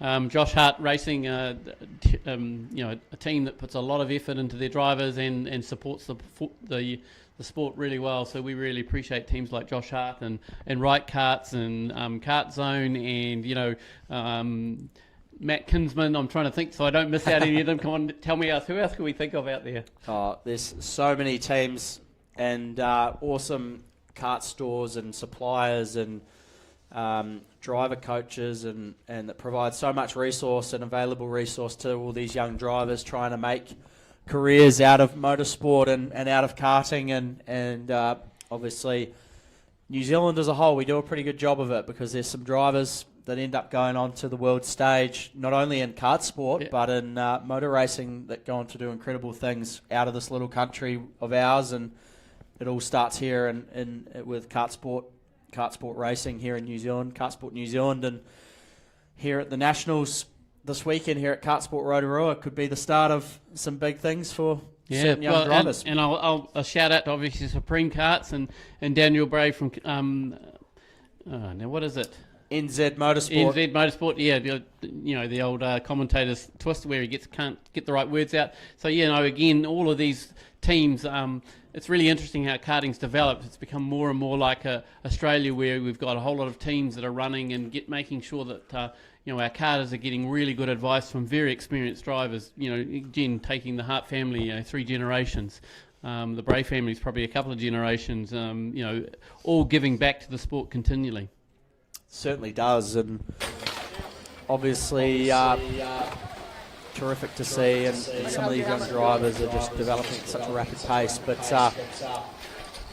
let's head down to Regan in the pits, and he's got Tommy Hart, our heat race winner, with us from the Rotax Max Junior class. Thanks, Ronan. Tommy Hart, getting knocked out of the way there, mate. Another heat win for you. How did it go for you in that one? Oh yeah, it was good. I just got to manage to get a pretty good start and get a good first couple of laps and then just form a gap and then just went from there. Yeah, so did you back off a little bit to save the tyre? Not really, but yeah, it was good that we got a gap and then I could kind of coast a little bit, but not too much. Yeah. Nice one. Oh, well done, and good luck for the next one. All right, we'll go back to you, Ronan. I think we've got a lunch break now. Thanks for that, Regan. Great to hear from Tommy Hart. We're going to take a short lunch break and we will be back with you very soon for some more adrenaline-filled action.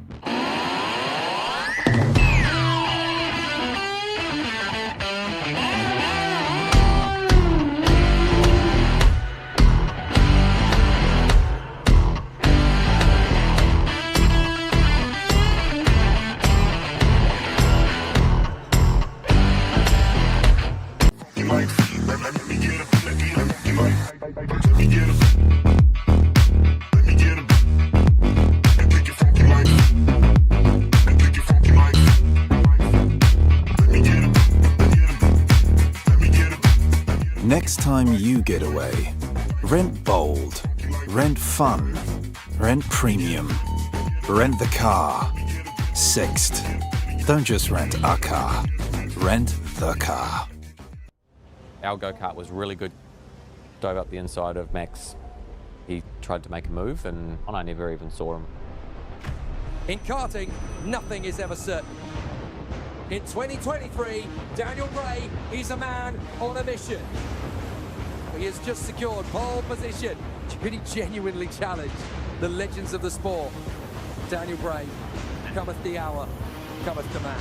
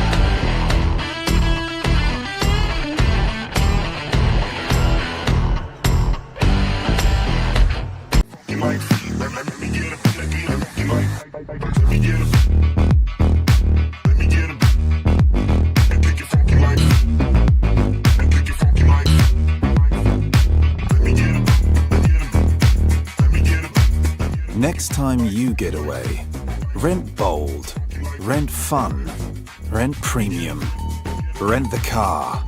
Sixt. Don't just rent a car, rent the car.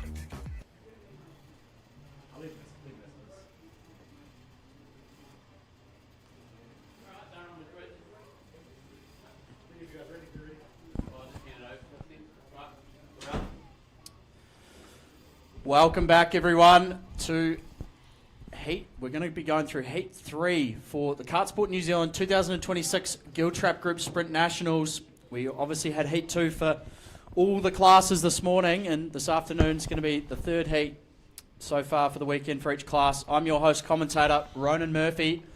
Alongside me is KartSport New Zealand President Brent Malhop, and up first for Heat 3, as we've seen in the order so far this weekend, the Vortex SV Senior class, which is actually a non-championship class this weekend, but great to see all the drivers that usually compete in the Vortex DVS Senior class jumping across to aid this trial or experiment, you could call it, Brent, to try and sort of give some information and figure some things out for what the future of KartSport could look like. Yes, it's a trial of what we call an arrive and drive. So the engines have all been provided by Vortex, and they are each day the drivers get given a different engine. So they're on to their second engine, which they've never driven on, and tomorrow they'll have a third engine. So basically, the parity of the engine is being, the Vortex are happy to say, hey, we think it's up to standard, so they give you a different engine each day. And then what we're seeing is that the drivers that were at the front of the field seem to be still at the front of the field, no matter whether they have engine 1, 2 or 3. So really good of Vortex to make the offer and invest the time for us to at least be able to see how this class works as a possibility for the future. KartSport is under an engine review process right now, so we were rapt to be able to have a look at that, and the same thing going for the Rotax Max Challenge, where we're running mini and micro, so we've been able to look at those karts on track and get a feel for some of the new options that are available for karting going forward. Absolutely, and this is also round 3 of the Hampton Downs New Zealand Racing Academy KartStars series. The round 2 obviously was the New Zealand Grand Prix a few weeks back, and it's also round 2 of the Vortex Rock Cup and round 2 of the Rock Vegas SV series. So not only is this the biggest event of the year for most or all karters in New Zealand, it's obviously being the Nationals, but it's also makes up a couple of rounds of other championships as well, which is means that you're not only fighting for a national title, but you're fighting to try and win other championships as well. Yes, that's right. So today, at the end of this weekend, we'll award national titles to the premier title. The highest one you can get in karting is awarded this weekend.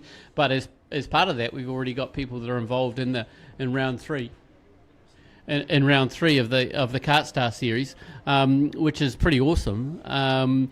That we're running that within. I think the New Zealand Grand Prix and this event are that, and then there are 2 outside of that. So it's all about trying to have bigger meetings that therefore it financially looks after our competitors, so they don't have to travel to lots of different meetings, looks after our officials. So all of it is about how we can improve the racing and the cost for our competitors, because at the end of the day we know that karting is not necessarily a sport that is for people with very low budgets, but it's a whole lot cheaper than the next level up, as you will all know, Ronan.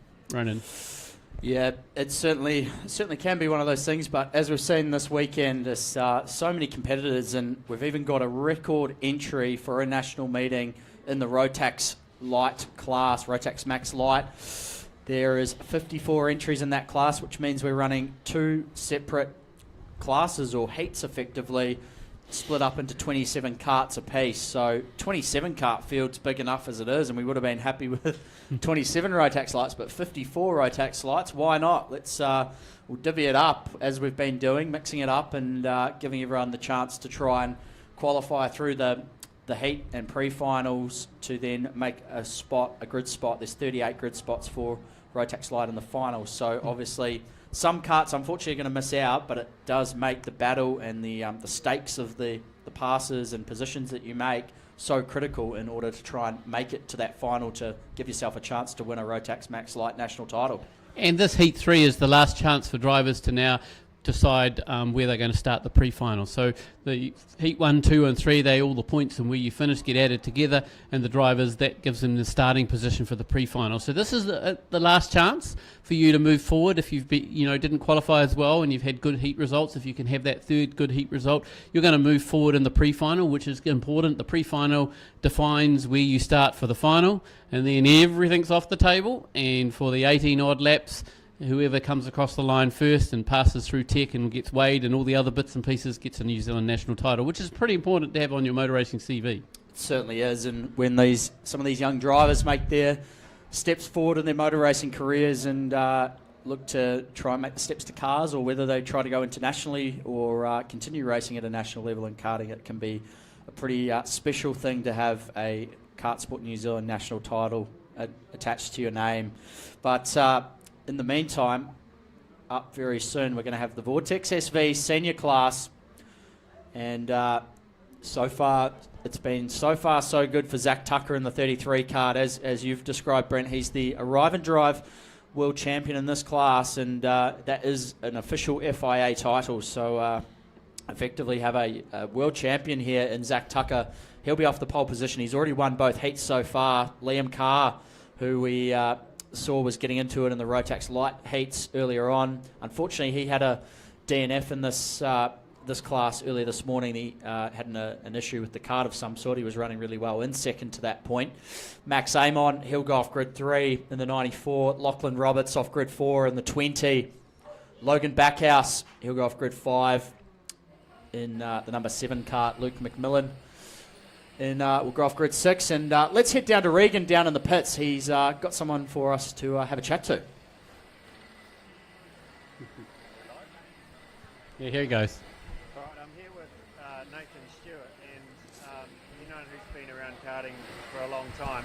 Will have heard that name. When did you first start racing, Nathan? I think it was way back in 1988. Well, that's actually the same year I started, so we must be a similar age. And you don't live in New Zealand now, do you? No, I moved to Texas 13 years ago, and I went over there for work. And then after about 4 or 5 years, my wife told me I was getting old and boring, so I needed to pick up a hobby, so I started karting again in the US. Did it until 2020, and then work got too busy, so we stopped again. And then I was out with the Hearts one night when I was back in New Zealand, and we'd had a few beers, and they said you'd come back to the national, so here I am. Yeah, that's awesome. So we've got an American citizen racing at the KartSport New Zealand National, so I assume you're a citizen, are you? No, I'm a New Zealand citizen. Okay, so you must have a green card? Yeah, you got it. Yeah, right, okay. And so what racing were you doing in the States? So back in 2020, I was racing shifters, so KZ Master.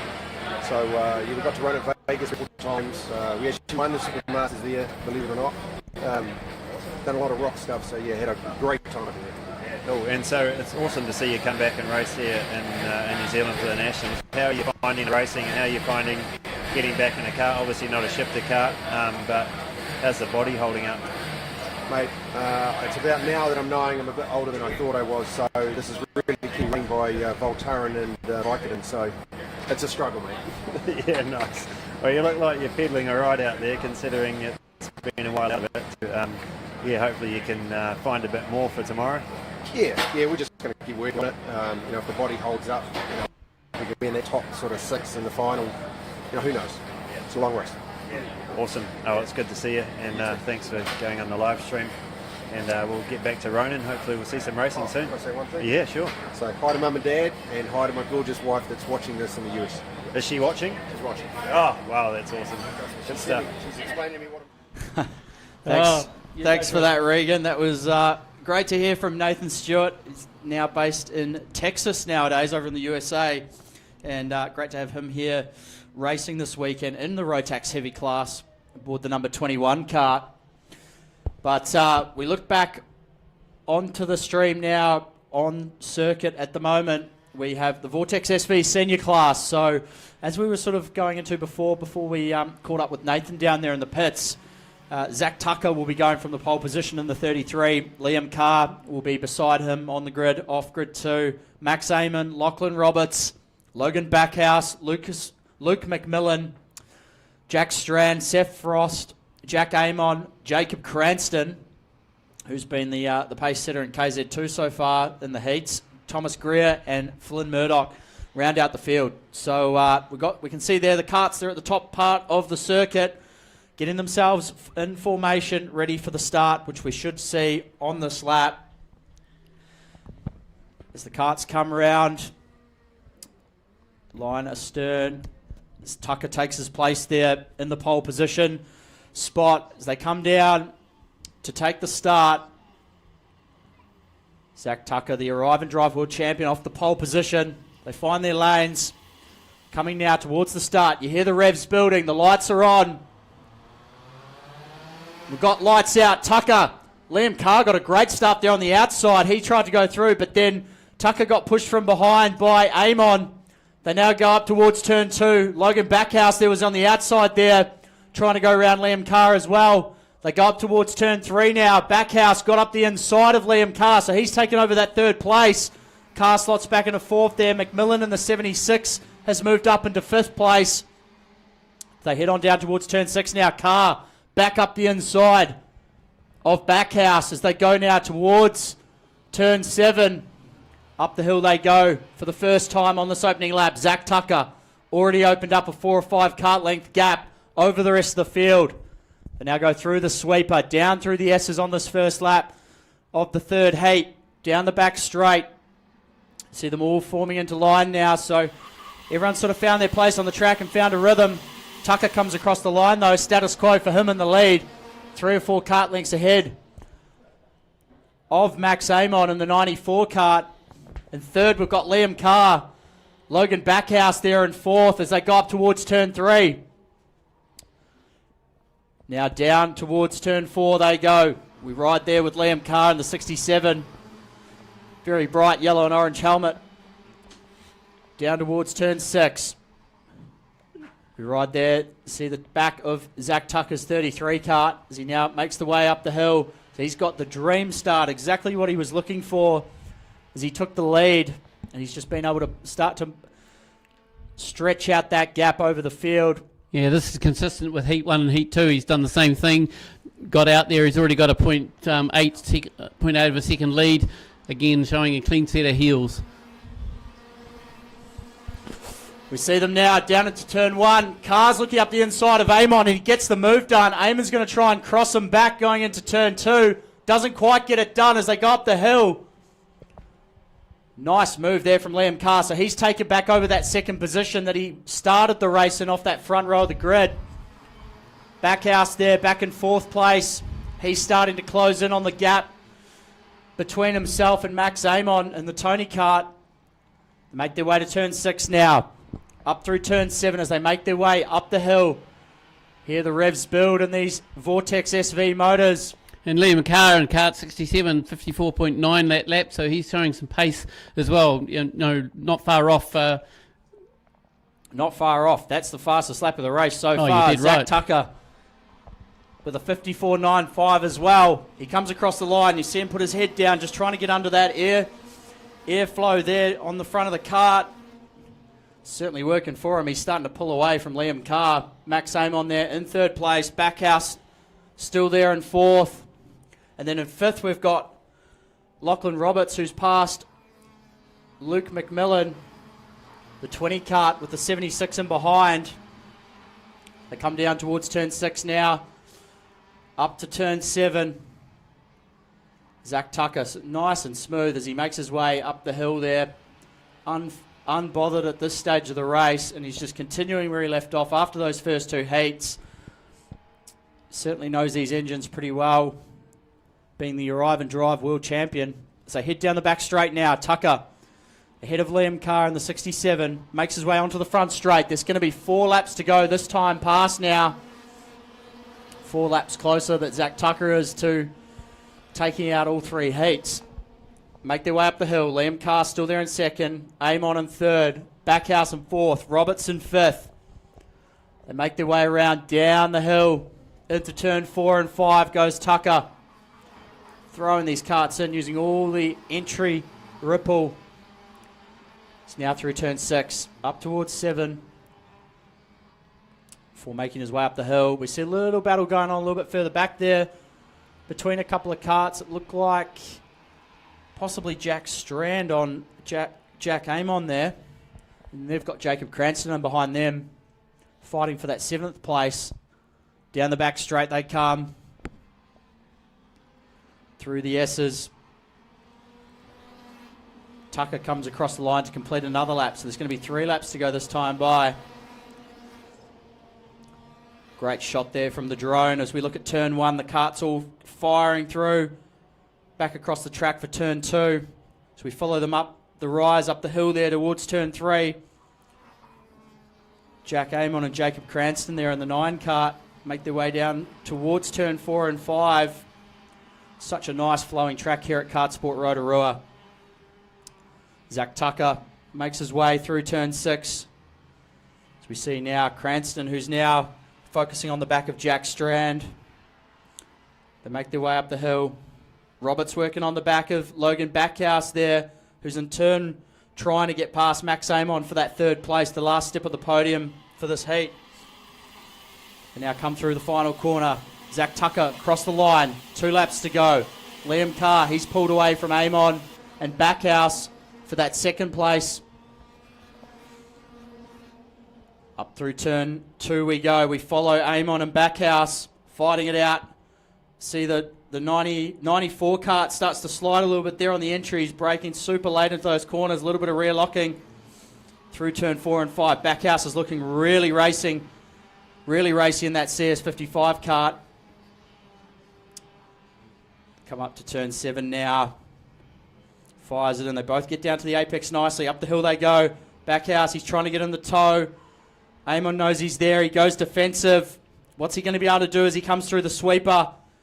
Down through the S's now. And Lachlan Roberts is actually fighting his way into this fight as well in the Praga kart. Down the back straight they come. Through the final corner. Tucker, he's got the last lap board. Liam Carr's followed him through. Amon, Backhouse and Roberts. That's the battle to watch right now. Who's going to take this 3rd place for this final heat for Vortex SV Senior? We go up now towards turn 3. Roberts is looking at a move. He thinks about it. He gets up the inside. Nice late pass on Logan Backhouse. So he takes that 4th place away in the Praga. And now, has he got enough time to try and chase down the 94 of Max Amon? We're about to find out. They come through turn 6 now. Zach Tucker and Liam Carr have run away with it. 1st and 2nd, they're long gone. But this 3rd place battle, Max Amon there, Lachlan Roberts and Logan Backhouse. Can Backhouse go back up the inside of Roberts? Not quite up at the sweeper there. He doesn't want to let this spot go. Coming down the back straight now, though. Zach Tucker comes through the final corner and he's going to take the checkered flag, followed by Liam Carr. Great recovery from Carr after that DNF in Heat 2. Amon, Roberts and Backhouse come home 3rd, 4th and 5th. What a great race from the Vortex SV Senior. Fast and furious out there, and Zach Tucker's taken 3 from 3. He 3 from 3 and 1.4 second lead. He's been very consistent with his driving and showing that experience from the FIA World Karting event. I was just thinking about it. He's a World Kart title holder, and I'm thinking the last time we had one of those might have been Wade Cunningham. So, I'm happy to be corrected, and maybe somebody will send me a text if I've got it wrong. But, we need to recognise that we have a world champion here racing at our facility, and he is showing why he's the world champion for sure, because he's won every 3 heats and by some margin. Certainly is, and we see now the Vortex SV Seniors making their way off the circuit. We're not too far away from Rotax DD2, brought to you by JW Group.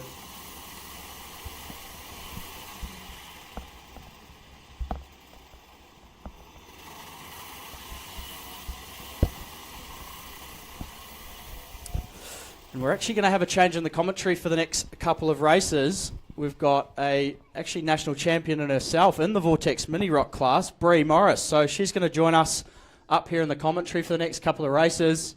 Oh, so I've been fired. Didn't take long to get rid of the president. So we'll hand over to somebody who actually knows what they're talking about. Yeah, sorry about that, yeah, Brent. Bree. Bree Morris, great to have you up here in the box. What do you think of the racing so far today?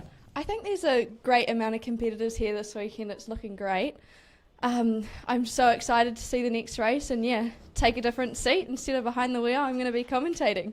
Yeah, absolutely. And obviously, Josh Bethune's been sort of the form guy in this class so far. He's not only the reigning champion, but he's won the heats and been pretty untouchable. We've also got the likes of Daniel Bray, who usually is racing KZ2. He's racing DD2 this weekend. He's been taking the fight to not only Josh Bethune, but also the 3NZ of Cameron Hill, the teammates from Right Karts. So good little battle between Bethune, Hill and Bray starting to unfold.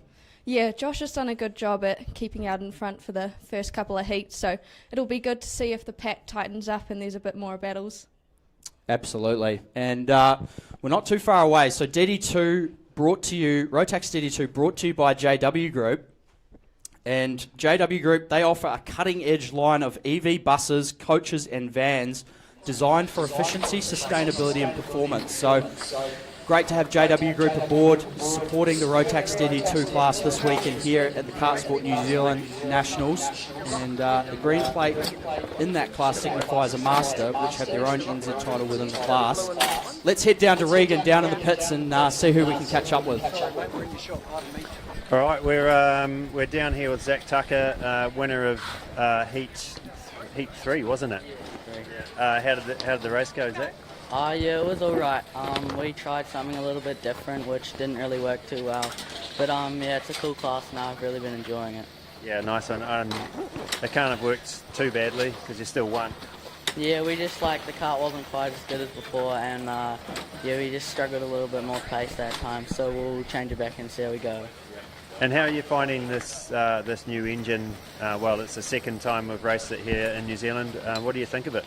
Yeah, it's really cool. I like how you swap at the end of every day. It's really cool and makes it nice and fair. And it's just I really enjoy driving it, so it's quite cool. Yeah, awesome. And you raced the same type of engine overseas last year, didn't you? Tell us a bit about that race meeting and how you went there. Yeah, so I raced in Malaysia at the LYL circuit at the FIA Arrive and Drive World Final thing, and that was really cool. We were the same go-kart, and it was kind of like Rotax Challenge, but in a rock engine. So yeah, that was a really cool experience, and really enjoyed it.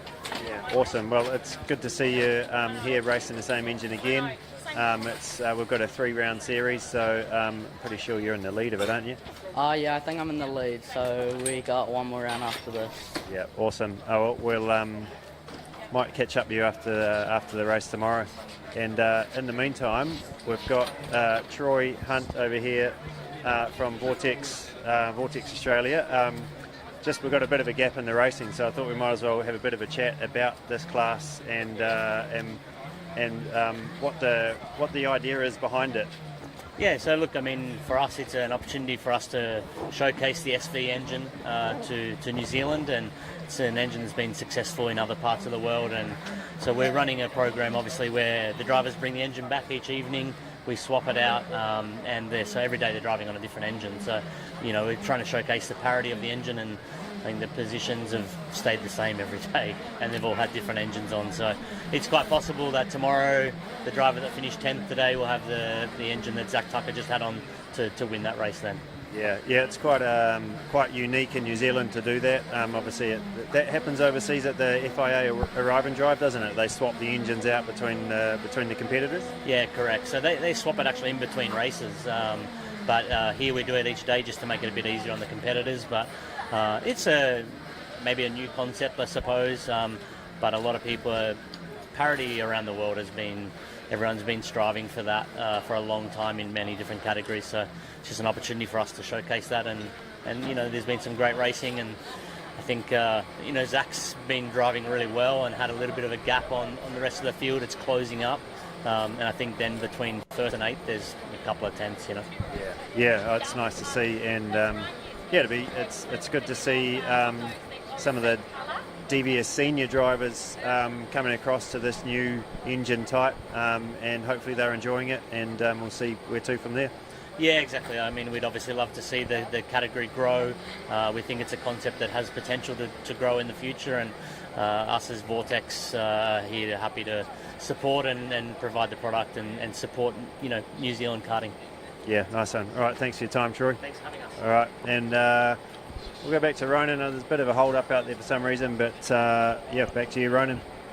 Thanks for that, Regan. Great to hear from our Heat 3 race winner, Zach Tucker, who's also managed to win all 3 of the heats so far for the Vortex SV class, but also awesome to hear from Troy Hunt, who's over from Australia, the OTK distributor over there, and here representing this Vortex SV class that is being trialled this weekend as a non-championship event, but awesome to have all the competitors that are usually in the DVS class competing in the SV Invitational this weekend. We see the drone cam there actually giving us a bit of a view. We're giving a bit of a wave here in the box, and so cool to have Bree Morris joining me this time out for Rotax DD2. We shouldn't be too far away from the onboard.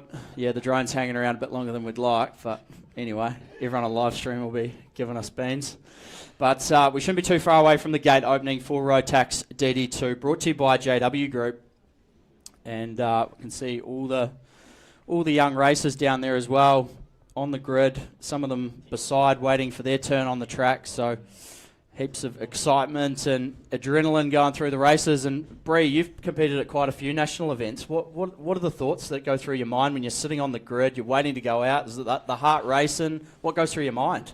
Oh, honestly, I don't think it gets any easier the amount of national events you can do. I think even sitting up here, I can feel the nerves all starting to come back again. It's awesome to see all the kids out there. Honestly, it's such an amazing sport. Yeah, absolutely, and it's certainly one of those things. The nerves, and if you're feeling it in the commentary box, then you certainly know the feeling. You're a true racer, and knowing what goes through these guys' minds. And sometimes I do feel good sitting up here knowing that you're not having to go out on the grid and go through all those preparations, and obviously coming up to the start line, that's when it all gets pretty real. Look, just letting you all know, there's just a little bit of a technical glitch apparently, so that's why there's just a bit of delay in proceedings. So we'll leave you guys to chat about karting and until we're such time as the DD2s are ready to go out the gate. Thanks for that, Brent. So little technical gremlin, guys, but we shouldn't be too far away. And obviously after karting, Bree, you ended up going to racing. You did a bit of Formula V racing, then you did Formula Ford. You've won some races in Formula Ford. What was all of that like, going and racing cars from go-karts, that transition? I feel like the biggest transition is learning a whole different dynamic. Like, the people there, I feel like the teams are so much bigger. There's more people. There's the competitiveness of racing changes. It's technique, everything. It's crazy. Yeah, absolutely. And obviously the cars are bigger. You've got, in most cases, if you're running KZ2, obviously it's a bit different, but going from a direct drive or a go-kart where you're focusing purely on your braking and your throttle and then you've got to learn to change, you've got to be changing gear, and all of that factors into how you brake in a racing car, and obviously, like you said, changes the dynamic in a big way. Yeah, I feel like the biggest thing that I had to learn in cars was obviously the gearbox. You're playing with gears, except from KZ2 that offers you have gears here. But yeah, it's a massive difference, and aerodynamics is crazy. Having downforce, that's a whole nother ballpark to play with. And the speeds, and obviously the tracks are bigger. Everything changes so much, and it looks like we've now got a start. So Rotax DD2, brought to you by JW Group. They've now made their way onto the circuit. The 1NZ reigning champion, Josh Bethune, he's been pretty untouchable so far in the heat races. He'll be going off the pole position in the number 1 Cosmic Kart. He's going to have Daniel Bray, who, if you know Daniel Bray, you know how fast and how experienced and how lethal he can be behind the wheel, beside Josh on the grid. And then Cameron Hill, Josh Bethune's teammate, also running a Cosmic Kart. The 3NZ, he'll be off grid 3 in behind Josh. Darren Walker, he's the 3NZ in Rotax Heavy. He'll be off grid 4 there. So we've got a pretty stacked first couple of rows of Rotax DD2. It's certainly not a race you want to miss. Then off grid 5, we've got Ryan Higgins in the 95 kart. Ollie Mosby off grid 6 in the 77 kart. We saw him actually have a little wee spin this morning when he was making his way out of the circuit. So hopefully that doesn't happen to Ollie this time around. Carly Samuelson, she's off grid 7. Dylan Bryant off grid 8. Asher Harpy off grid 9. Simon Mosby, the only master in the field, off grid 10. And as we were sort of explaining earlier, the green plate of a master driver, that explains that they have their own NZ title within the class, ages 35 to 60. So anyone over the age of 35 is eligible to be a master in KartSport, and then if you're 60 plus, you are in the Legends class. So unfortunately, we don't have any Legends competing this weekend, but quite a few masters in some of the different senior fields. But we see now all these DD2s starting to warm their tyres up, warm the engines up, and get ready. We're not too far away from a race start. Making their way around. Josh Bethune, he's slowed down that pace, try and let the field catch back up. We see there Daniel Bray's now pulling up beside him, so we may have to wait and see. The pace is slowed, but we're still waiting on everyone to make their way around, so hopefully the field can all make their way as they start to pull into the start lanes now. We wait for the lights, the revs start to build. Coming towards the line, they accelerate, the lights are out. Josh Bethune got a great start. Daniel Bray moves straight over on Cameron Hill, trying to disincentivise him, and then Cameron Hill, he fed Daniel Bray a wheel. Bray's now dropped back to third, and he's got Darren Walker to deal with as they come through turn 3. Bree, what did you think about that start? Oh, I think it was pretty good. I would have said there would have been maybe a little bit more room left on the outside, but hey, racing's racing. Absolutely. It was touch and go there between Cameron Hill and Daniel Bray. They come through turn 6 now, down into turn 7. Josh Bethune leads the way from Cameron Hill. His teammate, Daniel Bray's been relegated back to third. I'm sure he won't be wanting to leave that one alone. He's going to be hot on the heels of Cameron Hill. Darren Walker there in 4th. He's been the guy to chase in Rotax Heavy so far this weekend. They come down to the final corner. Bethune opens the throttle up, shifts gear down the front straight here at KartSport Rotorua. There'll be 7 laps to go this time around. Up the hill they go. They've all started to settle into place there. And after those first couple of laps, Bree, once everything sort of, the tyres come up to temp and everyone sort of found their place on the track, you're just trying to focus on a rhythm, aren't you? Yeah, when you're out in front, you just want to put your head down, look ahead, and really focus on building that pace from in front of the person that's behind you in second. So yeah, I think Josh has got his head down, trying to get a gap so to get away from Cam, but Cam looks like he's sticking in there good. He certainly is, and both of them are actually, Josh Bethune and Cameron Hill, they're both race winners in the Bridgestone GR86 Championship, so they're both quite successful in cars as well as everything they've achieved in karts, and sometimes that experience can really play in hand. Daniel Bray, he's got a world of experience all around the world. Notably, I found out the other day, he's raced Max Verstappen at one point, so he's seriously credentialed when it comes to world karting. Darren Walker there, he's actually lost a bit of time to the top 3, and Ryan Higgins now, he's in 5th place and starting to hassle the back of the 14 of Darren Walker so far. They come down towards turn 4 now. Ollie Mosby in the 77 there. He's having a good run up the back there behind Ryan Higgins. Oh, and we've got one spinning off there. Looks to be a Cosmic kart. The 86 kart, I think it was, of Carly Samuelson. So she was having a great race up to that point, and unfortunately it's just come unstuck a little bit there, Brie. Yeah, I didn't quite see it, but yeah, it's good that she's got going again. Get back out there and catch to the back of the pack again. Absolutely. So we now, look, they come through the last corner. Josh Bethune, Cameron Hill and Daniel Bray. Oh, he had a bit of a slide there on the exit. He's pushing hard, doing everything he can to try and disrupt the right karts 1-2 at the moment. And I'm sure he'll be wanting to try and get back up the inside of Cam Hill after that start. Darren Walker there in 4th. He's dropped back off the pace of the top 3 so far. Bethune's opened up a little bit of a margin. He's looking pretty comfortable there in the lead again, as we've seen in the first couple of heats. Obviously, the top 2 driving Cosmic karts. OTK chassis versus the Paralyn of Daniel Bray. They now come up towards the top part of the circuit. We saw there Josh Bethune actually moved his arm, so he's adjusting the flap on the radiator on these water-cooled DD2 engines. They come down through the S's now, down the back straight. It's 4 laps to go. There's going to be 3 this time by. Down the front straight, you hear them upshift into the braking zone. Bray now looking up the inside of Cameron Hill. Hill might have known he was there. Shut the corner off at the apex, and up they go, up towards turn 3 now, into the braking zone. So driving the kart ever so slightly different. Cam Hill used the curb there on the exit out of turn 3. Daniel Bray staying off the curbs. Down towards turn 6 now. They break nice and deep. Bethune still got this under control at the moment. And when you're leading a race like Josh Bethune is, Bree, you just get into a rhythm, stay calm, focus on the track ahead and hitting those apexes. Yeah, well, he's got 2 tenths on them a lap, so he seems to be breaking away now, so he has put his head down. I did think Cam had him a little bit at the start, but he started to drop a couple wheels on the exit, so I think he's starting to pull away now.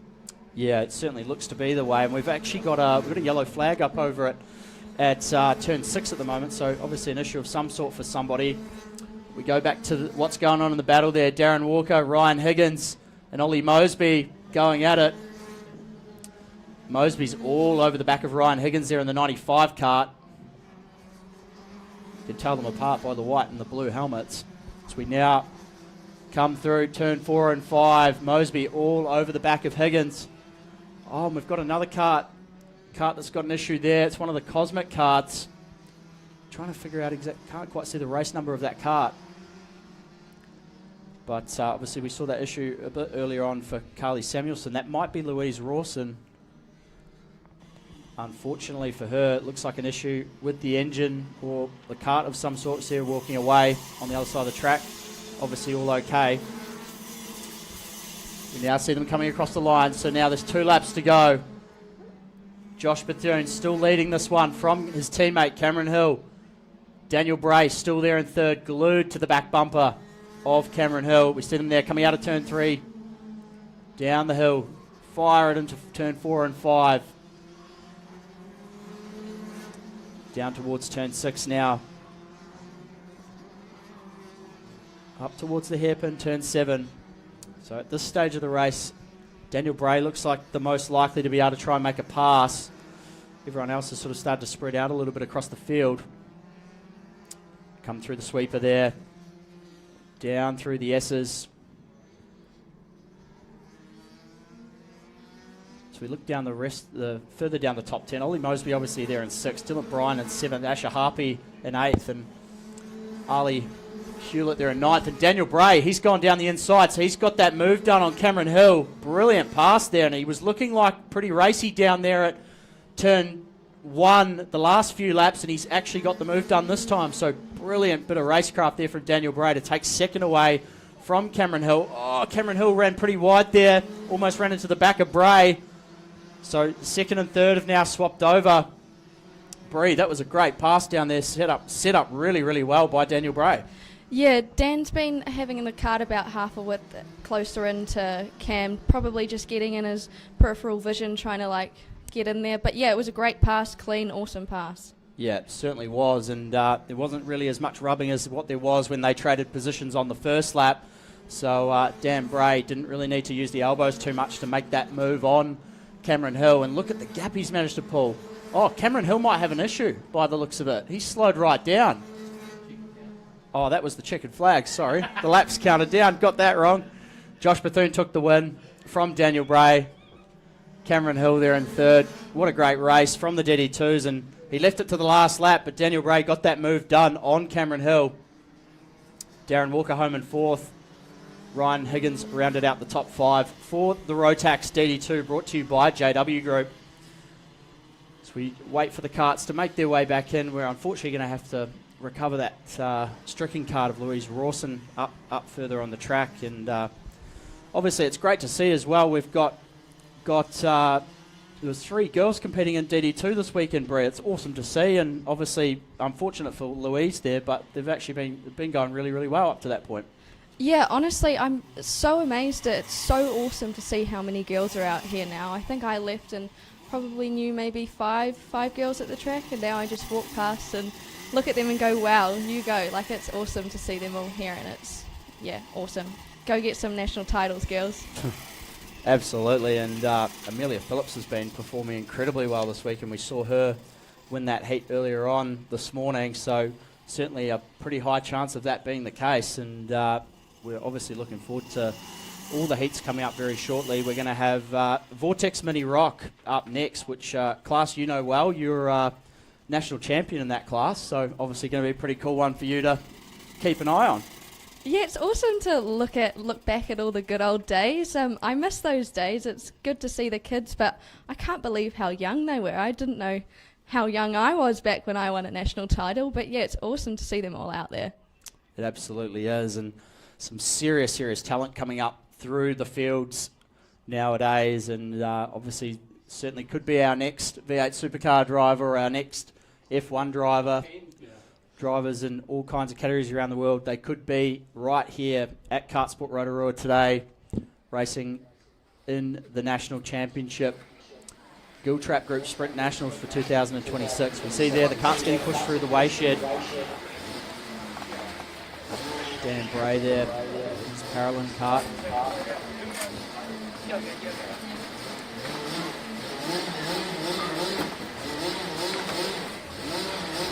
There's Cam Hill, number 3 and Z. Darren Walker just in behind him there. So getting all the weights checked, and as we see there, we'll go down to Regan down in the pits. He's there with Dan Bray. Right, I'm here with Dan Bray, not the winner of that race, but second place. How'd the race go? You sort of P3 off turn 1, and then you managed to come back.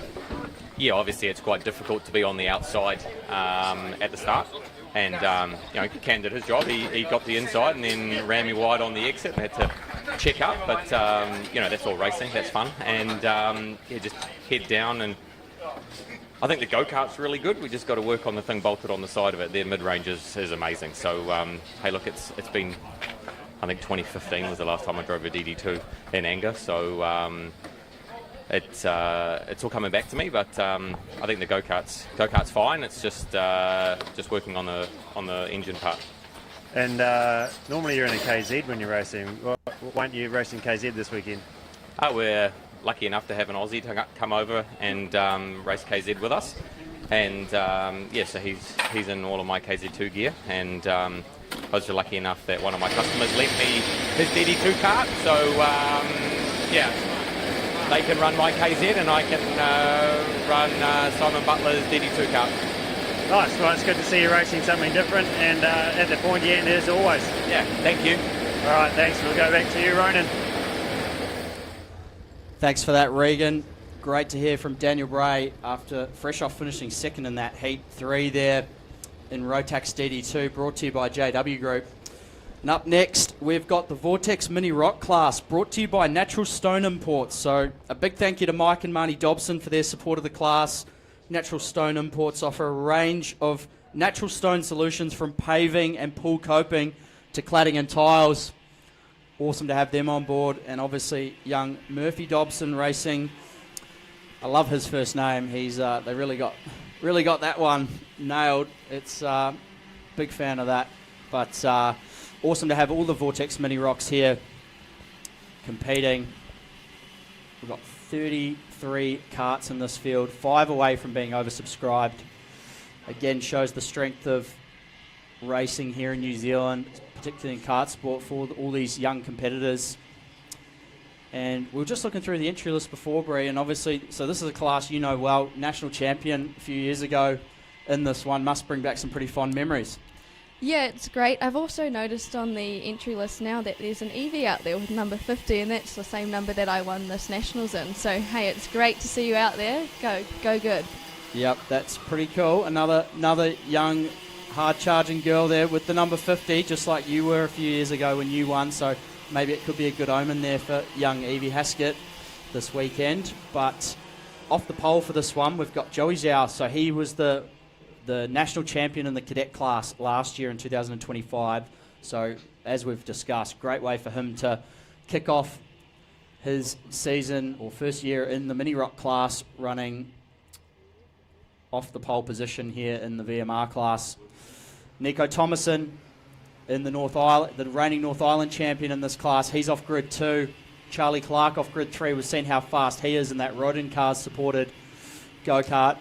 Ryan Healy off grid 4. Nico Hewson, the local lad, he's off grid 5. We saw how fast he was, trading fastest laps with the front guys in that heat this morning, and then it went a little bit awry for him and he lost a few spots when trying to make a pass, but the pace is clearly there for the 35 kart. And Van Walker there on the outside, number 10, on grid 6, Ivor Spence. We've seen how fast he's been racing out of Canterbury, out of Christchurch. He's off grid 7 alongside another fellow Cantabrian and Max Gosling in the number 11 kart, driving for Dan Connor Racing. He's currently leading the Cadet 9 class in Australia.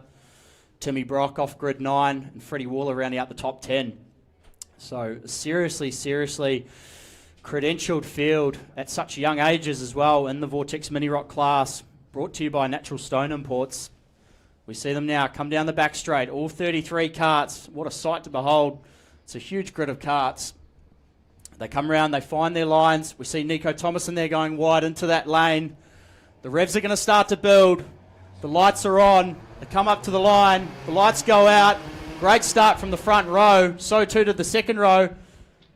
Joey Zhao and Nico Thomason, they're going to argue it out, and Zhao crosses the door closed for Nico Thomason.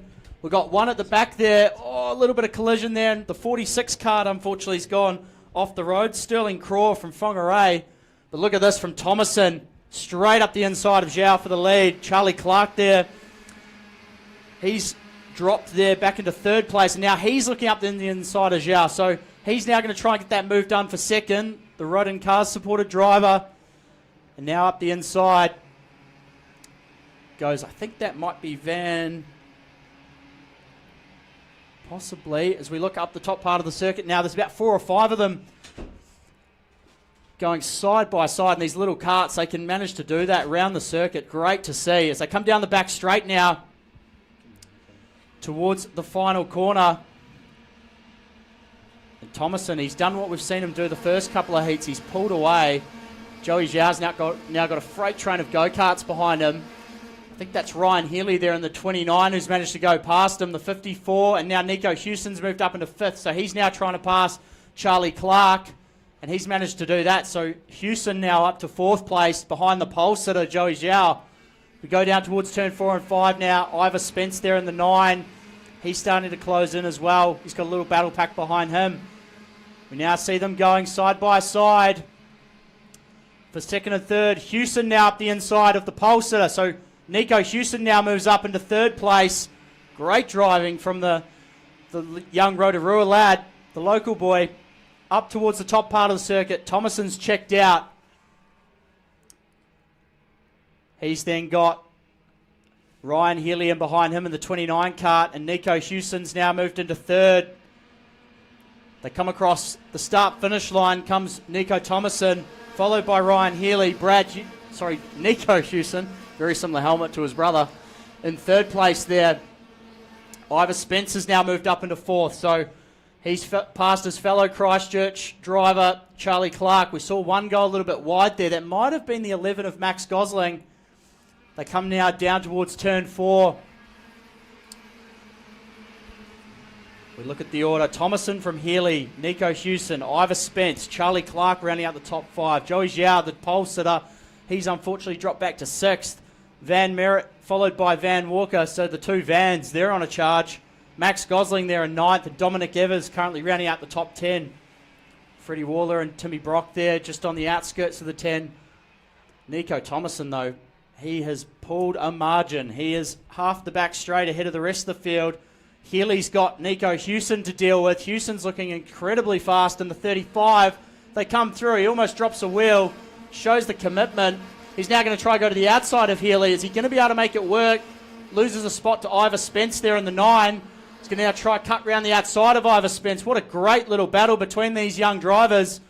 Ryan Healy now. Ivor Spence goes up into 2nd place. Takes that spot away from Healy. Nico Hewson now, he's looking at the back of Healy, trying to get that spot back. They now come down towards turn 6. There he goes, Hewson up the inside. Is he going to be able to make it work? Gives him room on the outside there. Gets the pass made, but now he's going to lose a spot to Healy and to Charlie Clark. Bree, what's your take on this so far? This is great racing from the Vortex Mini Rocks. Yeah, I honestly just don't know how the mums do it out there. My nerves would be rocking watching all these kids go at it like no tomorrow. But yeah, great racing, so close. They're doing so well out there. They certainly are. And Nico Thomason at the moment's got the fastest lap of the race. And it's a pretty nice position to be in when you're in Nico Thomason's position where he is right now. Obviously, he's done all the work to get to that point. But to be, he's 1.5 seconds to the lead of everyone else now. He's just flying out front. Yeah, he's doing a great job. He's keeping his head down, as I said before, just paying attention, hitting the lines, hitting the apexes. Yeah, he's racing his own race right now. He's setting the pace for everyone else. Yeah, it certainly is, and it's a big benchmark for everyone else to try and chase. We now see that battle for second raging on between Ivor Spence, Nico Hewson, Ryan Healy and Charlie Clark. Clark's now gone past Healy as they now chase Ivor Spence in the 9 up the hill. Thomason doesn't have to worry about that. He's long gone, but Ivor Spence doing a great job to get himself from where he started. He was all the way down in 7th on the start grid, and now he's up into 2nd, so clearly plenty of speed in the number 9 kart. They come across the line now. Ivor Spence, followed by Charlie Clark in the Roden go-kart. Roden supported, 29 there of Ryan Healy, Nico Hewson in behind.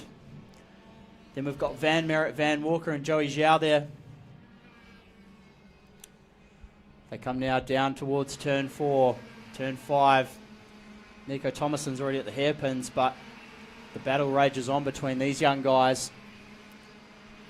Ivor Spence starting to drive the kart a little bit defensive to try and prevent Charlie Clark or Ryan Healy from finding an opportunity.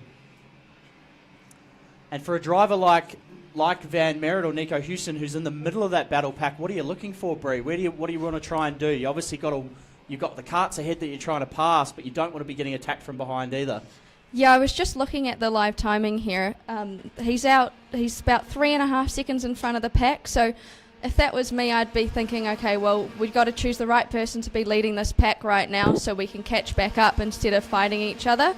But yeah, I think at this point we're just in Heat 3, so we're just going to keep battling for whatever position we can get, I guess. Oh, look at the drone shot. Unfortunately, Ivor Spence from Christchurch, the number 9, he was doing such a great job running in 2nd place. He's now, unfortunately, had a mechanical of some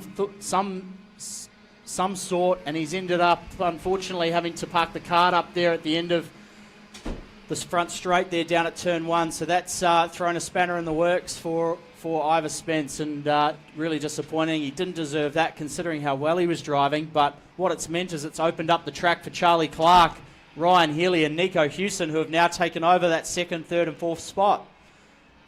They now come down the back straight. Nico Thomason at this stage, he's well out in front. Coming down the front straight, he's going to get the last lap board. He fires it into turn 1.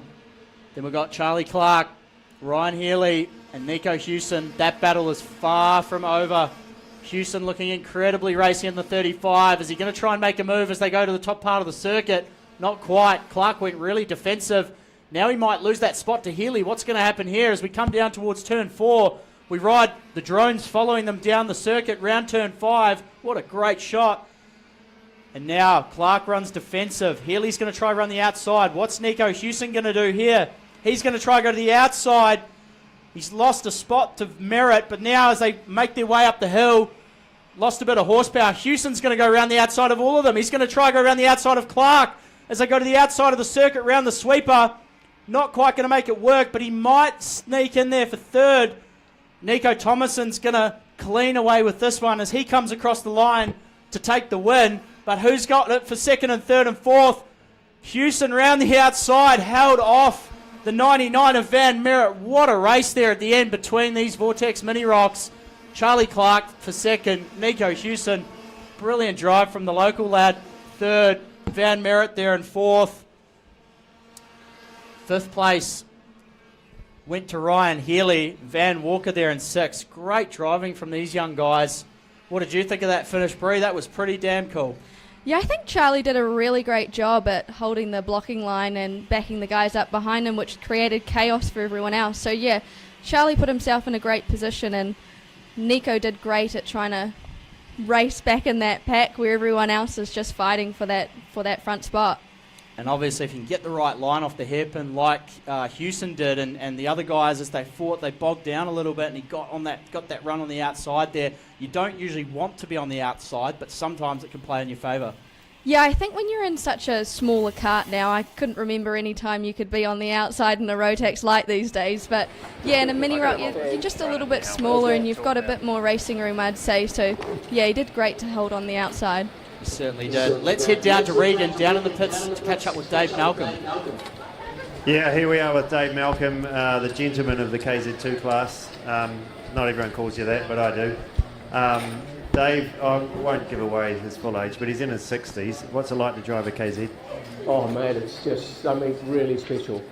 You know, it's, I think it just keeps your brain super active. I mean, the reaction time, the gear changing, the braking, and racing these kids, mate. It's, I think it's good. It's good for all 60 plus people. They should be out here. Yeah, well, you're doing really well to pedal a KZ, mate. So try and keep up with the young bucks, and you better get into your kart because I think you're out.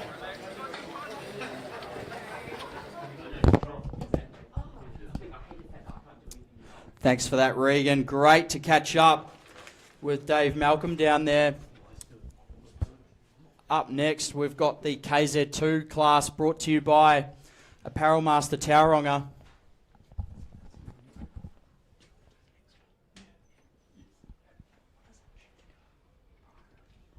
We're just discussing who we're going to have as our next guest commentator. We've got a few lining up here.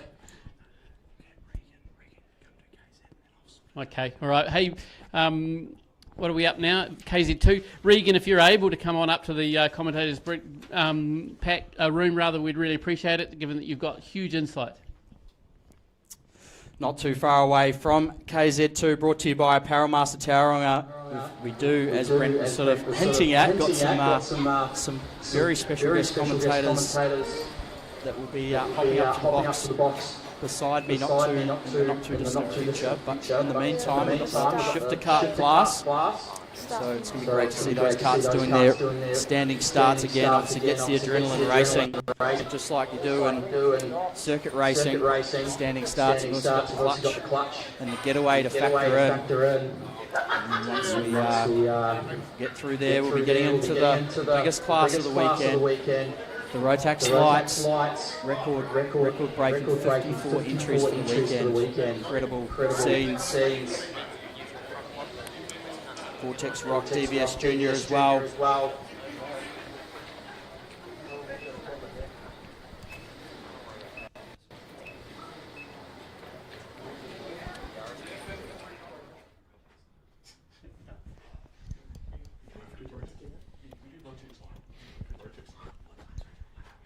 Hey, we're just sorting out our commentating team. We've got so much talent in this room right now. It's pretty impressive. So we'll let you know who's going to be doing next. But right up now, we've got Regan. Regan Hall's going to take over and commentate and use his expertise about the KZ2 class. Oh, he's looking like he knows everything. Yeah, the talent just exited the commentary box and then I came in. So, go back to the action. We've got KZ2 brought to you by Apparel Master Tauranga, the workplace rental and laundry solutions for you. Out on circuit, we see them all. They warm up in quite an interesting way, don't they, Regan? They're all very slow, being that they're not direct drive. They can slow the karts right down, get those wheels spinning, maybe slip the clutch a little bit to heat it up. Whatever they need to do, obviously got to warm those front brakes and the usual rear brakes on a go-kart to ensure that when they get to that start line, everything's as prepared and primed as it can be for a hard launch.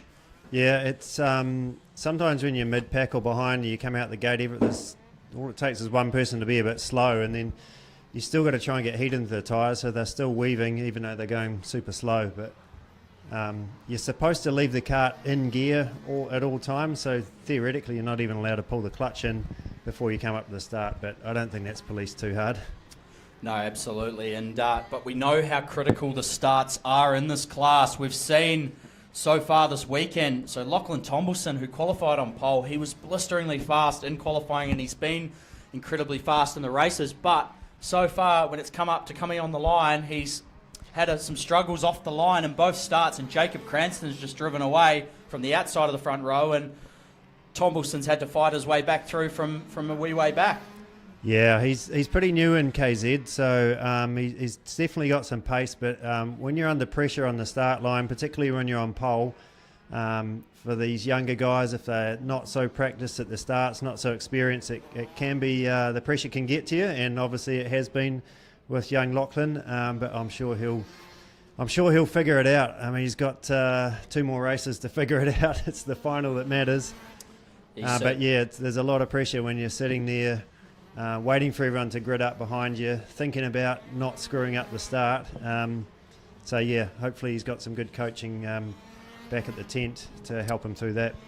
He certainly does, and obviously as we look at all the karts now, they get right up in the speed when they come down the front straight to warm up.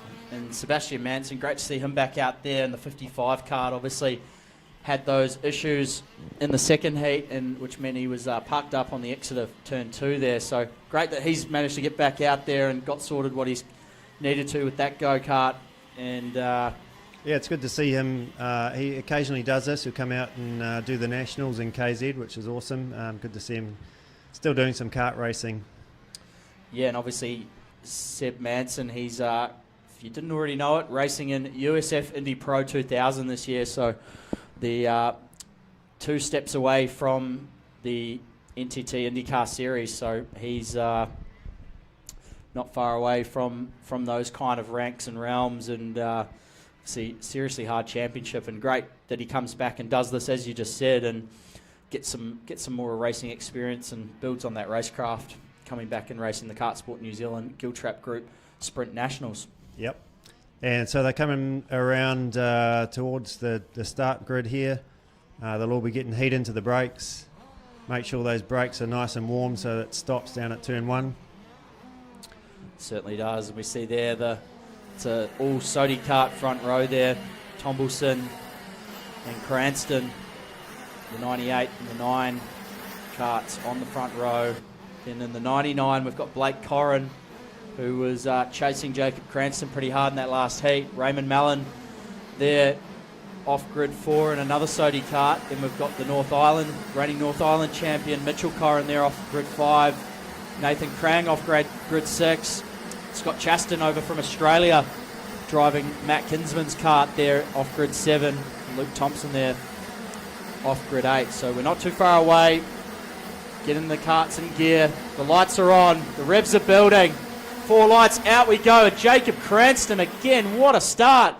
I don't think he jumped at that time. I think that was just a purely good start. And Lachlan Tombleson, unfortunately, again, just couldn't quite get the kart off the line, and he's been gobbled up. Yeah, it probably wasn't as bad as the last 2, but it still wasn't great for him. So he's now down in the pack, and he's got good pace, but it's going to be hard to move through towards the front from there. It certainly is. And Jacob Cranston, we've seen the number 9 Sodi kart lead from start to finish in both heats so far, and he's just continuing that trend. The reigning 2NZ, Raymond Mallon, he's moved up into 2nd place. So he's now chasing his Sodi counterpart in Cranston. And Lachlan Tomlinson's moved up a place as well. He got past the NI of Mitch Corrin, so he has made up a place, but there's a bit of a gap to Blake Corrin ahead of him now. Yeah, that's great to see as they now come down the front straight. Jacob Cranston from Raymond Mallon. Nathan Krang's moved up into 3rd place in the Paralyn kart.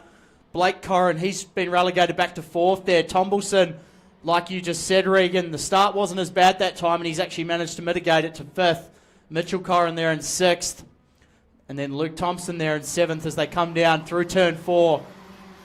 Cut their way through turn 5 down to the first of the hairpins, turn 6. And Raymond Mallon was looking like he was actually threatening Jacob Cranston a little bit on those first couple of laps, but Cranston's now started to pull away like he did in those first couple of heats. Yeah, I think Cranny's got the tyres are starting to come on now. He's finding this pace, finding the rhythm, and he's managed to get a gap. Let's see if he can hold it or even build on it. Certainly is. They come down onto the front straight. Jacob Cranston leads the way from the 2NZ of Raymond Mallon. Nathan Krang there in 3rd. The 99 of Blake Corrin. Lachlan Tombleson there. He's been incredibly fast as he makes his way. Tries to capitalise now as Corrin goes up the inside of Krang. So he's taken that 3rd place away. And what's he going to be able to do now from here? The gaps between the first and second karts have actually opened up a little bit there. Tombleson, he was looking quite keen at trying to go up the inside of Nathan Krang down there at turn 6. Didn't quite make it work. They now go up the back straight, pulling gears all the way to the top of the hill. They now come through the sweeper. Cranston still leading the way from Raymond Mallon. That gap is stabilised. Blake Corrin there now in third place. He just took that off Nathan Krang just before, so he's gotten back into the position where he started. Tombleson's looking fast though. Is he going to fire up the inside? Krang just at the last bit there before he got on the brakes, moved the kart across to disincentivise a pass. And Tombleson now, he's in 5th. He's got Mitchell Corrin now up the inside, so that's going to make life hard for Tombleson. Corrin's now gone up the inside and taken that spot away. Yeah, looks like Mitch Corrin's found a bit of pace. Maybe went out on a lower pressure and the tyres are starting to come on. He's found some pace there. Got back past Tombleson and now he's hunting down Nathan Krang. Let's see if he can close that gap. Well, and that would correlate with the current lap times. Mitchell Corrin just set the fastest lap of the race, Regan, at a 52.426. So plenty of speed in the reigning North Island champions kart. So they make their way down the back straight into the last corner. Jacob Cranston still leads the way in the number 9 from Raymond Mallon. He's managed to open that gap up a little bit. Blake Corrin still there in 3rd. Nathan Krang in 4th. And Mitchell Corrin, the North Island champions, move back past our pole sitter, Lachlan Tombleson. They come now through turn 3. Down towards 4. They fire the karts in. And at this stage, obviously, we're now into the 3rd heat of the weekend for KZ2. We talked about how grippy these Vega tyres are, but they do wear out, and especially when you've got that much horsepower going through the tyre from these KZ125 engines. So what sort of the strategy do you think at this point, Regan, to sort of make sure you're going to have some burn left in the tank for the final? Yeah, well, yeah, they've certainly got to look after them. The main thing in a KZ is you've got to drive it straight. You can't burn up the rear tyres off the corner. You've got to really wait until you're in a straight line to get on the gas to make sure that you're not chewing through those rear tyres. And then obviously the fronts, you've got to look after them as well, so you can't lean on them too hard. And of course, you've got someone breathing down your neck at the same time, so you've got to, it's a hard thing to balance. And obviously even there at turn 1, we see the karts, sometimes they slide on the way and you can hear the tyre sort of squirming across the track, and obviously you don't want that either, because that's gonna hurt the tyre life just from the way you enter the corner as well. Like you said, the kart needs to be nice and square on the entry and through and on the exit of the corner to maintain that tyre life. Yeah, in a KZ it's not, you don't really back it into a corner like you would in a Rotax, so it's not too bad on the entry. It's more sort of the mid-corner and exit that you've got to look after. And Blake Corrin's just gone fastest at a 52.0, so that pace is coming up. But Jacob Cranston's also done a 52.0, so the pace is holding up out there. Yeah, Cranston looks pretty comfortable out front at the moment, and bar that jump start from the previous race, he's looked pretty comfortable in the lead and pretty untouched so far in this KZ2 class this weekend. Goes through turn 4 and 5 now. The number 9 Sodi kart down towards turn 6. Raymond Mallon still there and behind him, doing everything he can to try and put some pressure on Cranston. And then Blake Corrin obviously there in 3rd. He started 3rd, and it's looking more and more like he's probably going to finish 3rd. So he's consolidated that start position. Nathan Krang there in 4th. He started 6th, so he's done a good job to pass Lachlan Tombleson and Mitchell Corrin, the reigning North Island champion. They now come through the last corner onto the front straight. Cranston, Mallon, Corrin down to the first corner now. And this is the last lap of the race. They now head up towards turn 3. Yeah, Raymond Mallon's doing well. He started in P4 and he got a really good start, managed to get up into P2, and he's held it there. He's sort of got the pace to run with Jacob Cranston. The pace seems reasonably even across that top 6 or 7. So it's pretty hard for anyone to make any moves, particularly this late in the race where they all seem to have settled in to a bit of a rhythm. Yeah, absolutely. And unfortunately, the pole sitter, Lachlan Tombleson, he hasn't really been able to make much progress. And, he was incredibly fast in that last race. But this time around, his lap time, his best lap time of a 52.26. It's a little way off what Cranston and Corrin have managed to do. So the moment, it's really been detriment. But Jacob Cranston took out Heat 3 for KZ2, followed by the 2NZ of Raymond Mallon. Blake Corrin there finished third from Nathan Krang in fourth. Mitchell Corrin, the reigning North Island champion, came home in fifth. So that rounds out your top 5 for the KZ2 class, brought to you by Apparel Master Tauranga, Workplace Rental and Laundry Solutions. The next race for the mighty KZ2s will be the pre-final tomorrow. Up next, we're not too far away, we'll have the Vortex Rock DVS Junior class, where we will see Braxton Cravinger go from the pole position in that class. Brought to you by Foursquare Nonataha. Shout out to Sam Waddell, owner and operator of Foursquare Nonataha. Sam is a long-time supporter and previous top-level karter himself, and they've provided all the drinks here at the Nationals this weekend. So thank you very much to Foursquare Nonataha for their support of the class. And a thank you again to Regan for coming up and giving us some of that commentary. It's really good to have that insight into what it's like to be driving on the track, because these are hard karts to drive, and understanding the difference between that and our direct drive karts, which have a different tyre, different engine, no gears. So we really appreciate it. Certainly is.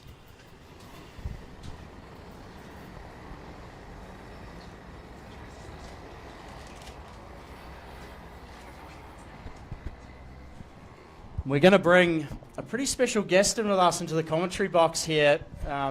Some people might not know that he's actually back in New Zealand at the moment, but it's Prema FIA F3 driver, Formula 3 driver Louis Sharp, who also happens to be a British Formula 4 and Formula 3 champion. The last person that went back-to-back in British Formula Car Championships was actually Ayrton Senna back in the 1980s. So pretty special achievement, and obviously he's a pretty special guy. Yep, g'day everyone. Pleasure to be here. It's pretty surreal being back here. I think the last time I was here was 2018 when I was racing here in Nationals and Vortex Mini Rock. So it's a pleasure to be back and to be spending some time back home in New Zealand. Yeah, it's awesome to have you here, mate. And obviously, you know, you'd have great memories from racing karts all over the country back when you were doing it, and obviously you'd see some familiar names out there that you probably remember, some maybe not so much, and obviously coming back, it's great to sort of reminisce on some of those memories, isn't it? And obviously the achievements along the way, and seeing all these young up-and-comers that, you know, you once were once upon a time, seeing how they're going about it and what might be going through their minds as they come up through. Yeah, it's pretty cool. I think, look, this is the first time I've actually been back at a kart event in 6 years since I stopped karting, so it's been a long time. So definitely a lot of familiar faces still doing it, which is good to see, but so many new up-and-coming people, especially watching, you know, the Mini Rock class just earlier. Like, it's a lot of new names for me to learn, but it's so exciting being back, and it's awesome to see the new generation of talent coming through. Yeah, absolutely. And obviously you're racing FIA Formula 3 last year, and again this year, new team with Prema Power Team. They're obviously a pretty big organisation and been very, very successful. A lot of guys have graduated from that team into Formula 1, so obviously a huge opportunity. And, you know, you come in from karting, you go through the ranks, and you must just see you go from one street to another and to bigger teams, and being in the organisation you're in now must be a huge jump. Yeah, it is. Obviously, I think every year as a driver you got to step up, especially when you take that next step up. So I think no, it's about maximising as much as you can, and every time you're going out in the car or in the kart, just getting better and improving on what you did last time. Absolutely, those are words to live by as we now come down. So the karts are now coming around the final corner. The Vortex Rock DVS Junior class, brought to us by Foursquare Nonataha. They come up to the line, the revs start to build, the lights are going to go out now. Braxton Cravinger, Tommy Hart beside him. We see a little bit of squirming from the 14 kart. They now make their way through. Everyone got through there pretty cleanly through turn 2. They make their way up the hill towards turn 3. And it's going back again to Braxton Cravinger and Tommy Hart. They've been 1-2 just about every session they've been on the track. And we see the 31 there of Charlie Jameson. He's going to try and throw a spanner in the works there between those two. They pull a little bit of a gap out the front there. Henry Fisher, he's there in 4th, and the Burrell kart, number 9. They now go up the back straight, up the hill. The 44 of Jack Phillips, he's done a great job to move up into 5th place after starting 8th. They make their way down the hill now. Cravanger, he's managed to open up a bit of a margin to Tommy Hart. Braxton Cravanger, he's been doing a little bit of Formula Ford racing recently.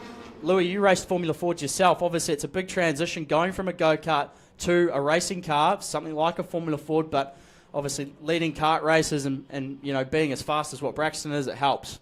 Yeah, definitely. I mean, I think shifting between the two is always quite tricky. I actually never jumped back in a go-kart after racing Formula Ford, so I can't relate what it's like, you know, going back to a kart. But definitely the first step out of karting into a race car is a big thing to learn. There's a lot of new things. Obviously, karting teaches you all the fundamentals, but it's a little bit different to racing a race car. It certainly is. We saw Braxton Cravanger. He did the last couple of rounds of the New Zealand Formula Ford Championship, and for him to be able to jump back in from a car straight back into a go-kart and perform how he is here at the 2026 Skill Trap Group Sprint Nationals.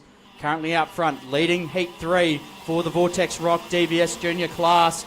He's got Tommy Hart to contend with, though. Tommy Hart is starting to pull away from Charlie Jameson there in the 31, and he's starting to hone in on that 14 kart. We saw them have a great battle, but he maybe just left it a little bit too late at the end of the last heat, so no doubt his goal will be to try and get a little bit closer to the 14 kart a little bit earlier on to try and make a move.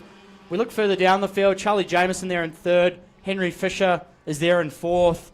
In fifth place, we've got Jack Phillips and Fletcher Lowe there in sixth. And then Indy Irwin. We haven't spoken so much about her this race. She's there in seventh. So having a bit of a quieter race. We saw her further towards the front. Obviously started in fifth. Has lost a couple of spots, but she's been extremely fast so far. And her brother, Jay Irwin, racing over in America in the SCUSA Pro Shifter Series. As they come down the front straight, Cravanger, Tommy Hart, he's starting to chase him. And if you're in Tommy Hart's position, Louis, and you've got Cravanger right there in front of you, what are you thinking? What are you trying to do? You're starting to get closer and closer to that bumper. You know you've probably got the pace on him. Yeah, I think it's just about choosing the right moment, really. Luckily, they've got a bit of a gap back to third place, so I think if he has a crack and it doesn't quite work out, you're probably not going to lose too much time or positions from it. But the biggest thing is just to learn from what he's doing. You find out where you're stronger than him, find out where maybe he's strong, and then just trying to piece it together and trying to line up a move. But he'll be in the slipstream, so he's got a wee advantage there. But obviously overtaking, it's always probably harder than defending. And one of those things as well, you know, for the likes of Cravanger and Hart, they've obviously grown up racing each other. They race each other quite frequently and probably are developing a little bit of a rivalry between them. You know, when you race someone so much and race them at such a high level, you start to, obviously, you know, most of the time you become mates, but it's also, and if it can become quite intense racing the same person and trying to figure out where their strengths and weaknesses are. And obviously yesterday we had Tom Bewley up on the mic, and you guys did a lot of racing together over the years. I remember a Nationals, and I think it might have been Vortex Mini Rock, where you guys went hammer and tong lap after lap. But that's cool, isn't it? You look back on that stuff, your mates, and it's really cool being able to do those things together, and you learn so much from those experiences. Yeah, exactly. I think if it wasn't for Tom, I'd probably not be the racing driver I am today. Me and him, our whole karting careers were always, as you said, hammer and tong. We're always fighting for the top spot. So we've got very, very fond memories of racing each other, which, when you race someone that closely for so long, you learn a lot about them, obviously on the track, but off the track as well. So no, me and Tom are great mates, and I think, obviously big rivals on track, but even bigger friends away from it. And obviously very similar to what we're seeing on the track at the moment between Braxton Cravanger in the 14 and Tommy Hart in the 69. Those two have been inseparable on circuit. Tommy Hart at the moment still working away on the back of the 14 kart. We've got 3 laps to go in this Vortex Rock DVS Junior class. Heat 3 for the day. Well, Heat 3 overall, second for the day. Obviously had Heat 2 this morning, which Cravanger took out. Now come through turn 7. Up the hill they go. Charlie Jameson still there in third place at the moment. And then we've got the 27 of Fletcher Lowe there in fourth, and he's getting chased by Indy Irwin there in the number 20 kart. Henry Fisher's dropped back, unfortunately, there in the 9 kart. He's a little bit further back, so something's obviously occurred there. Now come onto the front straight. Cravanger from Tommy Hart down towards turn 1. Up now towards turn 2. Jameson there in the 31, chasing them down.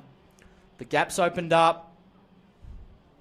he's sort of in no man's land a little bit at the moment. A huge gap out front, big gap to the karts behind. You just got to keep your rhythm up, and obviously when you got a gap like that to the karts ahead and they start fighting, all you want to do is try and get there as quick as you can, don't you, Louis? Yeah, definitely. I think there's a good opportunity if these two up front start having a battle. I think for the pack behind to come through, and especially when things maybe settle down a little bit and it's not a lot of action going on, maybe sometimes you can slip up and lose a bit of concentration as well. So it's just important to always be pushing, always be on it, and if you get that opportunity, you have to take it as soon as it comes. Certainly is, and at the moment Braxton Craving has got the fastest lap of the race, 53.66. Tommy Hart has done a 53.7, so in terms of lap time it's about a fingernail separating the two, and that's what makes it so hard when you're racing guys at the front who are so fast or as fast as yourself. It becomes really hard to try and find a weakness to be able to exploit to try and get past that driver, which I'm sure Tommy Hart is trying to figure out right now in behind Cravanger. Charlie Jameson, he's a little bit further back, trying to chase down the two out front. Then in 4th and 5th place, we've got Lowe and Irwin. But being the last lap, they're going to come down the S's for the final time. Down the back straight, they come. Braxton Cravanger, he's going to take it out from Tommy Hart. 1st and 2nd again for these two. Charlie Jameson there in 3rd. Fletcher Lowe. Indy Irwin comes home in 5th. Great drive from her. Seth Comer there in the 78. Managed to get up to 6th. And Flynn Pocock there coming home in 7th. Great racing from the Vortex Rock DVS Junior class. Obviously, once they all get going, they just the field started to spread out, and the top two really broke away, Louis.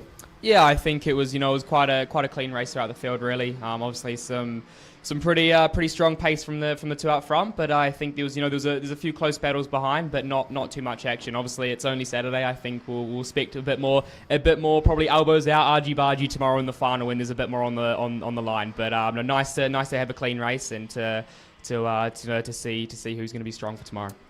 Absolutely, and of course the final is where it all counts. The final tomorrow, Sunday payday. The winner of the final, or if you manage to place in the top 3 in a final, you'll become the 1, 2 or 3 plated driver, New Zealand champion, or the 2 or 3 NZ. So a lot on the line tomorrow here at KartSport Rotorua for the 2026 rendition of the Giltrap Group Sprint Nationals. The karts have now made their way off the circuit, and we'll be waiting very soon.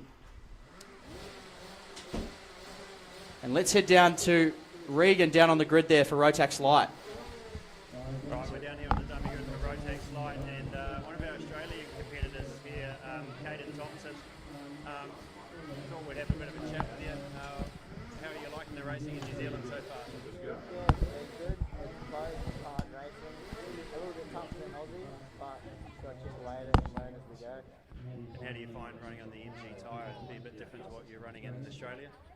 It's not too bad on the new tyre, but as the tyre ages, it's hard to maintain, but we're going to work on it. Awesome. Well, they're waiting for us. Grimmy's going to send them out the gate, so we better get out of here.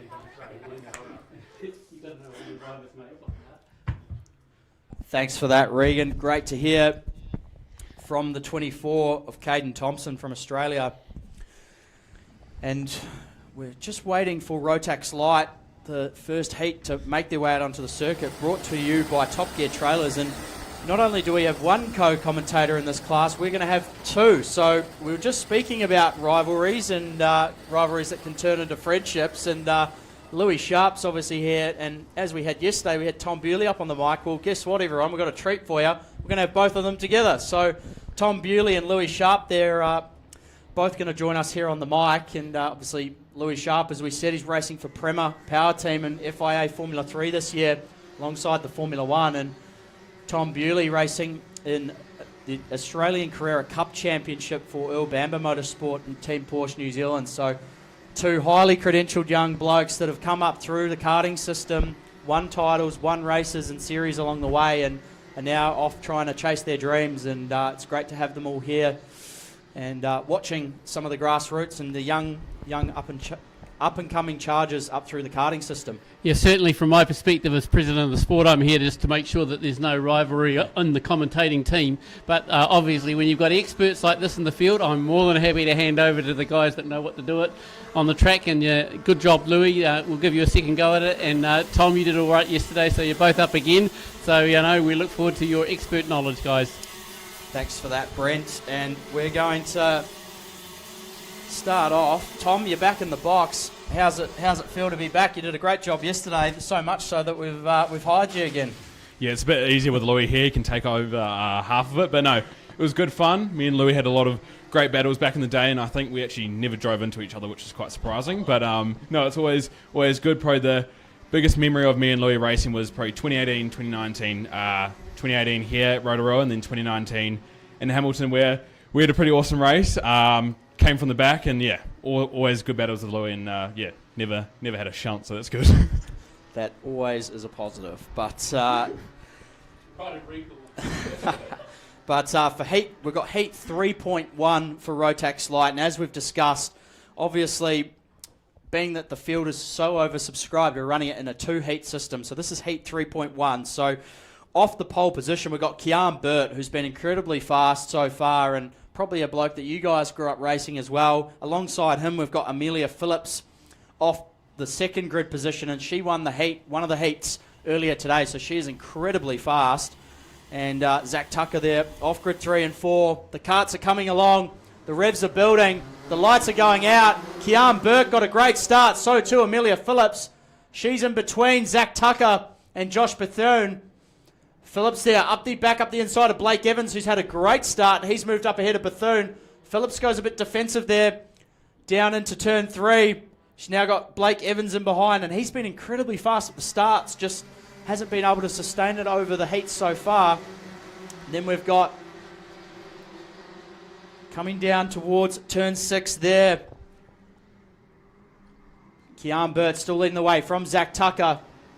Up the hill they go, Amelia Phillips, Blake Evans, Josh Bethune and Matthew Johnston there on the 48 kart. As they make their way down through the S's, we see some karts going side by side at the top part. They now settle down the back straight they come. Burt's still leading the way, the 97 kart, they come across the line. And at this point of the race, Louis, when you're leading like Kian is, he's got a little bit of a margin over Zach Tucker in second. What's the play? What do you need to be focusing on to try and drive away? Yeah, look, it's very early days, so I think obviously temperature is still building, so I think it's important to just, hit your marks, not make any mistakes this early on. But I think you can capitalize. If people start battling behind, maybe you can get a bit of a lead. So you need to just really get your head down and not focus on the guys behind too much, but just trying to put some good laps and obviously build the temperature and trying to just get your head down and pull away. And we see there, Kian Bird, he's just got about a car length lead over Zach Tucker. Tucker there in second. He's got Amelia Phillips, who's been blisteringly fast all weekend there in third place. And then a little bit of a gap back to Blake Evans and Josh Bethune. They come down through the S's, down the back straight now. Burt has certainly done exactly that. He started to open that gap up a little bit more. It's now 2 car lengths. We see Zach Tucker look behind, and he's looking behind at the 44 of Amelia Phillips, then goes defensive. Obviously, at this level, the drivers, you can have a quick look behind and see who's there. And Tom, obviously, in your experience, when you have a quick look behind, does it sort of change your mentality depending on who's actually there? Yeah, definitely. You don't want to be looking too much behind. You want to be focused ahead. But obviously, Amelia is really quick, and she's shown that during the heat races. I think winning the last heat she racing. So yeah, I bet Zach's a little bit worried, but as the tyre attempt comes up, I think he'll be able to put his head down and try to chase after Kian. Absolutely, and we just saw there the 67 kart, well, I think it was the 61 kart of the 67 of Liam Carr, sorry. He just fired up the inside of the 41 of Cy Finnemore, so that was a big slide job past, almost speedway-like, but he got the move done, and he's now moved up into about 8th place in behind the number 12 of Lewis Draper. They come back down to turn 1 again. Kian Burt still leading the way from Zach Tucker. Amelia Phillips there in 3rd place, just driving that kart brilliantly. Blake Evans there in 4th. He's been around race cars in the past as well, got some experience in racing Formula V and Formula Ford, so great to see him back in a go-kart here at the Sprint Nationals. And behind him there, Josh Bethune, Matthew Johnston there, and then Lewis Draper. And this top sort of 6 or 7 karts have started to make their way forward, away from the rest of the field. They make their way down the hill now. And everything's sort of started to settle down, hasn't it, boys? And you sort of think, you know, now the gaps start to open up a little bit. At this level, it's so hard to pass because everyone is so fast. Everyone brakes so late, as we actually see there. Amelia Phillips, speaking of passing, down the inside of Zach Tucker. Great pass from her. There is clearly so much speed in that 44 kart. She's now gone through past Tucker. Doesn't bother defending up to turn 3 because she doesn't need to. Now chasing after Kian Burt. Coming down through turn 4. Obviously plenty of speed in that 44 kart. Starting to get better and better as the laps go on. The next target obviously being Kian. What are you thinking about? Yeah, it's going to be pretty hard to catch Kian. I think he's done a lot of racing in Australia, so a lot of driving and a lot of experience racing those good guys over there. So, yeah, he's definitely put his head down. He's hitting his marks. He hasn't made any mistakes so far. So it'll be interesting to see what Amelia can do. She's had a lot of pace. So I wouldn't be surprised if she can close the gap. But, yeah, Kian's built a pretty sizable lead early on. And she has actually managed to pull away a little bit from Zach Tucker there. So plenty of speed in that 44 kart, also being looked after by Tony Chambers. Been around a long time, won so much in his own right, has TC. So not a bad person to be having on the tools and giving you some coaching along the way, and clearly working very well for Amelia Phillips. She comes through turn 6 there. She is actually starting to close in on Kian Burt there in the 97 kart. So that gap's probably halved between where it was with Zach Tucker and Kian Burt, Louis. So clearly not worried about what's going on behind. She's just zeroing in on trying to chase down Kian Burt. Yeah, she's got that thing fired up. I think she's closed the gap very quickly. So obviously a lot of speed, as we've been saying. So look, obviously catching up is part of it, but overtaking is a whole other skill in itself. But with the pace that she's got, I wouldn't be surprised if she makes this move pretty quickly. So it'll be interesting to see how she sizes Kian up. But as Tom said, Kian's a very experienced racer, so he's not gonna make it easy for her. Yeah, he's not going to be afraid of a dogfight. And obviously we saw there coming off that last corner, Amelia Phillips' kart, she comes off, actually squares the corner off a bit more than others, but seems to be able to get the drive and then just drive away. We see there Blake Evans and Josh Bethune still having a great battle. Lewis Draper in there behind Liam Carr and Matthew Johnston. They make their way down towards turn 6 now. And we see a great battle going on between some karts a little bit further back as well. There's a big battle going on in 3 or 4 karts now. I think Ryan Crombie, the 2 NZs in there, along with 24, Caden Thompson, who we spoke to just before this race. Corey Green in the 5, he's also in there. We now see the karts wind their way down, and Amelia Phillips has really chased down Kian Burt. Burt's looking hard. He goes defensive. This is the last lap.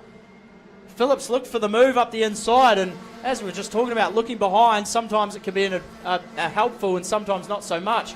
Probably in that case, it prevented Phillips from going up the inside, Louis. Yeah, Kian saw it coming, was able to defend. I thought maybe she was going to throw it up the inside, but he was able to cover pretty wisely. So, look, it's last lap. He's got a little bit of a gap, so it's probably unlikely now that that Amelia will be able to come through. But it looks like it's spicing up for second and third. Oh! Zach Tucker up the inside. Amelia Phillips is now going to cross him back. What a pass! That was brilliant. That was exciting. That got me fired up. This is awesome racing. It certainly is, and this is the best of the best crop in terms of Rotax Light drivers in the country.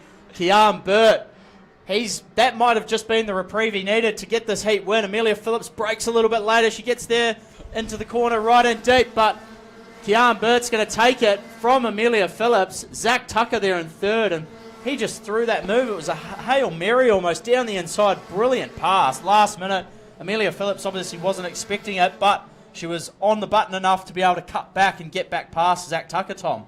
Yeah, I don't actually think he meant to try to go past both of them, but he nearly got both of them, which was pretty cool. But yeah, no, awesome race there between those top 3.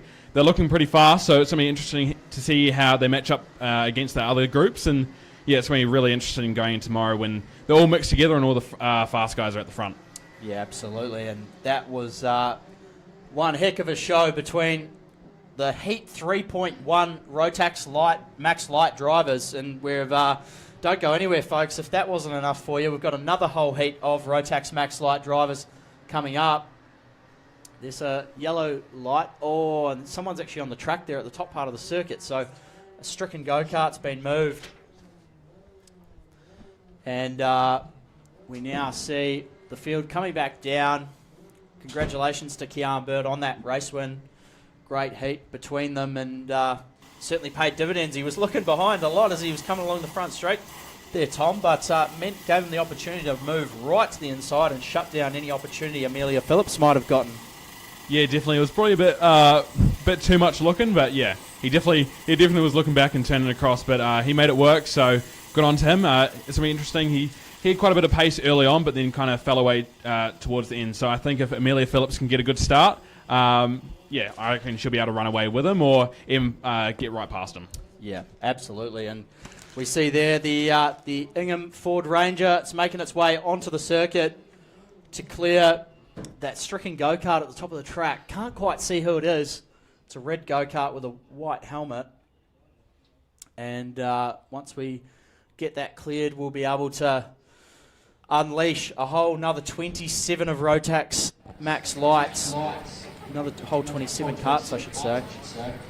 We see there down at the pit shed, the karts are coming through, getting weighed, checked.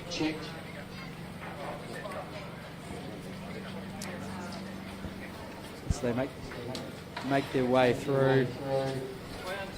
Not too far away, just waiting for the track to be cleared. And the team here at KartSport Rotorua, KartSport New Zealand, have been doing an excellent job making these turnarounds really, really swift, getting the drivers and stricken go-karts cleared away from the track so we can get back to racing. The weather's certainly changed as well over the day. It's looking quite overcast now, so maybe it's a bit of the commentator's curse. We did say that we didn't think it was going to rain, but it's starting to go that way. But we don't have too many classes left, so we may just get away with it. But tomorrow is fair game. It's anyone's go of whether it's going to decide to drop some liquid on us or stay as it is. We see there the Rotax Max Light Heat 3.1 grid. They are all there waiting in the fence there to be let through the tech shed. Nice chance just to think about your race and how it went and what you could have done a little bit better possibly. To make their way through there, the 97 kart, Kian Burt, race winner in that heat 3.1, just holding off from Amelia Phillips in the 44 kart. He will certainly be hunting for another national title. Makes his way through. 97 Lenzo kart. Let's, boys just lifting the cart onto the trolley. We may be able to hear shortly. Let's head down to Regan, down in the tech shed there with our heat race winner, Kian Burt. Kian Burt, race winner of the Heat 3.1 or whatever it is, so Rotax Light. How'd that go for you? It's good. Go-kart's really hooked up, so I can't complain. Yeah, I heard you talking about the horsepower or lack of it. It seemed alright though, you're out in front. I'm lacking a little bit, but it's alright. We'll race on. Yeah, there's some karts out there with a fair bit of grunt around, so but you must be doing a good job of driving it because you're managing to stay at the front. Just trying to hold in there, try and block a little bit. It's alright. Yeah, nice one. Oh, well done, and good luck for the pre-final tomorrow. Will be your next race, won't it? Yeah, it will be. Thank you. Yeah, awesome. We'll go. Thanks for that, Regan. Great to hear from our Heat 3.1 race winner for Rotax Max Light, brought to you by Top Gear Trailers, the trailer that is preferred by karters and built by karters. Go down and see Scott and Mary Houston if you're looking for a new trailer or for any advice or questions you may have. As we see now, the second grid of Rotax Max Lights on their way out, warming up on the circuit. And looking at this one, so we're going to have Ashton Phipps off the pole with Jackson Rooney beside him on that front row. Jamie Vandenberg from Hawke's Bay, he's been doing a great job this weekend. He'll be going off grid 3 with the current New Zealand Formula Ford champion Marco Manson beside him on grid 4. Connor Brodie off grid 5, Carson Daly off 6, Hugo Garraway, the Australian, off grid 7, Ollie Workman off grid 8, Brodie Whitmore, another of the Australian counterparts. We've got 12 Aussies racing this weekend here at the 2026 Giltrap Sprint Nationals, and then Brad Hewson in the 35, the local lad, he's going off grid 10 next to Brodie Whitmore. We see now the karts are all lined up. They're coming down the back straight. Going to shortly line up in their lanes, and we'll start to hear the revs rise, and the lights have come on. We're not far away from a start here. Phipps off the pole, Rooney beside, and off they go. Jamie Vandenberg actually probably got the best start. He didn't really have anywhere to go with it though. Rooney drives right around the outside of all of them, and Vandenberg actually got swallowed up a little bit in the pack. Hugo Garraway's had a brilliant start. He's moved up to 4th place. See a couple of karts there at the back that dropped a wheel. But Ashton Phipps, he's done what he's been doing this weekend so far. He's driven away into the lead. Jackson Rooney there in 2nd. Obviously, Tom, you'd probably have a bit more insight into what Jacko's been up to or what he's sort of thinking about all this. Obviously, going from the front row there, what's going through his mind at the moment and trying to chase down Ashton Phipps? Yeah, I think he's been struggling for a bit of setup over the last couple races, so he's definitely trying to make it happen. And Ashton looks really fast at the start of this race, so yeah, definitely going to be some work for him. But hopefully they can start getting that kart a little bit better because everyone knows come to the final he's really going to make it the dogfight. It certainly is. And Ashton Phipps comes across the line in the 42 CRG kart. Jackson Rooney there. We saw him fade this morning a little bit in the heat, but he's doing a great job to be in 2nd again right now. The 98 kart there of Connor Brodie, currently in 3rd with Hugo Garraway, the Australian. He's having a great run up there in 4th place. First time to the circuit this weekend. Great to see him there right up the front. Oh, and we've got an accident there. I think that looks like Blake Evans and a couple of other karts as well. Oh, there's a little bit of a couple of drivers not so happy with whatever's occurred down there. So obviously a big coming together. We've got 3 karts involved in that. And the virtual safety kart has been turned on. So Charlie Steele involved. Looks to be Blake Evans. And one of the Veloce kart drivers as well. Never ideal, never nice to see.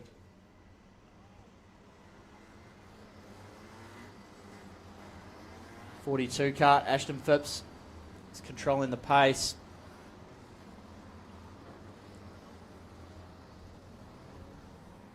So we clear the incident away. Never nice to see, but luckily the safety barriers down there, the bags did their job. So yeah, we're under VSK, virtual safety kart. So what happens is that you'll see that the leader has slowed the pack right up and getting them all into, they're able to continue to weave at this point in time and keep their tyres, a little bit of temperature in the tyres. Once the track is cleared and safety and safe to continue racing, then the VSK lights will go out, the red and yellow that are flashing on the track, and then they will approach the start down the centre of the track, and no weaving after the blue line, which is a few hundred metres from the start-finish line. They approach start-finish line, and it's a restart entirely. So all of those leads and everything is now being condensed. Thanks for that update, Brent. And obviously the VSK system doing what it was designed for.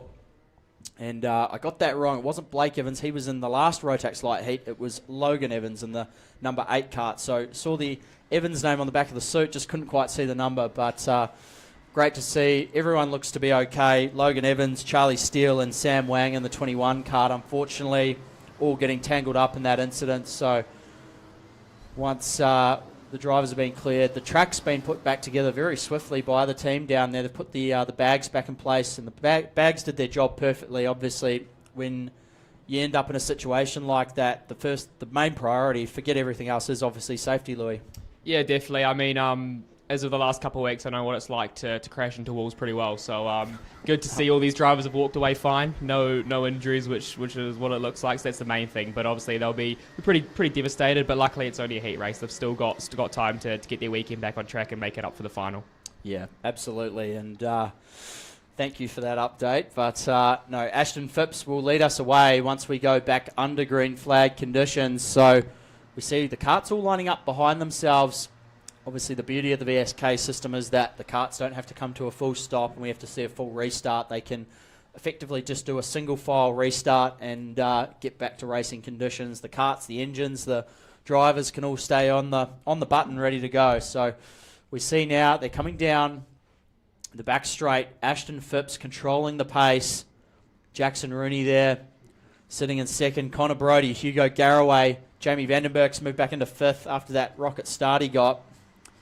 They come around now. Phipps is going to control the speed. He comes up to the straight and he accelerates away. Jackson Rooney, though, he was right on it. Got a great start. He's giving a little bit of a nudge to Ashton Phipps. Brodie there in third. Garraway in fourth. Vandenberg might have just lost a spot to Carson Daly there in the 79 kart. They now make their way up towards turn 3. Through turn 3 they go. Phipps still there in the lead, but Jackson Rooney is really applying the pressure right now. And obviously he thought that through, Tom. He's really capitalised on that restart opportunity to try and run with Phipps. Yeah, you'll see here Jackson trying to be really aggressive like Carson Daly actually right there. So it's really interesting to see who can make the most moves here. It's a bit of a reset, you do your start and then everyone kind of spreads out. So it's good to have a little reset and everyone's nice and close. So it's going to be interesting to see who's got the pace and, yeah, what moves are made. And obviously there as well, Hugo Garraway in the 63 kart, the Australian. He's a bit of a wild card in this, in the sense, coming over to do this weekend, and he's thrown himself right in between the best of Rotax Light drivers in New Zealand and doing a great job at that. He's just lost the spot to Carson Daly. Jamie Vandenberg's there and behind them as well. And Lewis Draper in the 12 in the energy kart. We see there Vandenberg up the inside there of Garraway. So not the restart Garraway would have been hoping for. And we see the 98 kart of Connor Brodie. He's now all over the back of Jackson Rooney. So he's managed to go with Rooney and trying to chase down Ashton Phipps. Phipps's kart looks really good off the corners and he's able to get it going again. We see a couple of karts towards the back there that have ended up going off the road a little bit. We look back to the front as they go through the sweeper. Ashton Phipps leads away from Jackson Rooney. And Jackson Rooney's kart looks a lot more competitive than it did this morning. He's racing hard to try and chase Ashton Phipps rather than going backwards. He comes down the front straight. Connor Brodie's chasing him hard. Carson Daly there in fourth. Jamie Vandenberg there in fifth.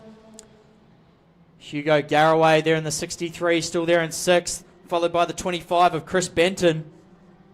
The energy kart coming down now towards turn 4. They will file through all the Rotax Max lights for this heat 3.2. Phipps still leading the way in the 42, the CRG pilot. They go now up the hill towards the sweeper, turn 8 and 9. Oh, Jackson Rooney there. He looked like Brodie was trying to make a pass, and Rooney there, great job to defend and prevent that pass from happening. They now come down the back straight.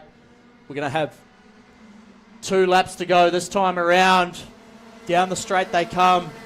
Last lap board is out. Now coming into the last lap here, Louis.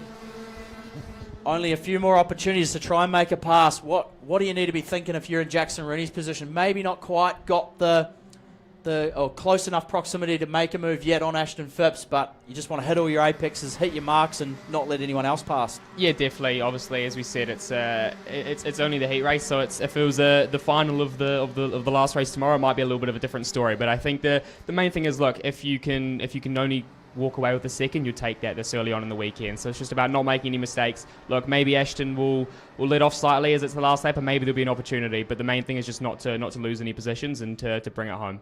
He was a little bit wide coming out of the sweeper there was Ashton Phipps, but he comes down the back straight. That gap hasn't really dwindled much. Jackson Rooney, though, much more competitive than he was this morning. Ashton Phipps takes the win for the second heat of the Rotax Light class. Well, heat 3.2 from Jackson Rooney. Great drive from Connor Brodie there to come home fourth. Carson Daly there in fifth.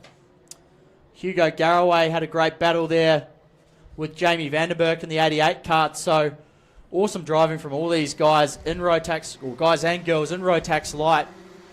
It's been top level racing so far this weekend, and that again was a quality race.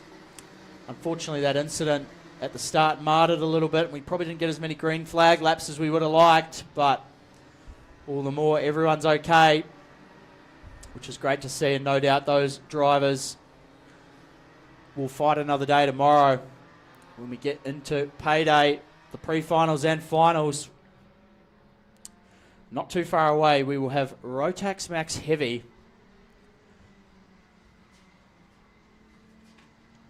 Rotax Max Heavy brought to you by KartZone. Be back with you very shortly.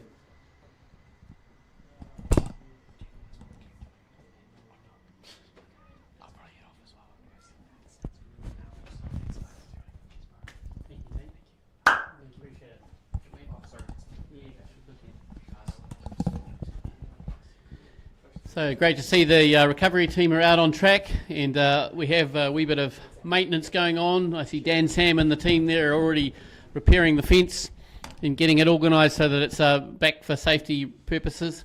Crash bags did their job. None of the drivers appear to be significantly injured. They might be limping a wee bit or feeling a bit of sore, but now they're picking the carts up, so yeah, that's a good result from an accident where it hasn't hurt any of our drivers. Yeah, it certainly is, and we're actually right on board the drone there. That's following the Ingham Ford Ranger there to go pick up the stranded go-karts around the circuit. We see there the 81, the number 8 and the 21 all getting lifted onto the truck there. Logan Evans in the 8, Sam Wang the 21, and the 81 of Charlie Steele.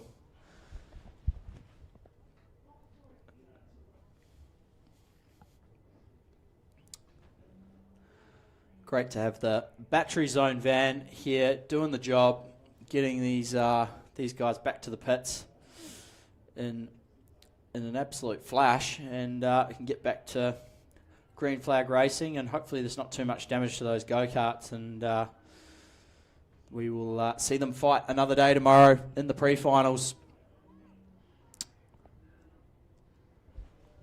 But in the meantime, obviously, at the end of the day today, Brent, we'll have to keep a track on how the points are looking for the KartStars series. And yeah, I was just thinking I might go next door to Karen and pick up some of the results so far. I mean, we've got this awesome team next to us in race control here that are doing all of the bits that are required. They're organising the penalties that might get applied, adding up the points. They even do manual lap scoring. If you've ever tried to do that, you know, that is an art form. I've watched them do fields of 27 or 30 manually, not electronically, manually. Count every kart, be able to put them in the right position around the track. The level of the team that we have at this Nationals is the best of the best. So, you know, pretty awesome, and Karen Till's leading that team. And over down further from us in the last part of the boxes up here is Johnny and Graham Knight, who are running, I think, race director, and Graham's doing the lights. So, you know, we have, when it comes to the Nationals, we have the good team. Yes, hello, down there, everybody's looking up at me and saying, well, I'm dribbling on about now. So, but now, Murray's made me think about something I have to say about a raffle draw. Yes, yep. Oh, no, give away some raffles. Oh, yes, that's right. She's giving me the indications here. So we still haven't anybody wants to take their raffle home. 04B. Oh, hold on, we're going to go to Regan. let's head down to Regan and hear from the Aussie in the field, Hugo Garraway. All right, yeah, I'm here with Hugo Garraway. You've come over from Australia. This is not your first time racing here, is it? No, we came here for Hamilton last year. We got 6th, I think, on track, but it was very good. Awesome. And is this your first time at the Rotorua track? Yeah, first time here was we rocked up here on Wednesday, and yeah, no, it's been a really good track. Like, I love it. Just very technical, long straights. I mean, like, it's up there with some of the best Aussie tracks. It's really good. Yeah, it's a pretty awesome track here, and it's awesome that you've come over again. Are you planning on doing any more racing over here? Oh, look, depends how we go this weekend. Like, the teams, and Josh Hart obviously has lined us the package up. He's been really good this weekend, so the support we've been getting over here is awesome. Like, a bunch of other Aussies have come over this weekend, so it's good to have them over here as well. Especially the 3 others racing in the class with us. It's great to see them here. Yeah, it's awesome. It's great to see some Aussies coming over and racing with us. So hopefully you guys continue to come over, and yeah, thanks for coming over. Good luck for the racing tomorrow. Yeah, thank you very much. Cheers. All right, cheers, Hugo. please use the portaloos at the moment. We have a bit of a sewage backup, so please just use the portaloos. So just, just make sure that you hear that, ladies and gentlemen. Use the portaloos currently while we just resolve a bit of an issue. So we've got Rotax Max Heavy out on the out on the grid now, and Darren Walker NZ3 in grid 1, Trent Ingham in grid 2, Adam Bell grid 3, Patrick Holmes in grid 4, Ryan Urban, one master, in grid 5, Nathan Stewart all the way from Texas in grid 6, grid 7 Aaron, grid 8 Tom Van Kane, grid 9 Jaden Wallace, grid 10 Brody Barton, grid 11 Jacob Lucas, grid 12 Simon Hunter, great to have you back, Simon, grid 13 Lachlan, and 14 Jeff, and 15 Brendan Hart, and 16 Marin, and Mitch, and Shane Wilson in grid 18. I'm a terrible announcer when it comes to getting people's names right, so you'll see I've missed a few of their last names, that way I don't get into trouble for pronouncing them wrong. So good to have you. Rowan's just wandered back into the room. He let me loose for a few seconds, so now we'll go back to the expert. Thanks for that, Brent. We obviously got, as you just mentioned, we got Darren Walker off the pole position for Rotax Heavy, brought to you by KartZone. Trent Ingham's going to be off the front row beside him, and Adam Bell off grid 3, Patrick Holmes off grid 4, Ryan Urban, the 1NZ, he'll be going off grid 5, Nathan Stewart off grid 6, as we were discussing, all the way over from Texas in the United States. Not too far away here for the final heat of the day for Rotax Max Heavy. Heat 3 overall after their first heat yesterday, and Darren Walker and Ryan Urban have been the ones to watch. The 3NZ and the 1NZ have been seriously fast. And we wait now for the karts to grid up. They make their way around the back part of the circuit. Yeah, forming up nicely. Just waiting for the back markers to catch up. We're not too far away from a start. They come down to the final corner. Darren Walker off the front row. Off pole position. They find their lanes. They get up to speed. The lights go out. Darren Walker. Trent Ingham's trying to fight him around the outside there. Adam Bell goes up the inside of Ingham and takes that second place away. We now see all the karts find their spot on the track as they go through turn 2, up the hill towards turn 3. Great start from Darren Walker and the 5 of Adam Bell in the Formula K kart. Trent Ingham, he's dropped back to 3rd there. Patrick Holmes, he's moved up to 4th in the 14. Ryan Urban there, he's status quo from where he started in 5th. We saw how fast that number 1 Energy Course Cub was and how he can make ground when he needs to. Look further up the field there.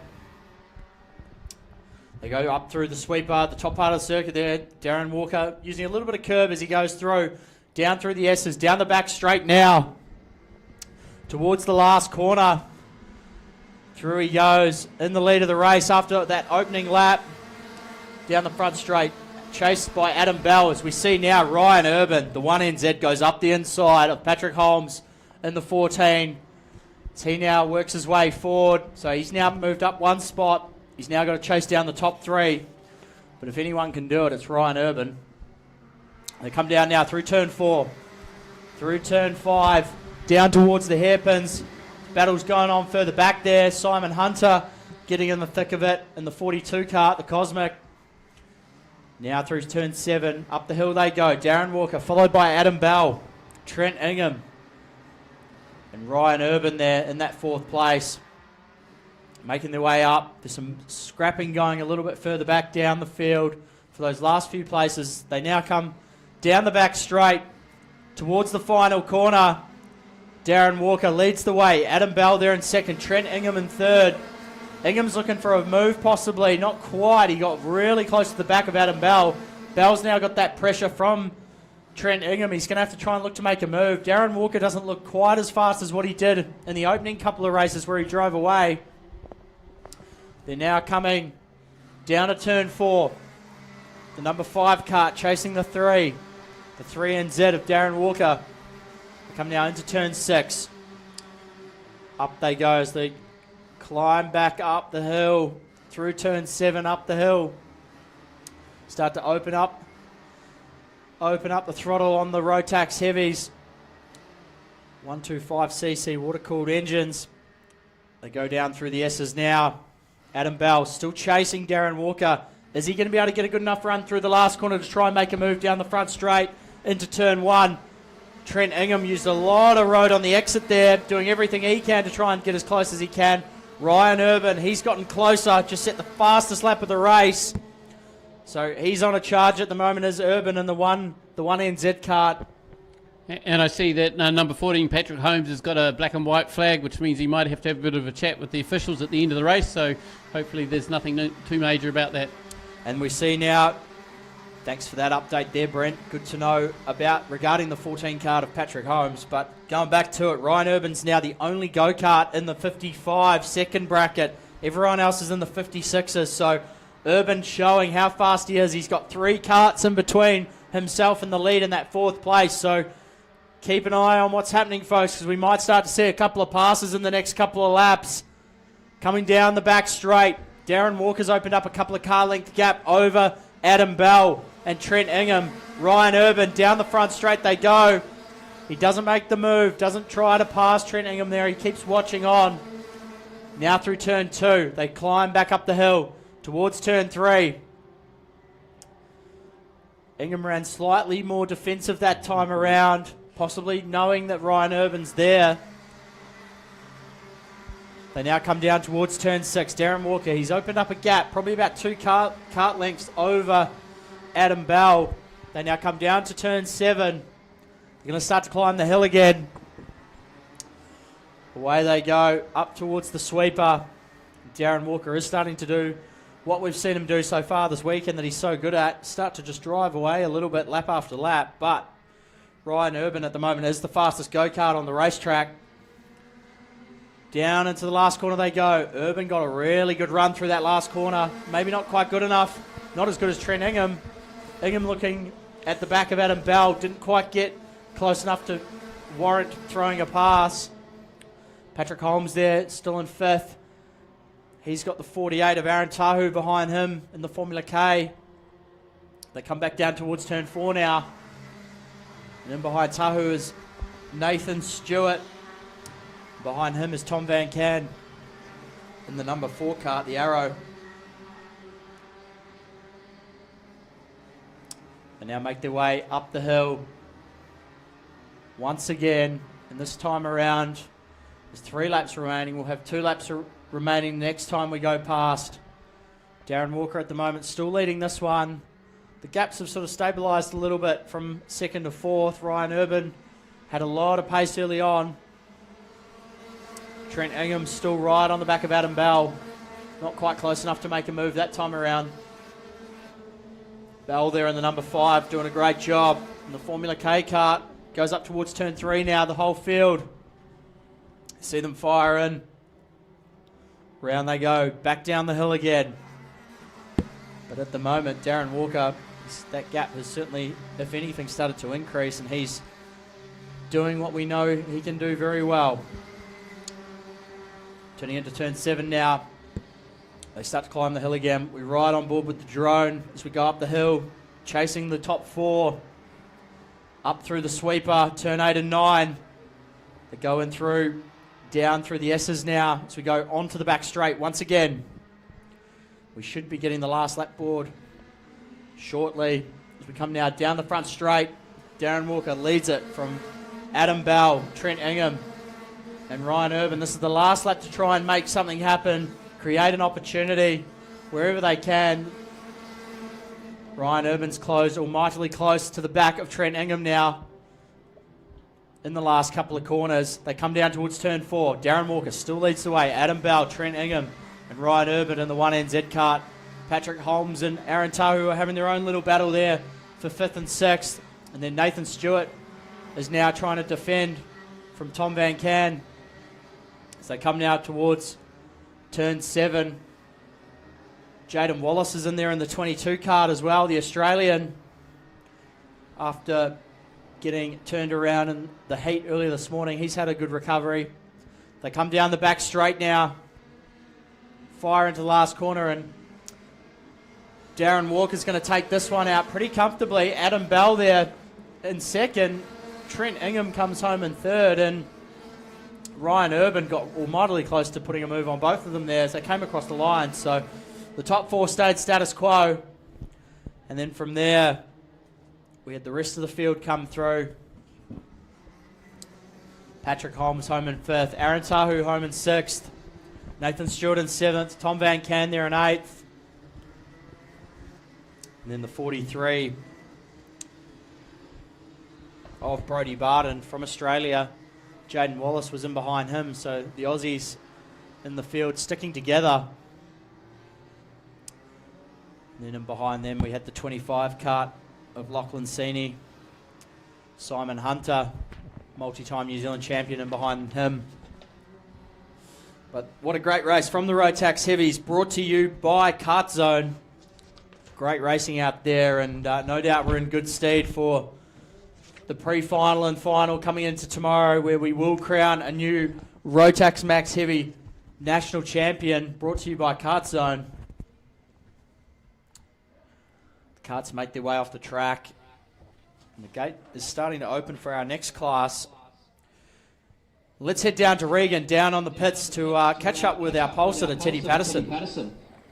Thanks, Ronan. You're down here with Teddy Patterson, sitting on pole. He probably doesn't want to talk to me. He wants to get out there racing, but what's your plan for the race, Teddy? I don't know, just go a bit slower in the start and try to stay fast and not make any mistakes. Yeah, no mistakes is key, isn't it? Don't tell these other guys what you're going to do on the start, though. Keep it secret. All right, good luck out there, mate. Thank you. Thanks for that, Regan. Great to catch up with our next pole sitter in the Cadet Rock class. Teddy Patterson, I don't think he's actually seen a rare bumper so far this weekend. He's been absolutely on fire and won the heats, took the pole position. The youngster in the Illuminos kart, run by WKS Kart Store out of Christchurch, the 48. Yeah, certainly. I think, you did right. He's shown he's been sort of out on a class of his own right now. So hopefully the balance of the field are saying, okay, we're coming to you. So the with this probably is likely to be, if he can pull it off, that'll be 3 wins, which is a really great way to start the pre-final on pole. Awesome to see some of these young drivers out there. They have some pretty flash helmets. I see Orlando Norris out there and a few others. So always impressed with the number of very, very nicely painted helmets that these drivers have across the whole field, actually.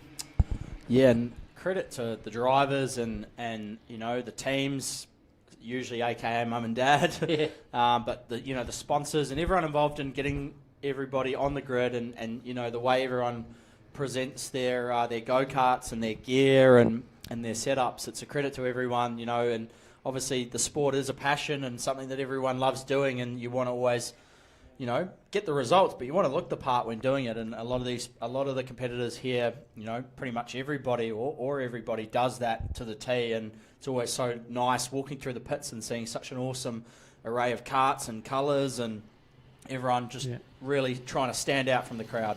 Yeah, look, it is. And I've always said that a fast race car or kart is one that's got some sign writing on the side of it, and you look down here, there are no black pods in this class at all. They've all got either their sponsors or the name of their kart team or the brand of chassis that they're running.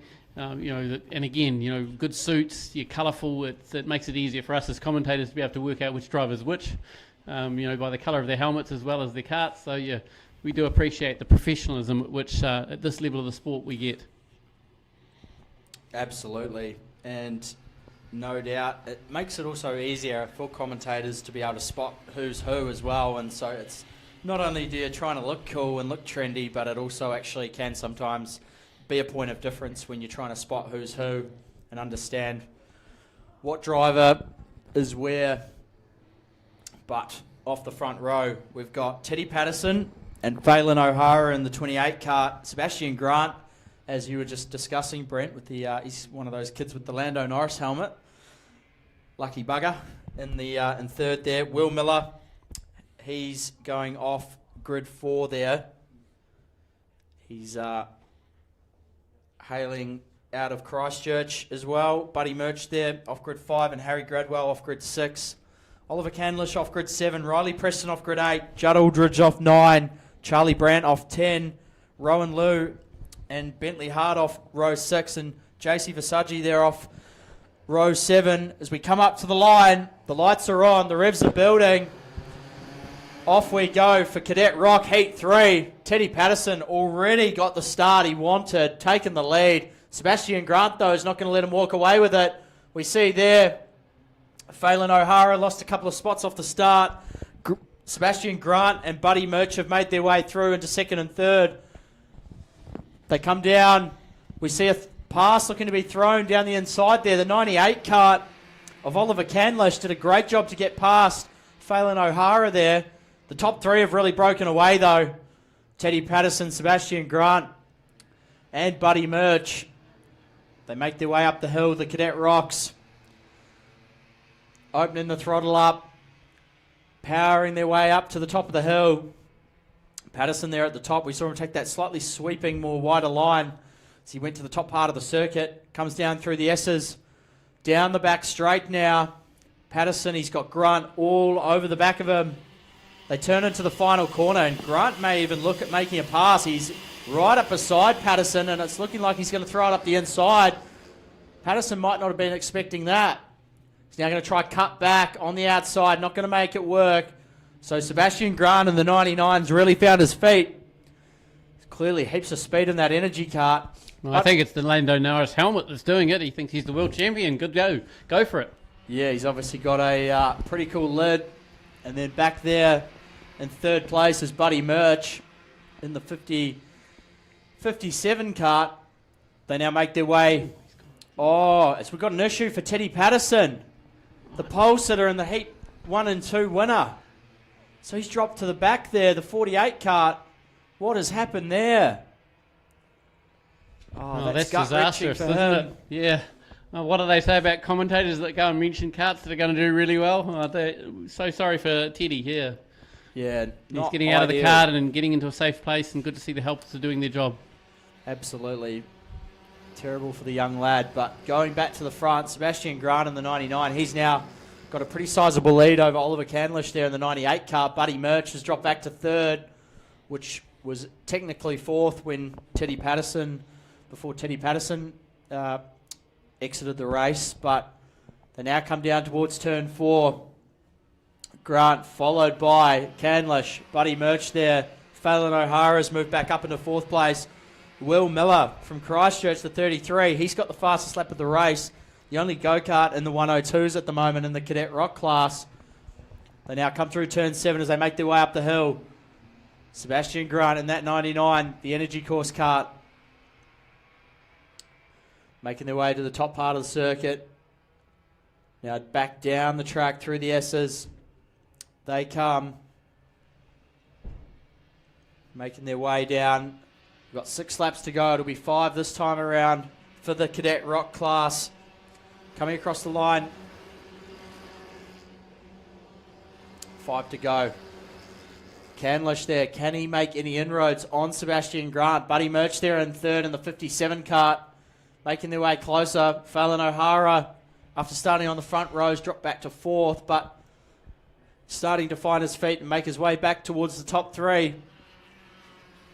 The 33 of Will Miller and the 41 of Harry Gradwell starting to close in on the top 3 or 4 karts as well. Then a little bit further back from there, we've got Charlie Brandt, Judd Aldridge, Rowan Liu, JC Visagi there in 10th.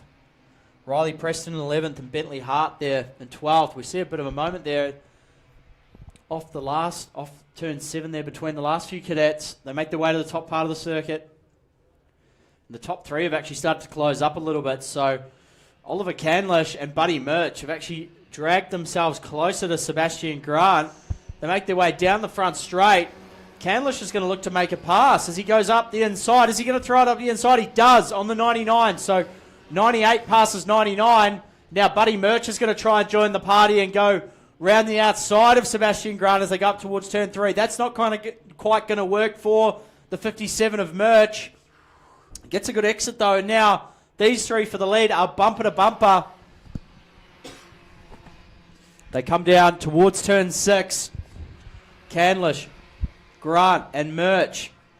Nothing can separate the three of them at the moment, and credit to Oliver Canlish and Buddy Murch. They dragged Sebastian Grant in. They reeled him right in and got right back into the thick of it for the lead of the race. They now go through the top part of the circuit. We've got a couple of other karts that have had some issues a little bit further back. It looks to be the 8 of Rowan Liu. And the 51 kart.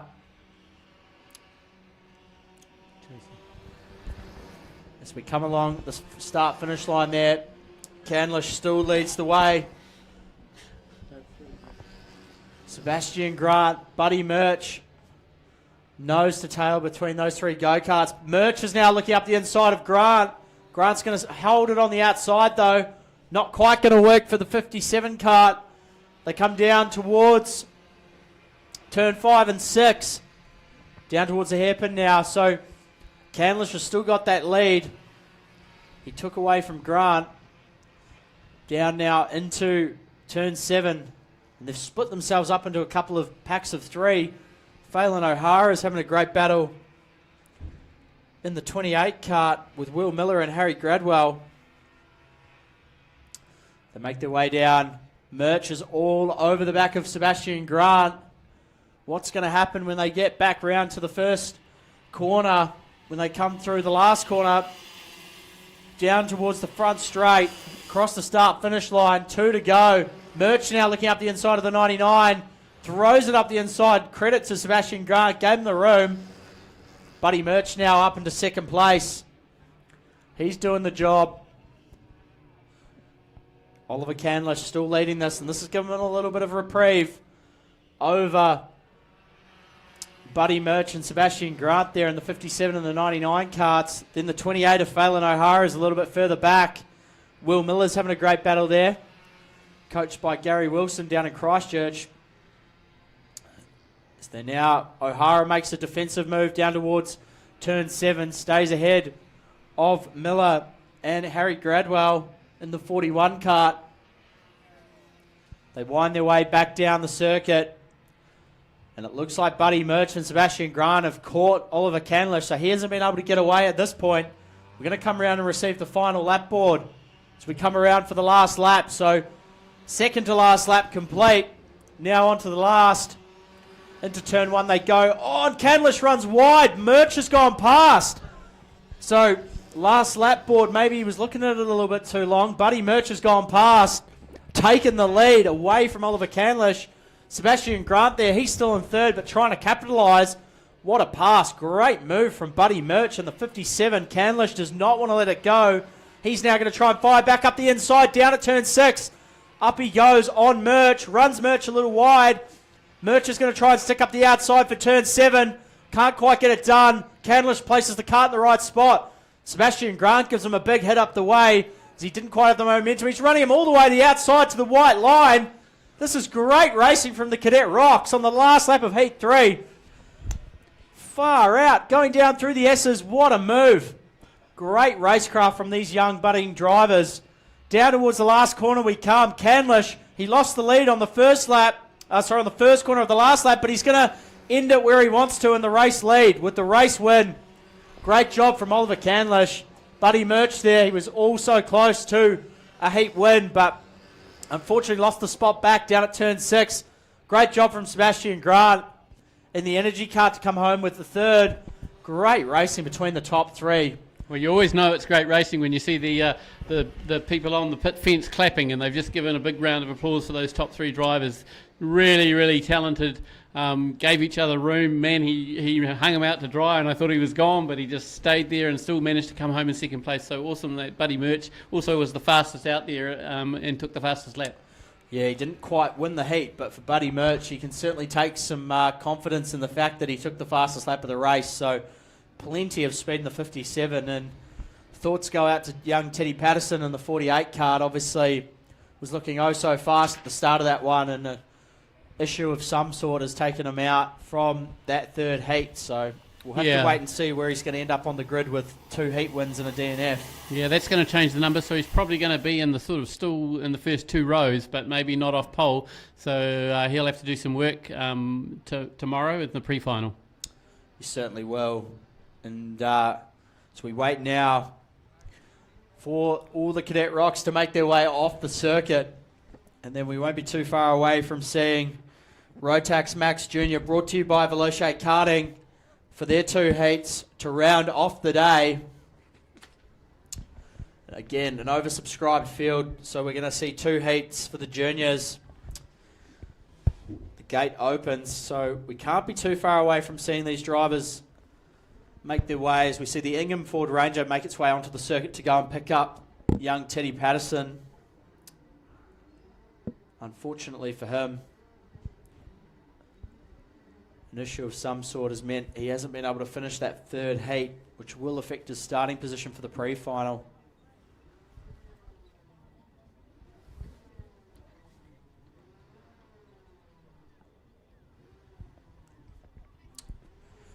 Great to see so many people here watching the awesome racing unfolding here at KartSport Rotorua for the KartSport New Zealand, the 2026 Giltrap Group Sprint Nationals, which is also round 3 of the Hampton Downs New Zealand Racing Academy KartStars series, supported by Racer Products and Sixt Rent-A-Car, and round 2 of the Vortex Rock Cup, and round 2 of the Rock Vegas SV series. So the beauty of the Nationals is that we incorporate the championships into it, as well as it being a one-off national title as well. But you can see Regan down there in the pits with one of our young budding drivers. So Regan, let's head down to you and have a chat. Yeah, we've got Ollie Candlish. Come over here, mate. Just had an epic race, didn't you? That was such a good battle with the other guys. How did it go for you? How did you find it? Really good. Buddy said it was amazing to race with them and them right up next to me the whole time. Yeah, it was really tight. You guys were battling really hard. It all looked fair and clean, which is the main thing, and you managed to come out on top, which is awesome. Do you think you can do it again in the pre-final? Yeah, hopefully. Yeah, mate, I reckon you can. Go on with confidence, and I don't know what grid you'll be off, but it must be near the front, so I hope you have a good one. Thank you. All right. All right, we'll go back to you, Ronan. Thanks for that, Regan.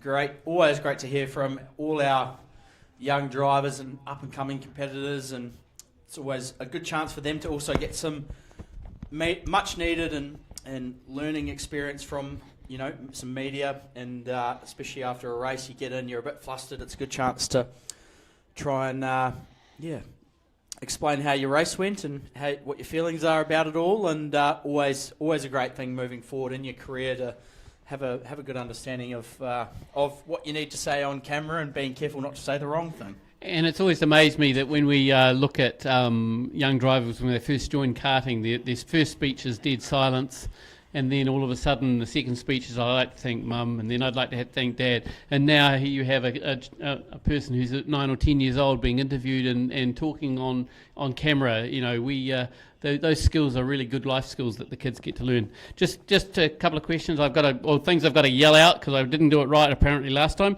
So can we get 4 yellow and 22 orange to come on up and get your prizes from the drawer?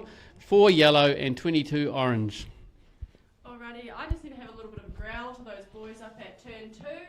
Not kosher to throw rocks onto the track when karts are driving around. I don't think you'd like it if there was a rock being thrown at you whilst you're on the track, so please don't do it to other people.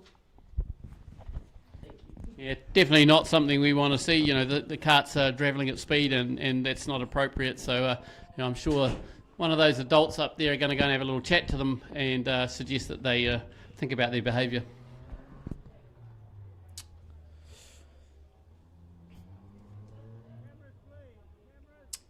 we're not too far away from Rotax Junior, Rotax Max Junior, brought to you by Veloce Karting. And huge thank you to Darren and the team at Veloce Karting for their support of the Rotax Max Junior class this weekend here at the Nationals and their ongoing support of the Rotorua Kart Club. So shout out to you, Darren, and thank you to you and your team for all you do for not only the club but for the class. And as we see now, Heat 3.1 for Rotax Max Junior making their way out onto the circuit. And as we saw from the grid in the in the Vortex DVS Junior class, Braxton Cravanger is going to be starting off the pole position in this one. So it's an incredible effort from a young driver such as himself and Tommy Hart and the other drivers that are doing double duty, running two different classes, two different engines that operate in a different way, and being able to jump between like they do and start off the pole position in both classes is a serious effort. Yeah, certainly Braxton and Tommy are probably the lead two right now that are fighting it out, but that doesn't mean to say that that's going to be the case at the end of the day. And I see that Tommy's going to be off pole in the 3.2 heat final, so third heat. And certainly if William Edmondson, the North Island champion, and the 43 of Jaden Buttermore and the 99 of Ben Brodie can do anything about it, they will be trying all they can. And obviously heaps and heaps of speed and talent in this class, and all these young drivers that are coming up through the ranks. We're not far away as they warm the karts up. They've done one warm-up lap, so we're not too far away from a race start as we wait for the karts to make their way around the circuit. So Cravanger will be off the pole. Next to him will be the North Island champion, William Edmondson. Off that second row of the grid, we'll have Jaden Buttermore and Ben Brodie. And then off grid 5, Dima McCarley from Australia, being run out of the Tasman Kart stable, looked after by Adam Mercer. Seth Comer off grid 6, Jack McGrath off grid 7, Maximus Rennie off grid 8, Louis Smith off grid 9, and Patrick McDonald rounding out the top 10. Asher Ehrlich off grid 11, Addo Bailey off 12, Riley Craig off 13, and Aidan Smart off grid 14. Daniel Lucas and Josie Ware are sharing grid 8. Angus Wilton and Cash Feek off row 9.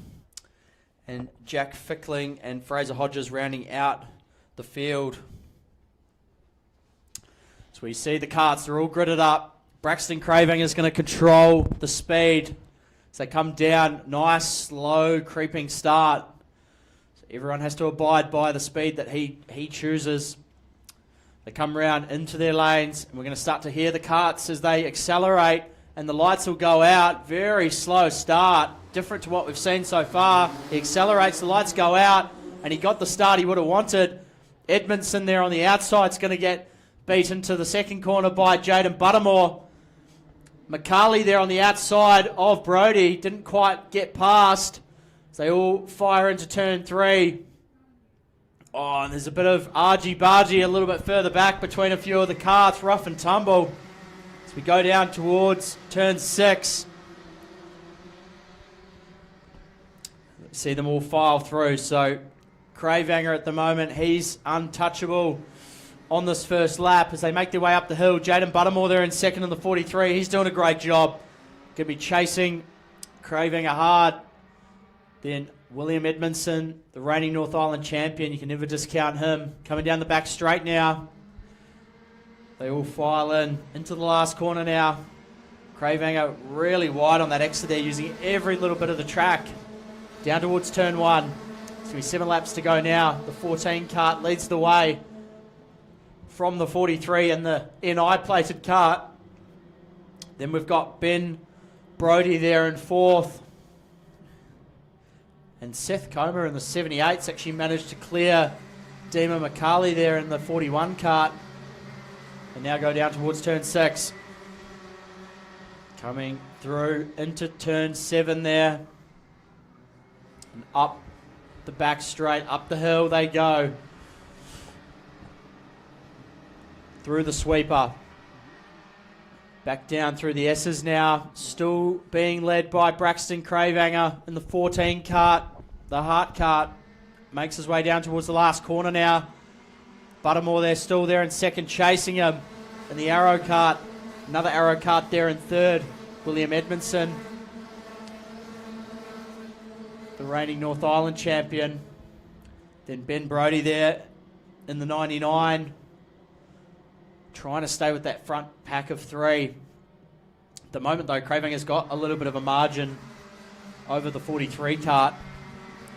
They make their way down towards turn 6. Nothing's changed as of yet over the last lap or so. The order's the same. They've all started to find a bit of a rhythm. The tyres have come up. They're all on the charge up the hill here at Rotorua Kart Club. Making their way down now. 6 laps to go at this stage. Down the back straight. Into the braking zone. Cravanger still leading this one. He's a little bit wider that time. That's given Buttermore a bit of a run. Is Buttermore going to go up the inside? He is in the 43. Not quite. Pulled back in. Looked like he had enough of a run, but he thought the better of it. William Edmondson there in third. He'll be watching that unfold going, I hope he throws it up the inside because I might be able to sneak on through. They come down towards turn 4. The 99 of Ben Brodie and the 78 of Seth Comer there. Dima McCarley, the Australian, he hasn't been able to stay with the top 5. He's dropped back a little bit. And then Addo Bailey and Riley Craig in 7th and 8th, also looking to try and move forward. At this stage, it's anyone's guess. The top 5, they've stayed very close in succession. Cravanger hasn't been able to open that gap up, and we saw on that last lap down the front straight, Buttermore had a great run. Cravanger didn't get a very good run off the last corner. They come through there again. He's a little bit wide, but not as close as he was last time as Buttermore, so we could be seeing a move from the 43 possibly. He's now starting to hunt. He's looking at different lines. Where can he place the cart that Cravanger isn't to try and find an advantage? They come down now towards turn 4. Cravanger in the 14 still leading the way. 43 cart is looking really, really fast right now on the racetrack. Seth Comer's actually got the fastest lap in the 78 cart at a 54.6. So he's actually crept up to the back of Ben Brodie and William Edmondson there, the North Island champion. As they now go through the top part of the circuit, the lead pack, they wind their way down the S's. Down the back straight they come. And Cravanger and Buttermore have actually managed to eject away a little bit from Edmondson. Not quite close enough this time around as Buttermore in the 43. Edmondson there in the NI plated cart. He's in between two battles going on. And then McCarley there in 6th. He's dropped off a little bit. The 87 of Riley Craig. The 11 of Jack McGrath there in behind. Make their way through. Turn 5. Down towards turn 6 now. Oh, and Seth Comer looked up the inside there of Brodie. And he got the move done. Great pass from the 78 of Seth Comer. They make their way now up the back straight, up the hill they go towards the big sweeper. Down the circuit they come, back down towards the final corner. Jaden Buttermore, he's still looking really racy in that 43 cart. Cravanger's probably just started to stabilise the margin a little bit. North Island champion Edmondson there, still in between, but he's going to start to come under a bit of pressure, I think, from Seth Comer, who has been the fastest go-kart on the racetrack. Cravanger's just stolen that best lap time away from Seth Comer with a 54.441. Jaden Buttermore with a 54.5. Edmondson on a 54.6. And then Seth Comer and Ben Brodie are both in the 54.4s as well as the race leader. So plenty going on at the moment. We see a move a little bit further back. There's a gaggle of about 4 carts coming through that second of the hairpins on their way up the hill. But that lead pack has started to morph into 2. The front 2 have pulled away from Edmondson and Comer. Comer's looking real racy though. Is he going to look to make a move up the inside? I think he's going to go up the inside. Not quite. Edmondson looked behind and he gave him a big shove on the entry to the corner there. Made his feelings known, did Seth Comer, that he wasn't too happy about the defence from William Edmondson. Clearly got the speed though, does Comer. Just needs to find the right opportunity. Coming now down towards turn 4, the 14 cart leading the way. Braxton Cravanger. We've seen him make a couple of appearances in Formula Ford over summer in the motorsport, the Next Gen, Repco Next Gen New Zealand Championship. Braxton Cravanger there, still leading the way. Jaden Buttermore's now taking the fastest lap of the race on a 54.3. So almost a tenth quicker, because although he did a 54.3, so did Braxton Cravanger. But they come down the back straight now through the final corner onto the front straight. Craving is going to take the win from Buttermore. Edmondson just holds on from Coma for third. And then Ben Brody there comes home in fifth. Demon McCarley there in sixth, the Australian. Followed by the 87.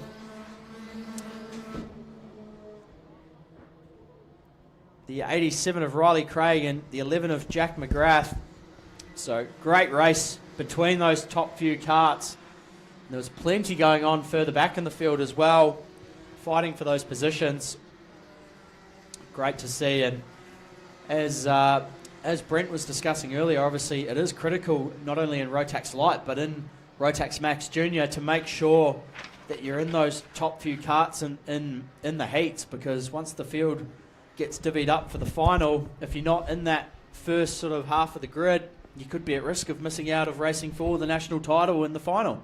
Yeah, for sure. We've got, I think, 40 juniors, so that's why we've split them into two groups, because we're just two over.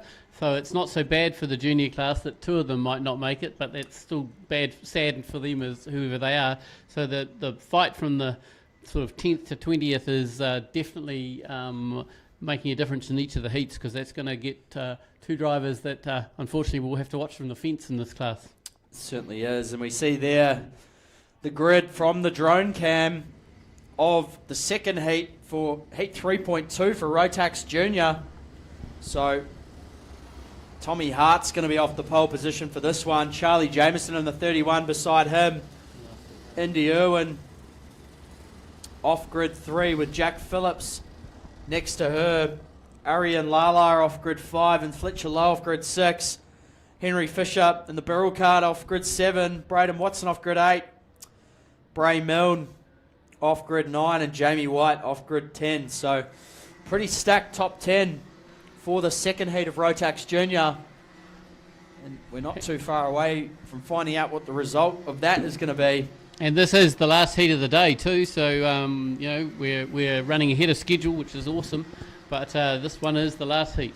And gee, what a day it's been here at KartSport Rotorua, Brent. It's been excellent racing, excellent racecraft, and obviously seeing all these drivers. It's been on, truly has been on for young and old here at KartSport Rotorua for day 2 or day 3 of the KartSport New Zealand 2026 Skill Trap Group Sprint Nationals. Day 2 of racing, but day 3 here at the event. So great to see everyone that's made their way out here, and great to see so many people along the fence here to watch the second heat of Rotax Max Junior. And I thought your reference to young and old was you and I, but okay, sorry, I missed that. Yeah, no, there's certainly is up in the comms Dad box joke. and on the circuit. So got to have a dad joke. Absolutely. But let's head down to Regan and catch up with our Heat 3.1 for Rotax Max Junior race winner, Braxton Cravanger. Thanks, Ronan. We're here with Braxton, who's taken out the heat. What did you think of that one, mate? Yeah, was there any particular strategy or just go hard? Just keep it going. And I got a bit scared into turn one time. I heard his engine coming up, but I managed to keep it and just hold it from there. Awesome. Well, you did a fantastic job. Any particular strategy for tomorrow in the pre-final? Just try and get a good position so I start second or third in the final. Awesome. All right, well, good luck for tomorrow. Cool. Thank you. Thanks, mate. We'll go back to you, Ronan. Thanks for that, Regan. Great to hear from that previous heat winner, Braxton Cravanger, and he's been on fire the last couple of days in the number 14 Hart Kart in not only Rotax Max Junior, but also Vortex Rock DVS Junior class. We see now this is the final heat of the day. Rotax Max Junior Heat 3.2. A versus C, grid draw. They make their way around. Tommy Hart's going to lead us away from the pole. Charlie Jameson beside him. It's a nice slow start again like we saw in the previous heat. The lights go out.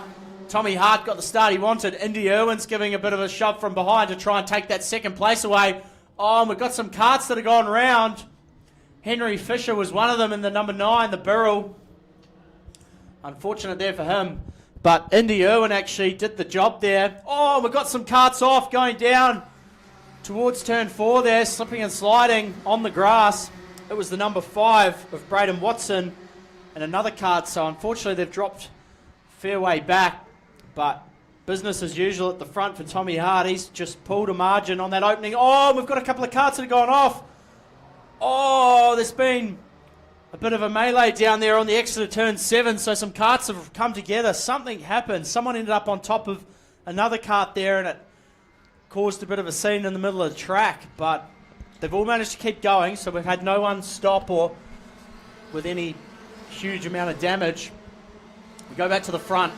Tommy Hart leads the way in the 69 kart. Indy Irwin, as we were saying, she had a great start. Pushed her way, or nudged her way to into second place there from third. So did a great job to get past Charlie Jameson in the 31 kart. And at the moment, the top 3 have got a pretty big gap over the rest of the field. The next kart is the number 6 of Kahu Twilly in the in 4th place there in the Cosmic kart. So he managed to do what he needed to do to get through all the chaos that was unfolding up ahead when, right where the karts are now, coming through turn 7, there was all that scrambling around.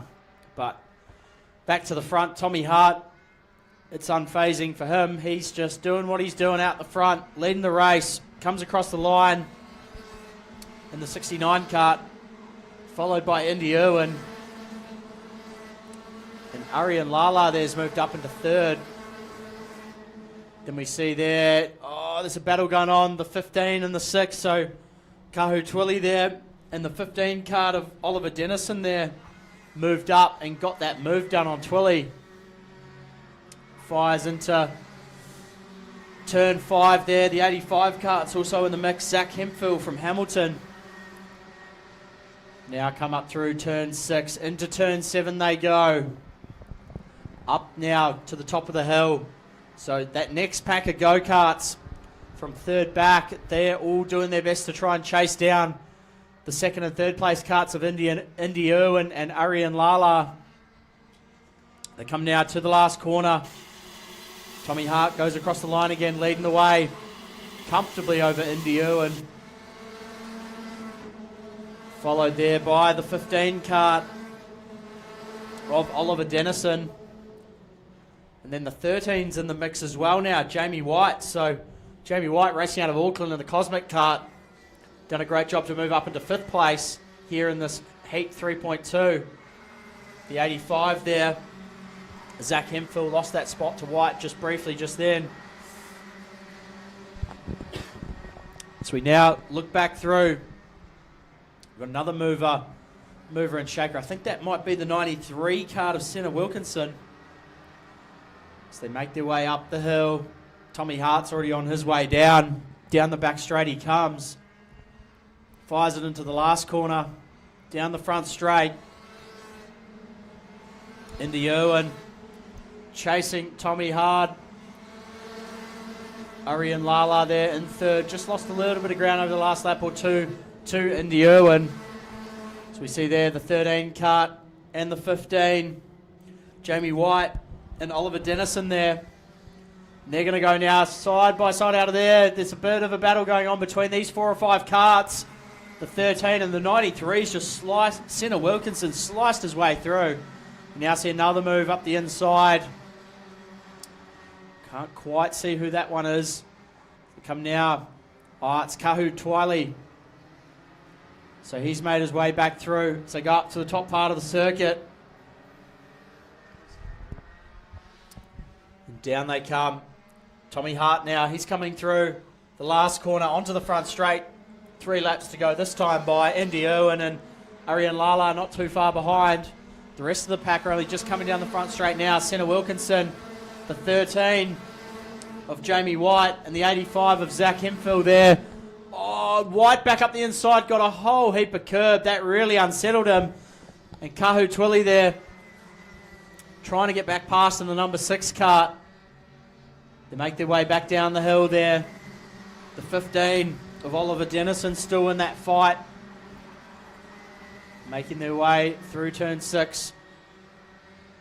Up to turn 7 now. There's about 3 or 4 karts trying to make passes. They now come up the hill. They open up the throttle on these Rotax Max Juniors. Through the S's they go. They wind their way back down the circuit. Tommy Hart, in the meantime, he's now coming down the circuit with 2 laps to go. Indy Irwin's managed to gap Arian Lala there in 3rd. Senna Wilkinson there in the 93 in 4th, doing a great job. Has managed to pull away from that lead, that pack in behind. They go up towards turn 3. Down now towards turn 4 for this huge train of karts, which Senna Wilkinson has managed to gap away from in the 93. Making their way up the top of the hill now is Tommy Hart, the race leader. Indy Irwin and Arian Lala trying to do everything they can to stop that gap from increasing. As the rest of the field makes their way down the S's, down the back straight now. Tommy Hart, he's just crossed the front start-finish line, so he's commenced the last lap of this heat, the final heat for the day. But the battle that's raging on between Zach Hemphill, Jamie White, Kahu Twilly, and the 31 of Charlie Jameson. We've got a kart up the bank there on the exit of turn 1. Something's gone awry over there. I think it's the 37 kart of Jack Phillips. Can't quite see the number of the other kart over there. Hopefully both those drivers are okay. Not an ideal situation. Both drivers we can see are moving around, so hopefully not too much in the way of an injury. There's going to be a yellow flag coming down here, but I don't think it's going to affect the finish of the race. Tommy Hart comes across the line to take the checkered flag. As he slows right down, does the right thing. Indy Irwin the same. Arian Lala comes across the line to take 3rd. And the rest of the drivers that come round in their finishing positions. Senna Wilkinson did a great job. Shout out to him to drive all the way through to 4th. The 85 of Zach Hemphill had a great race as well. So too the rest of the field. Bar that incident there on the last lap, it was a super clean race from everybody. So that concludes the day of racing here at KartSport Rotorua. Day 3 of the KartSport New Zealand 2026 Giltrap Group Sprint Nationals. Both the drivers over at that incident. We can see the drone there, keeping an eye on what's happening. The drivers look to be okay, so it's always the main thing in situations like this, the health and safety of everybody involved. Glad to see that that is the case, but we now see all the drivers making their way down the track into the pits, and seriously dominant drive from Tommy Hart and the 69 Hart kart. Yeah, with Indy and then Arian coming in 2nd and 3rd, and they were 7 seconds. 7 seconds off the lead. So, those top 3 just drove away and had their own race due to some of the incidents that happened during the race. So I'm sure our judicial team have got a wee bit of work ahead of them. Yeah, no doubt. There'll be a bit to look at after that Rotax Max Junior heat, 3.2. As we see there, the Ingham Ford Ranger making its way onto the circuit to collect those karts.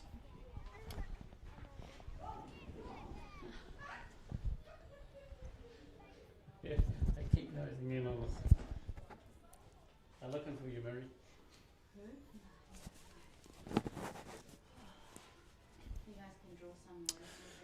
Oh, what a day of racing here at KartSport Rotorua. Such an awesome event being put on by the Rotorua Kart Club here, and so too KartSport New Zealand. It's been a whirlwind of a day. We've had so much action, so much great racing.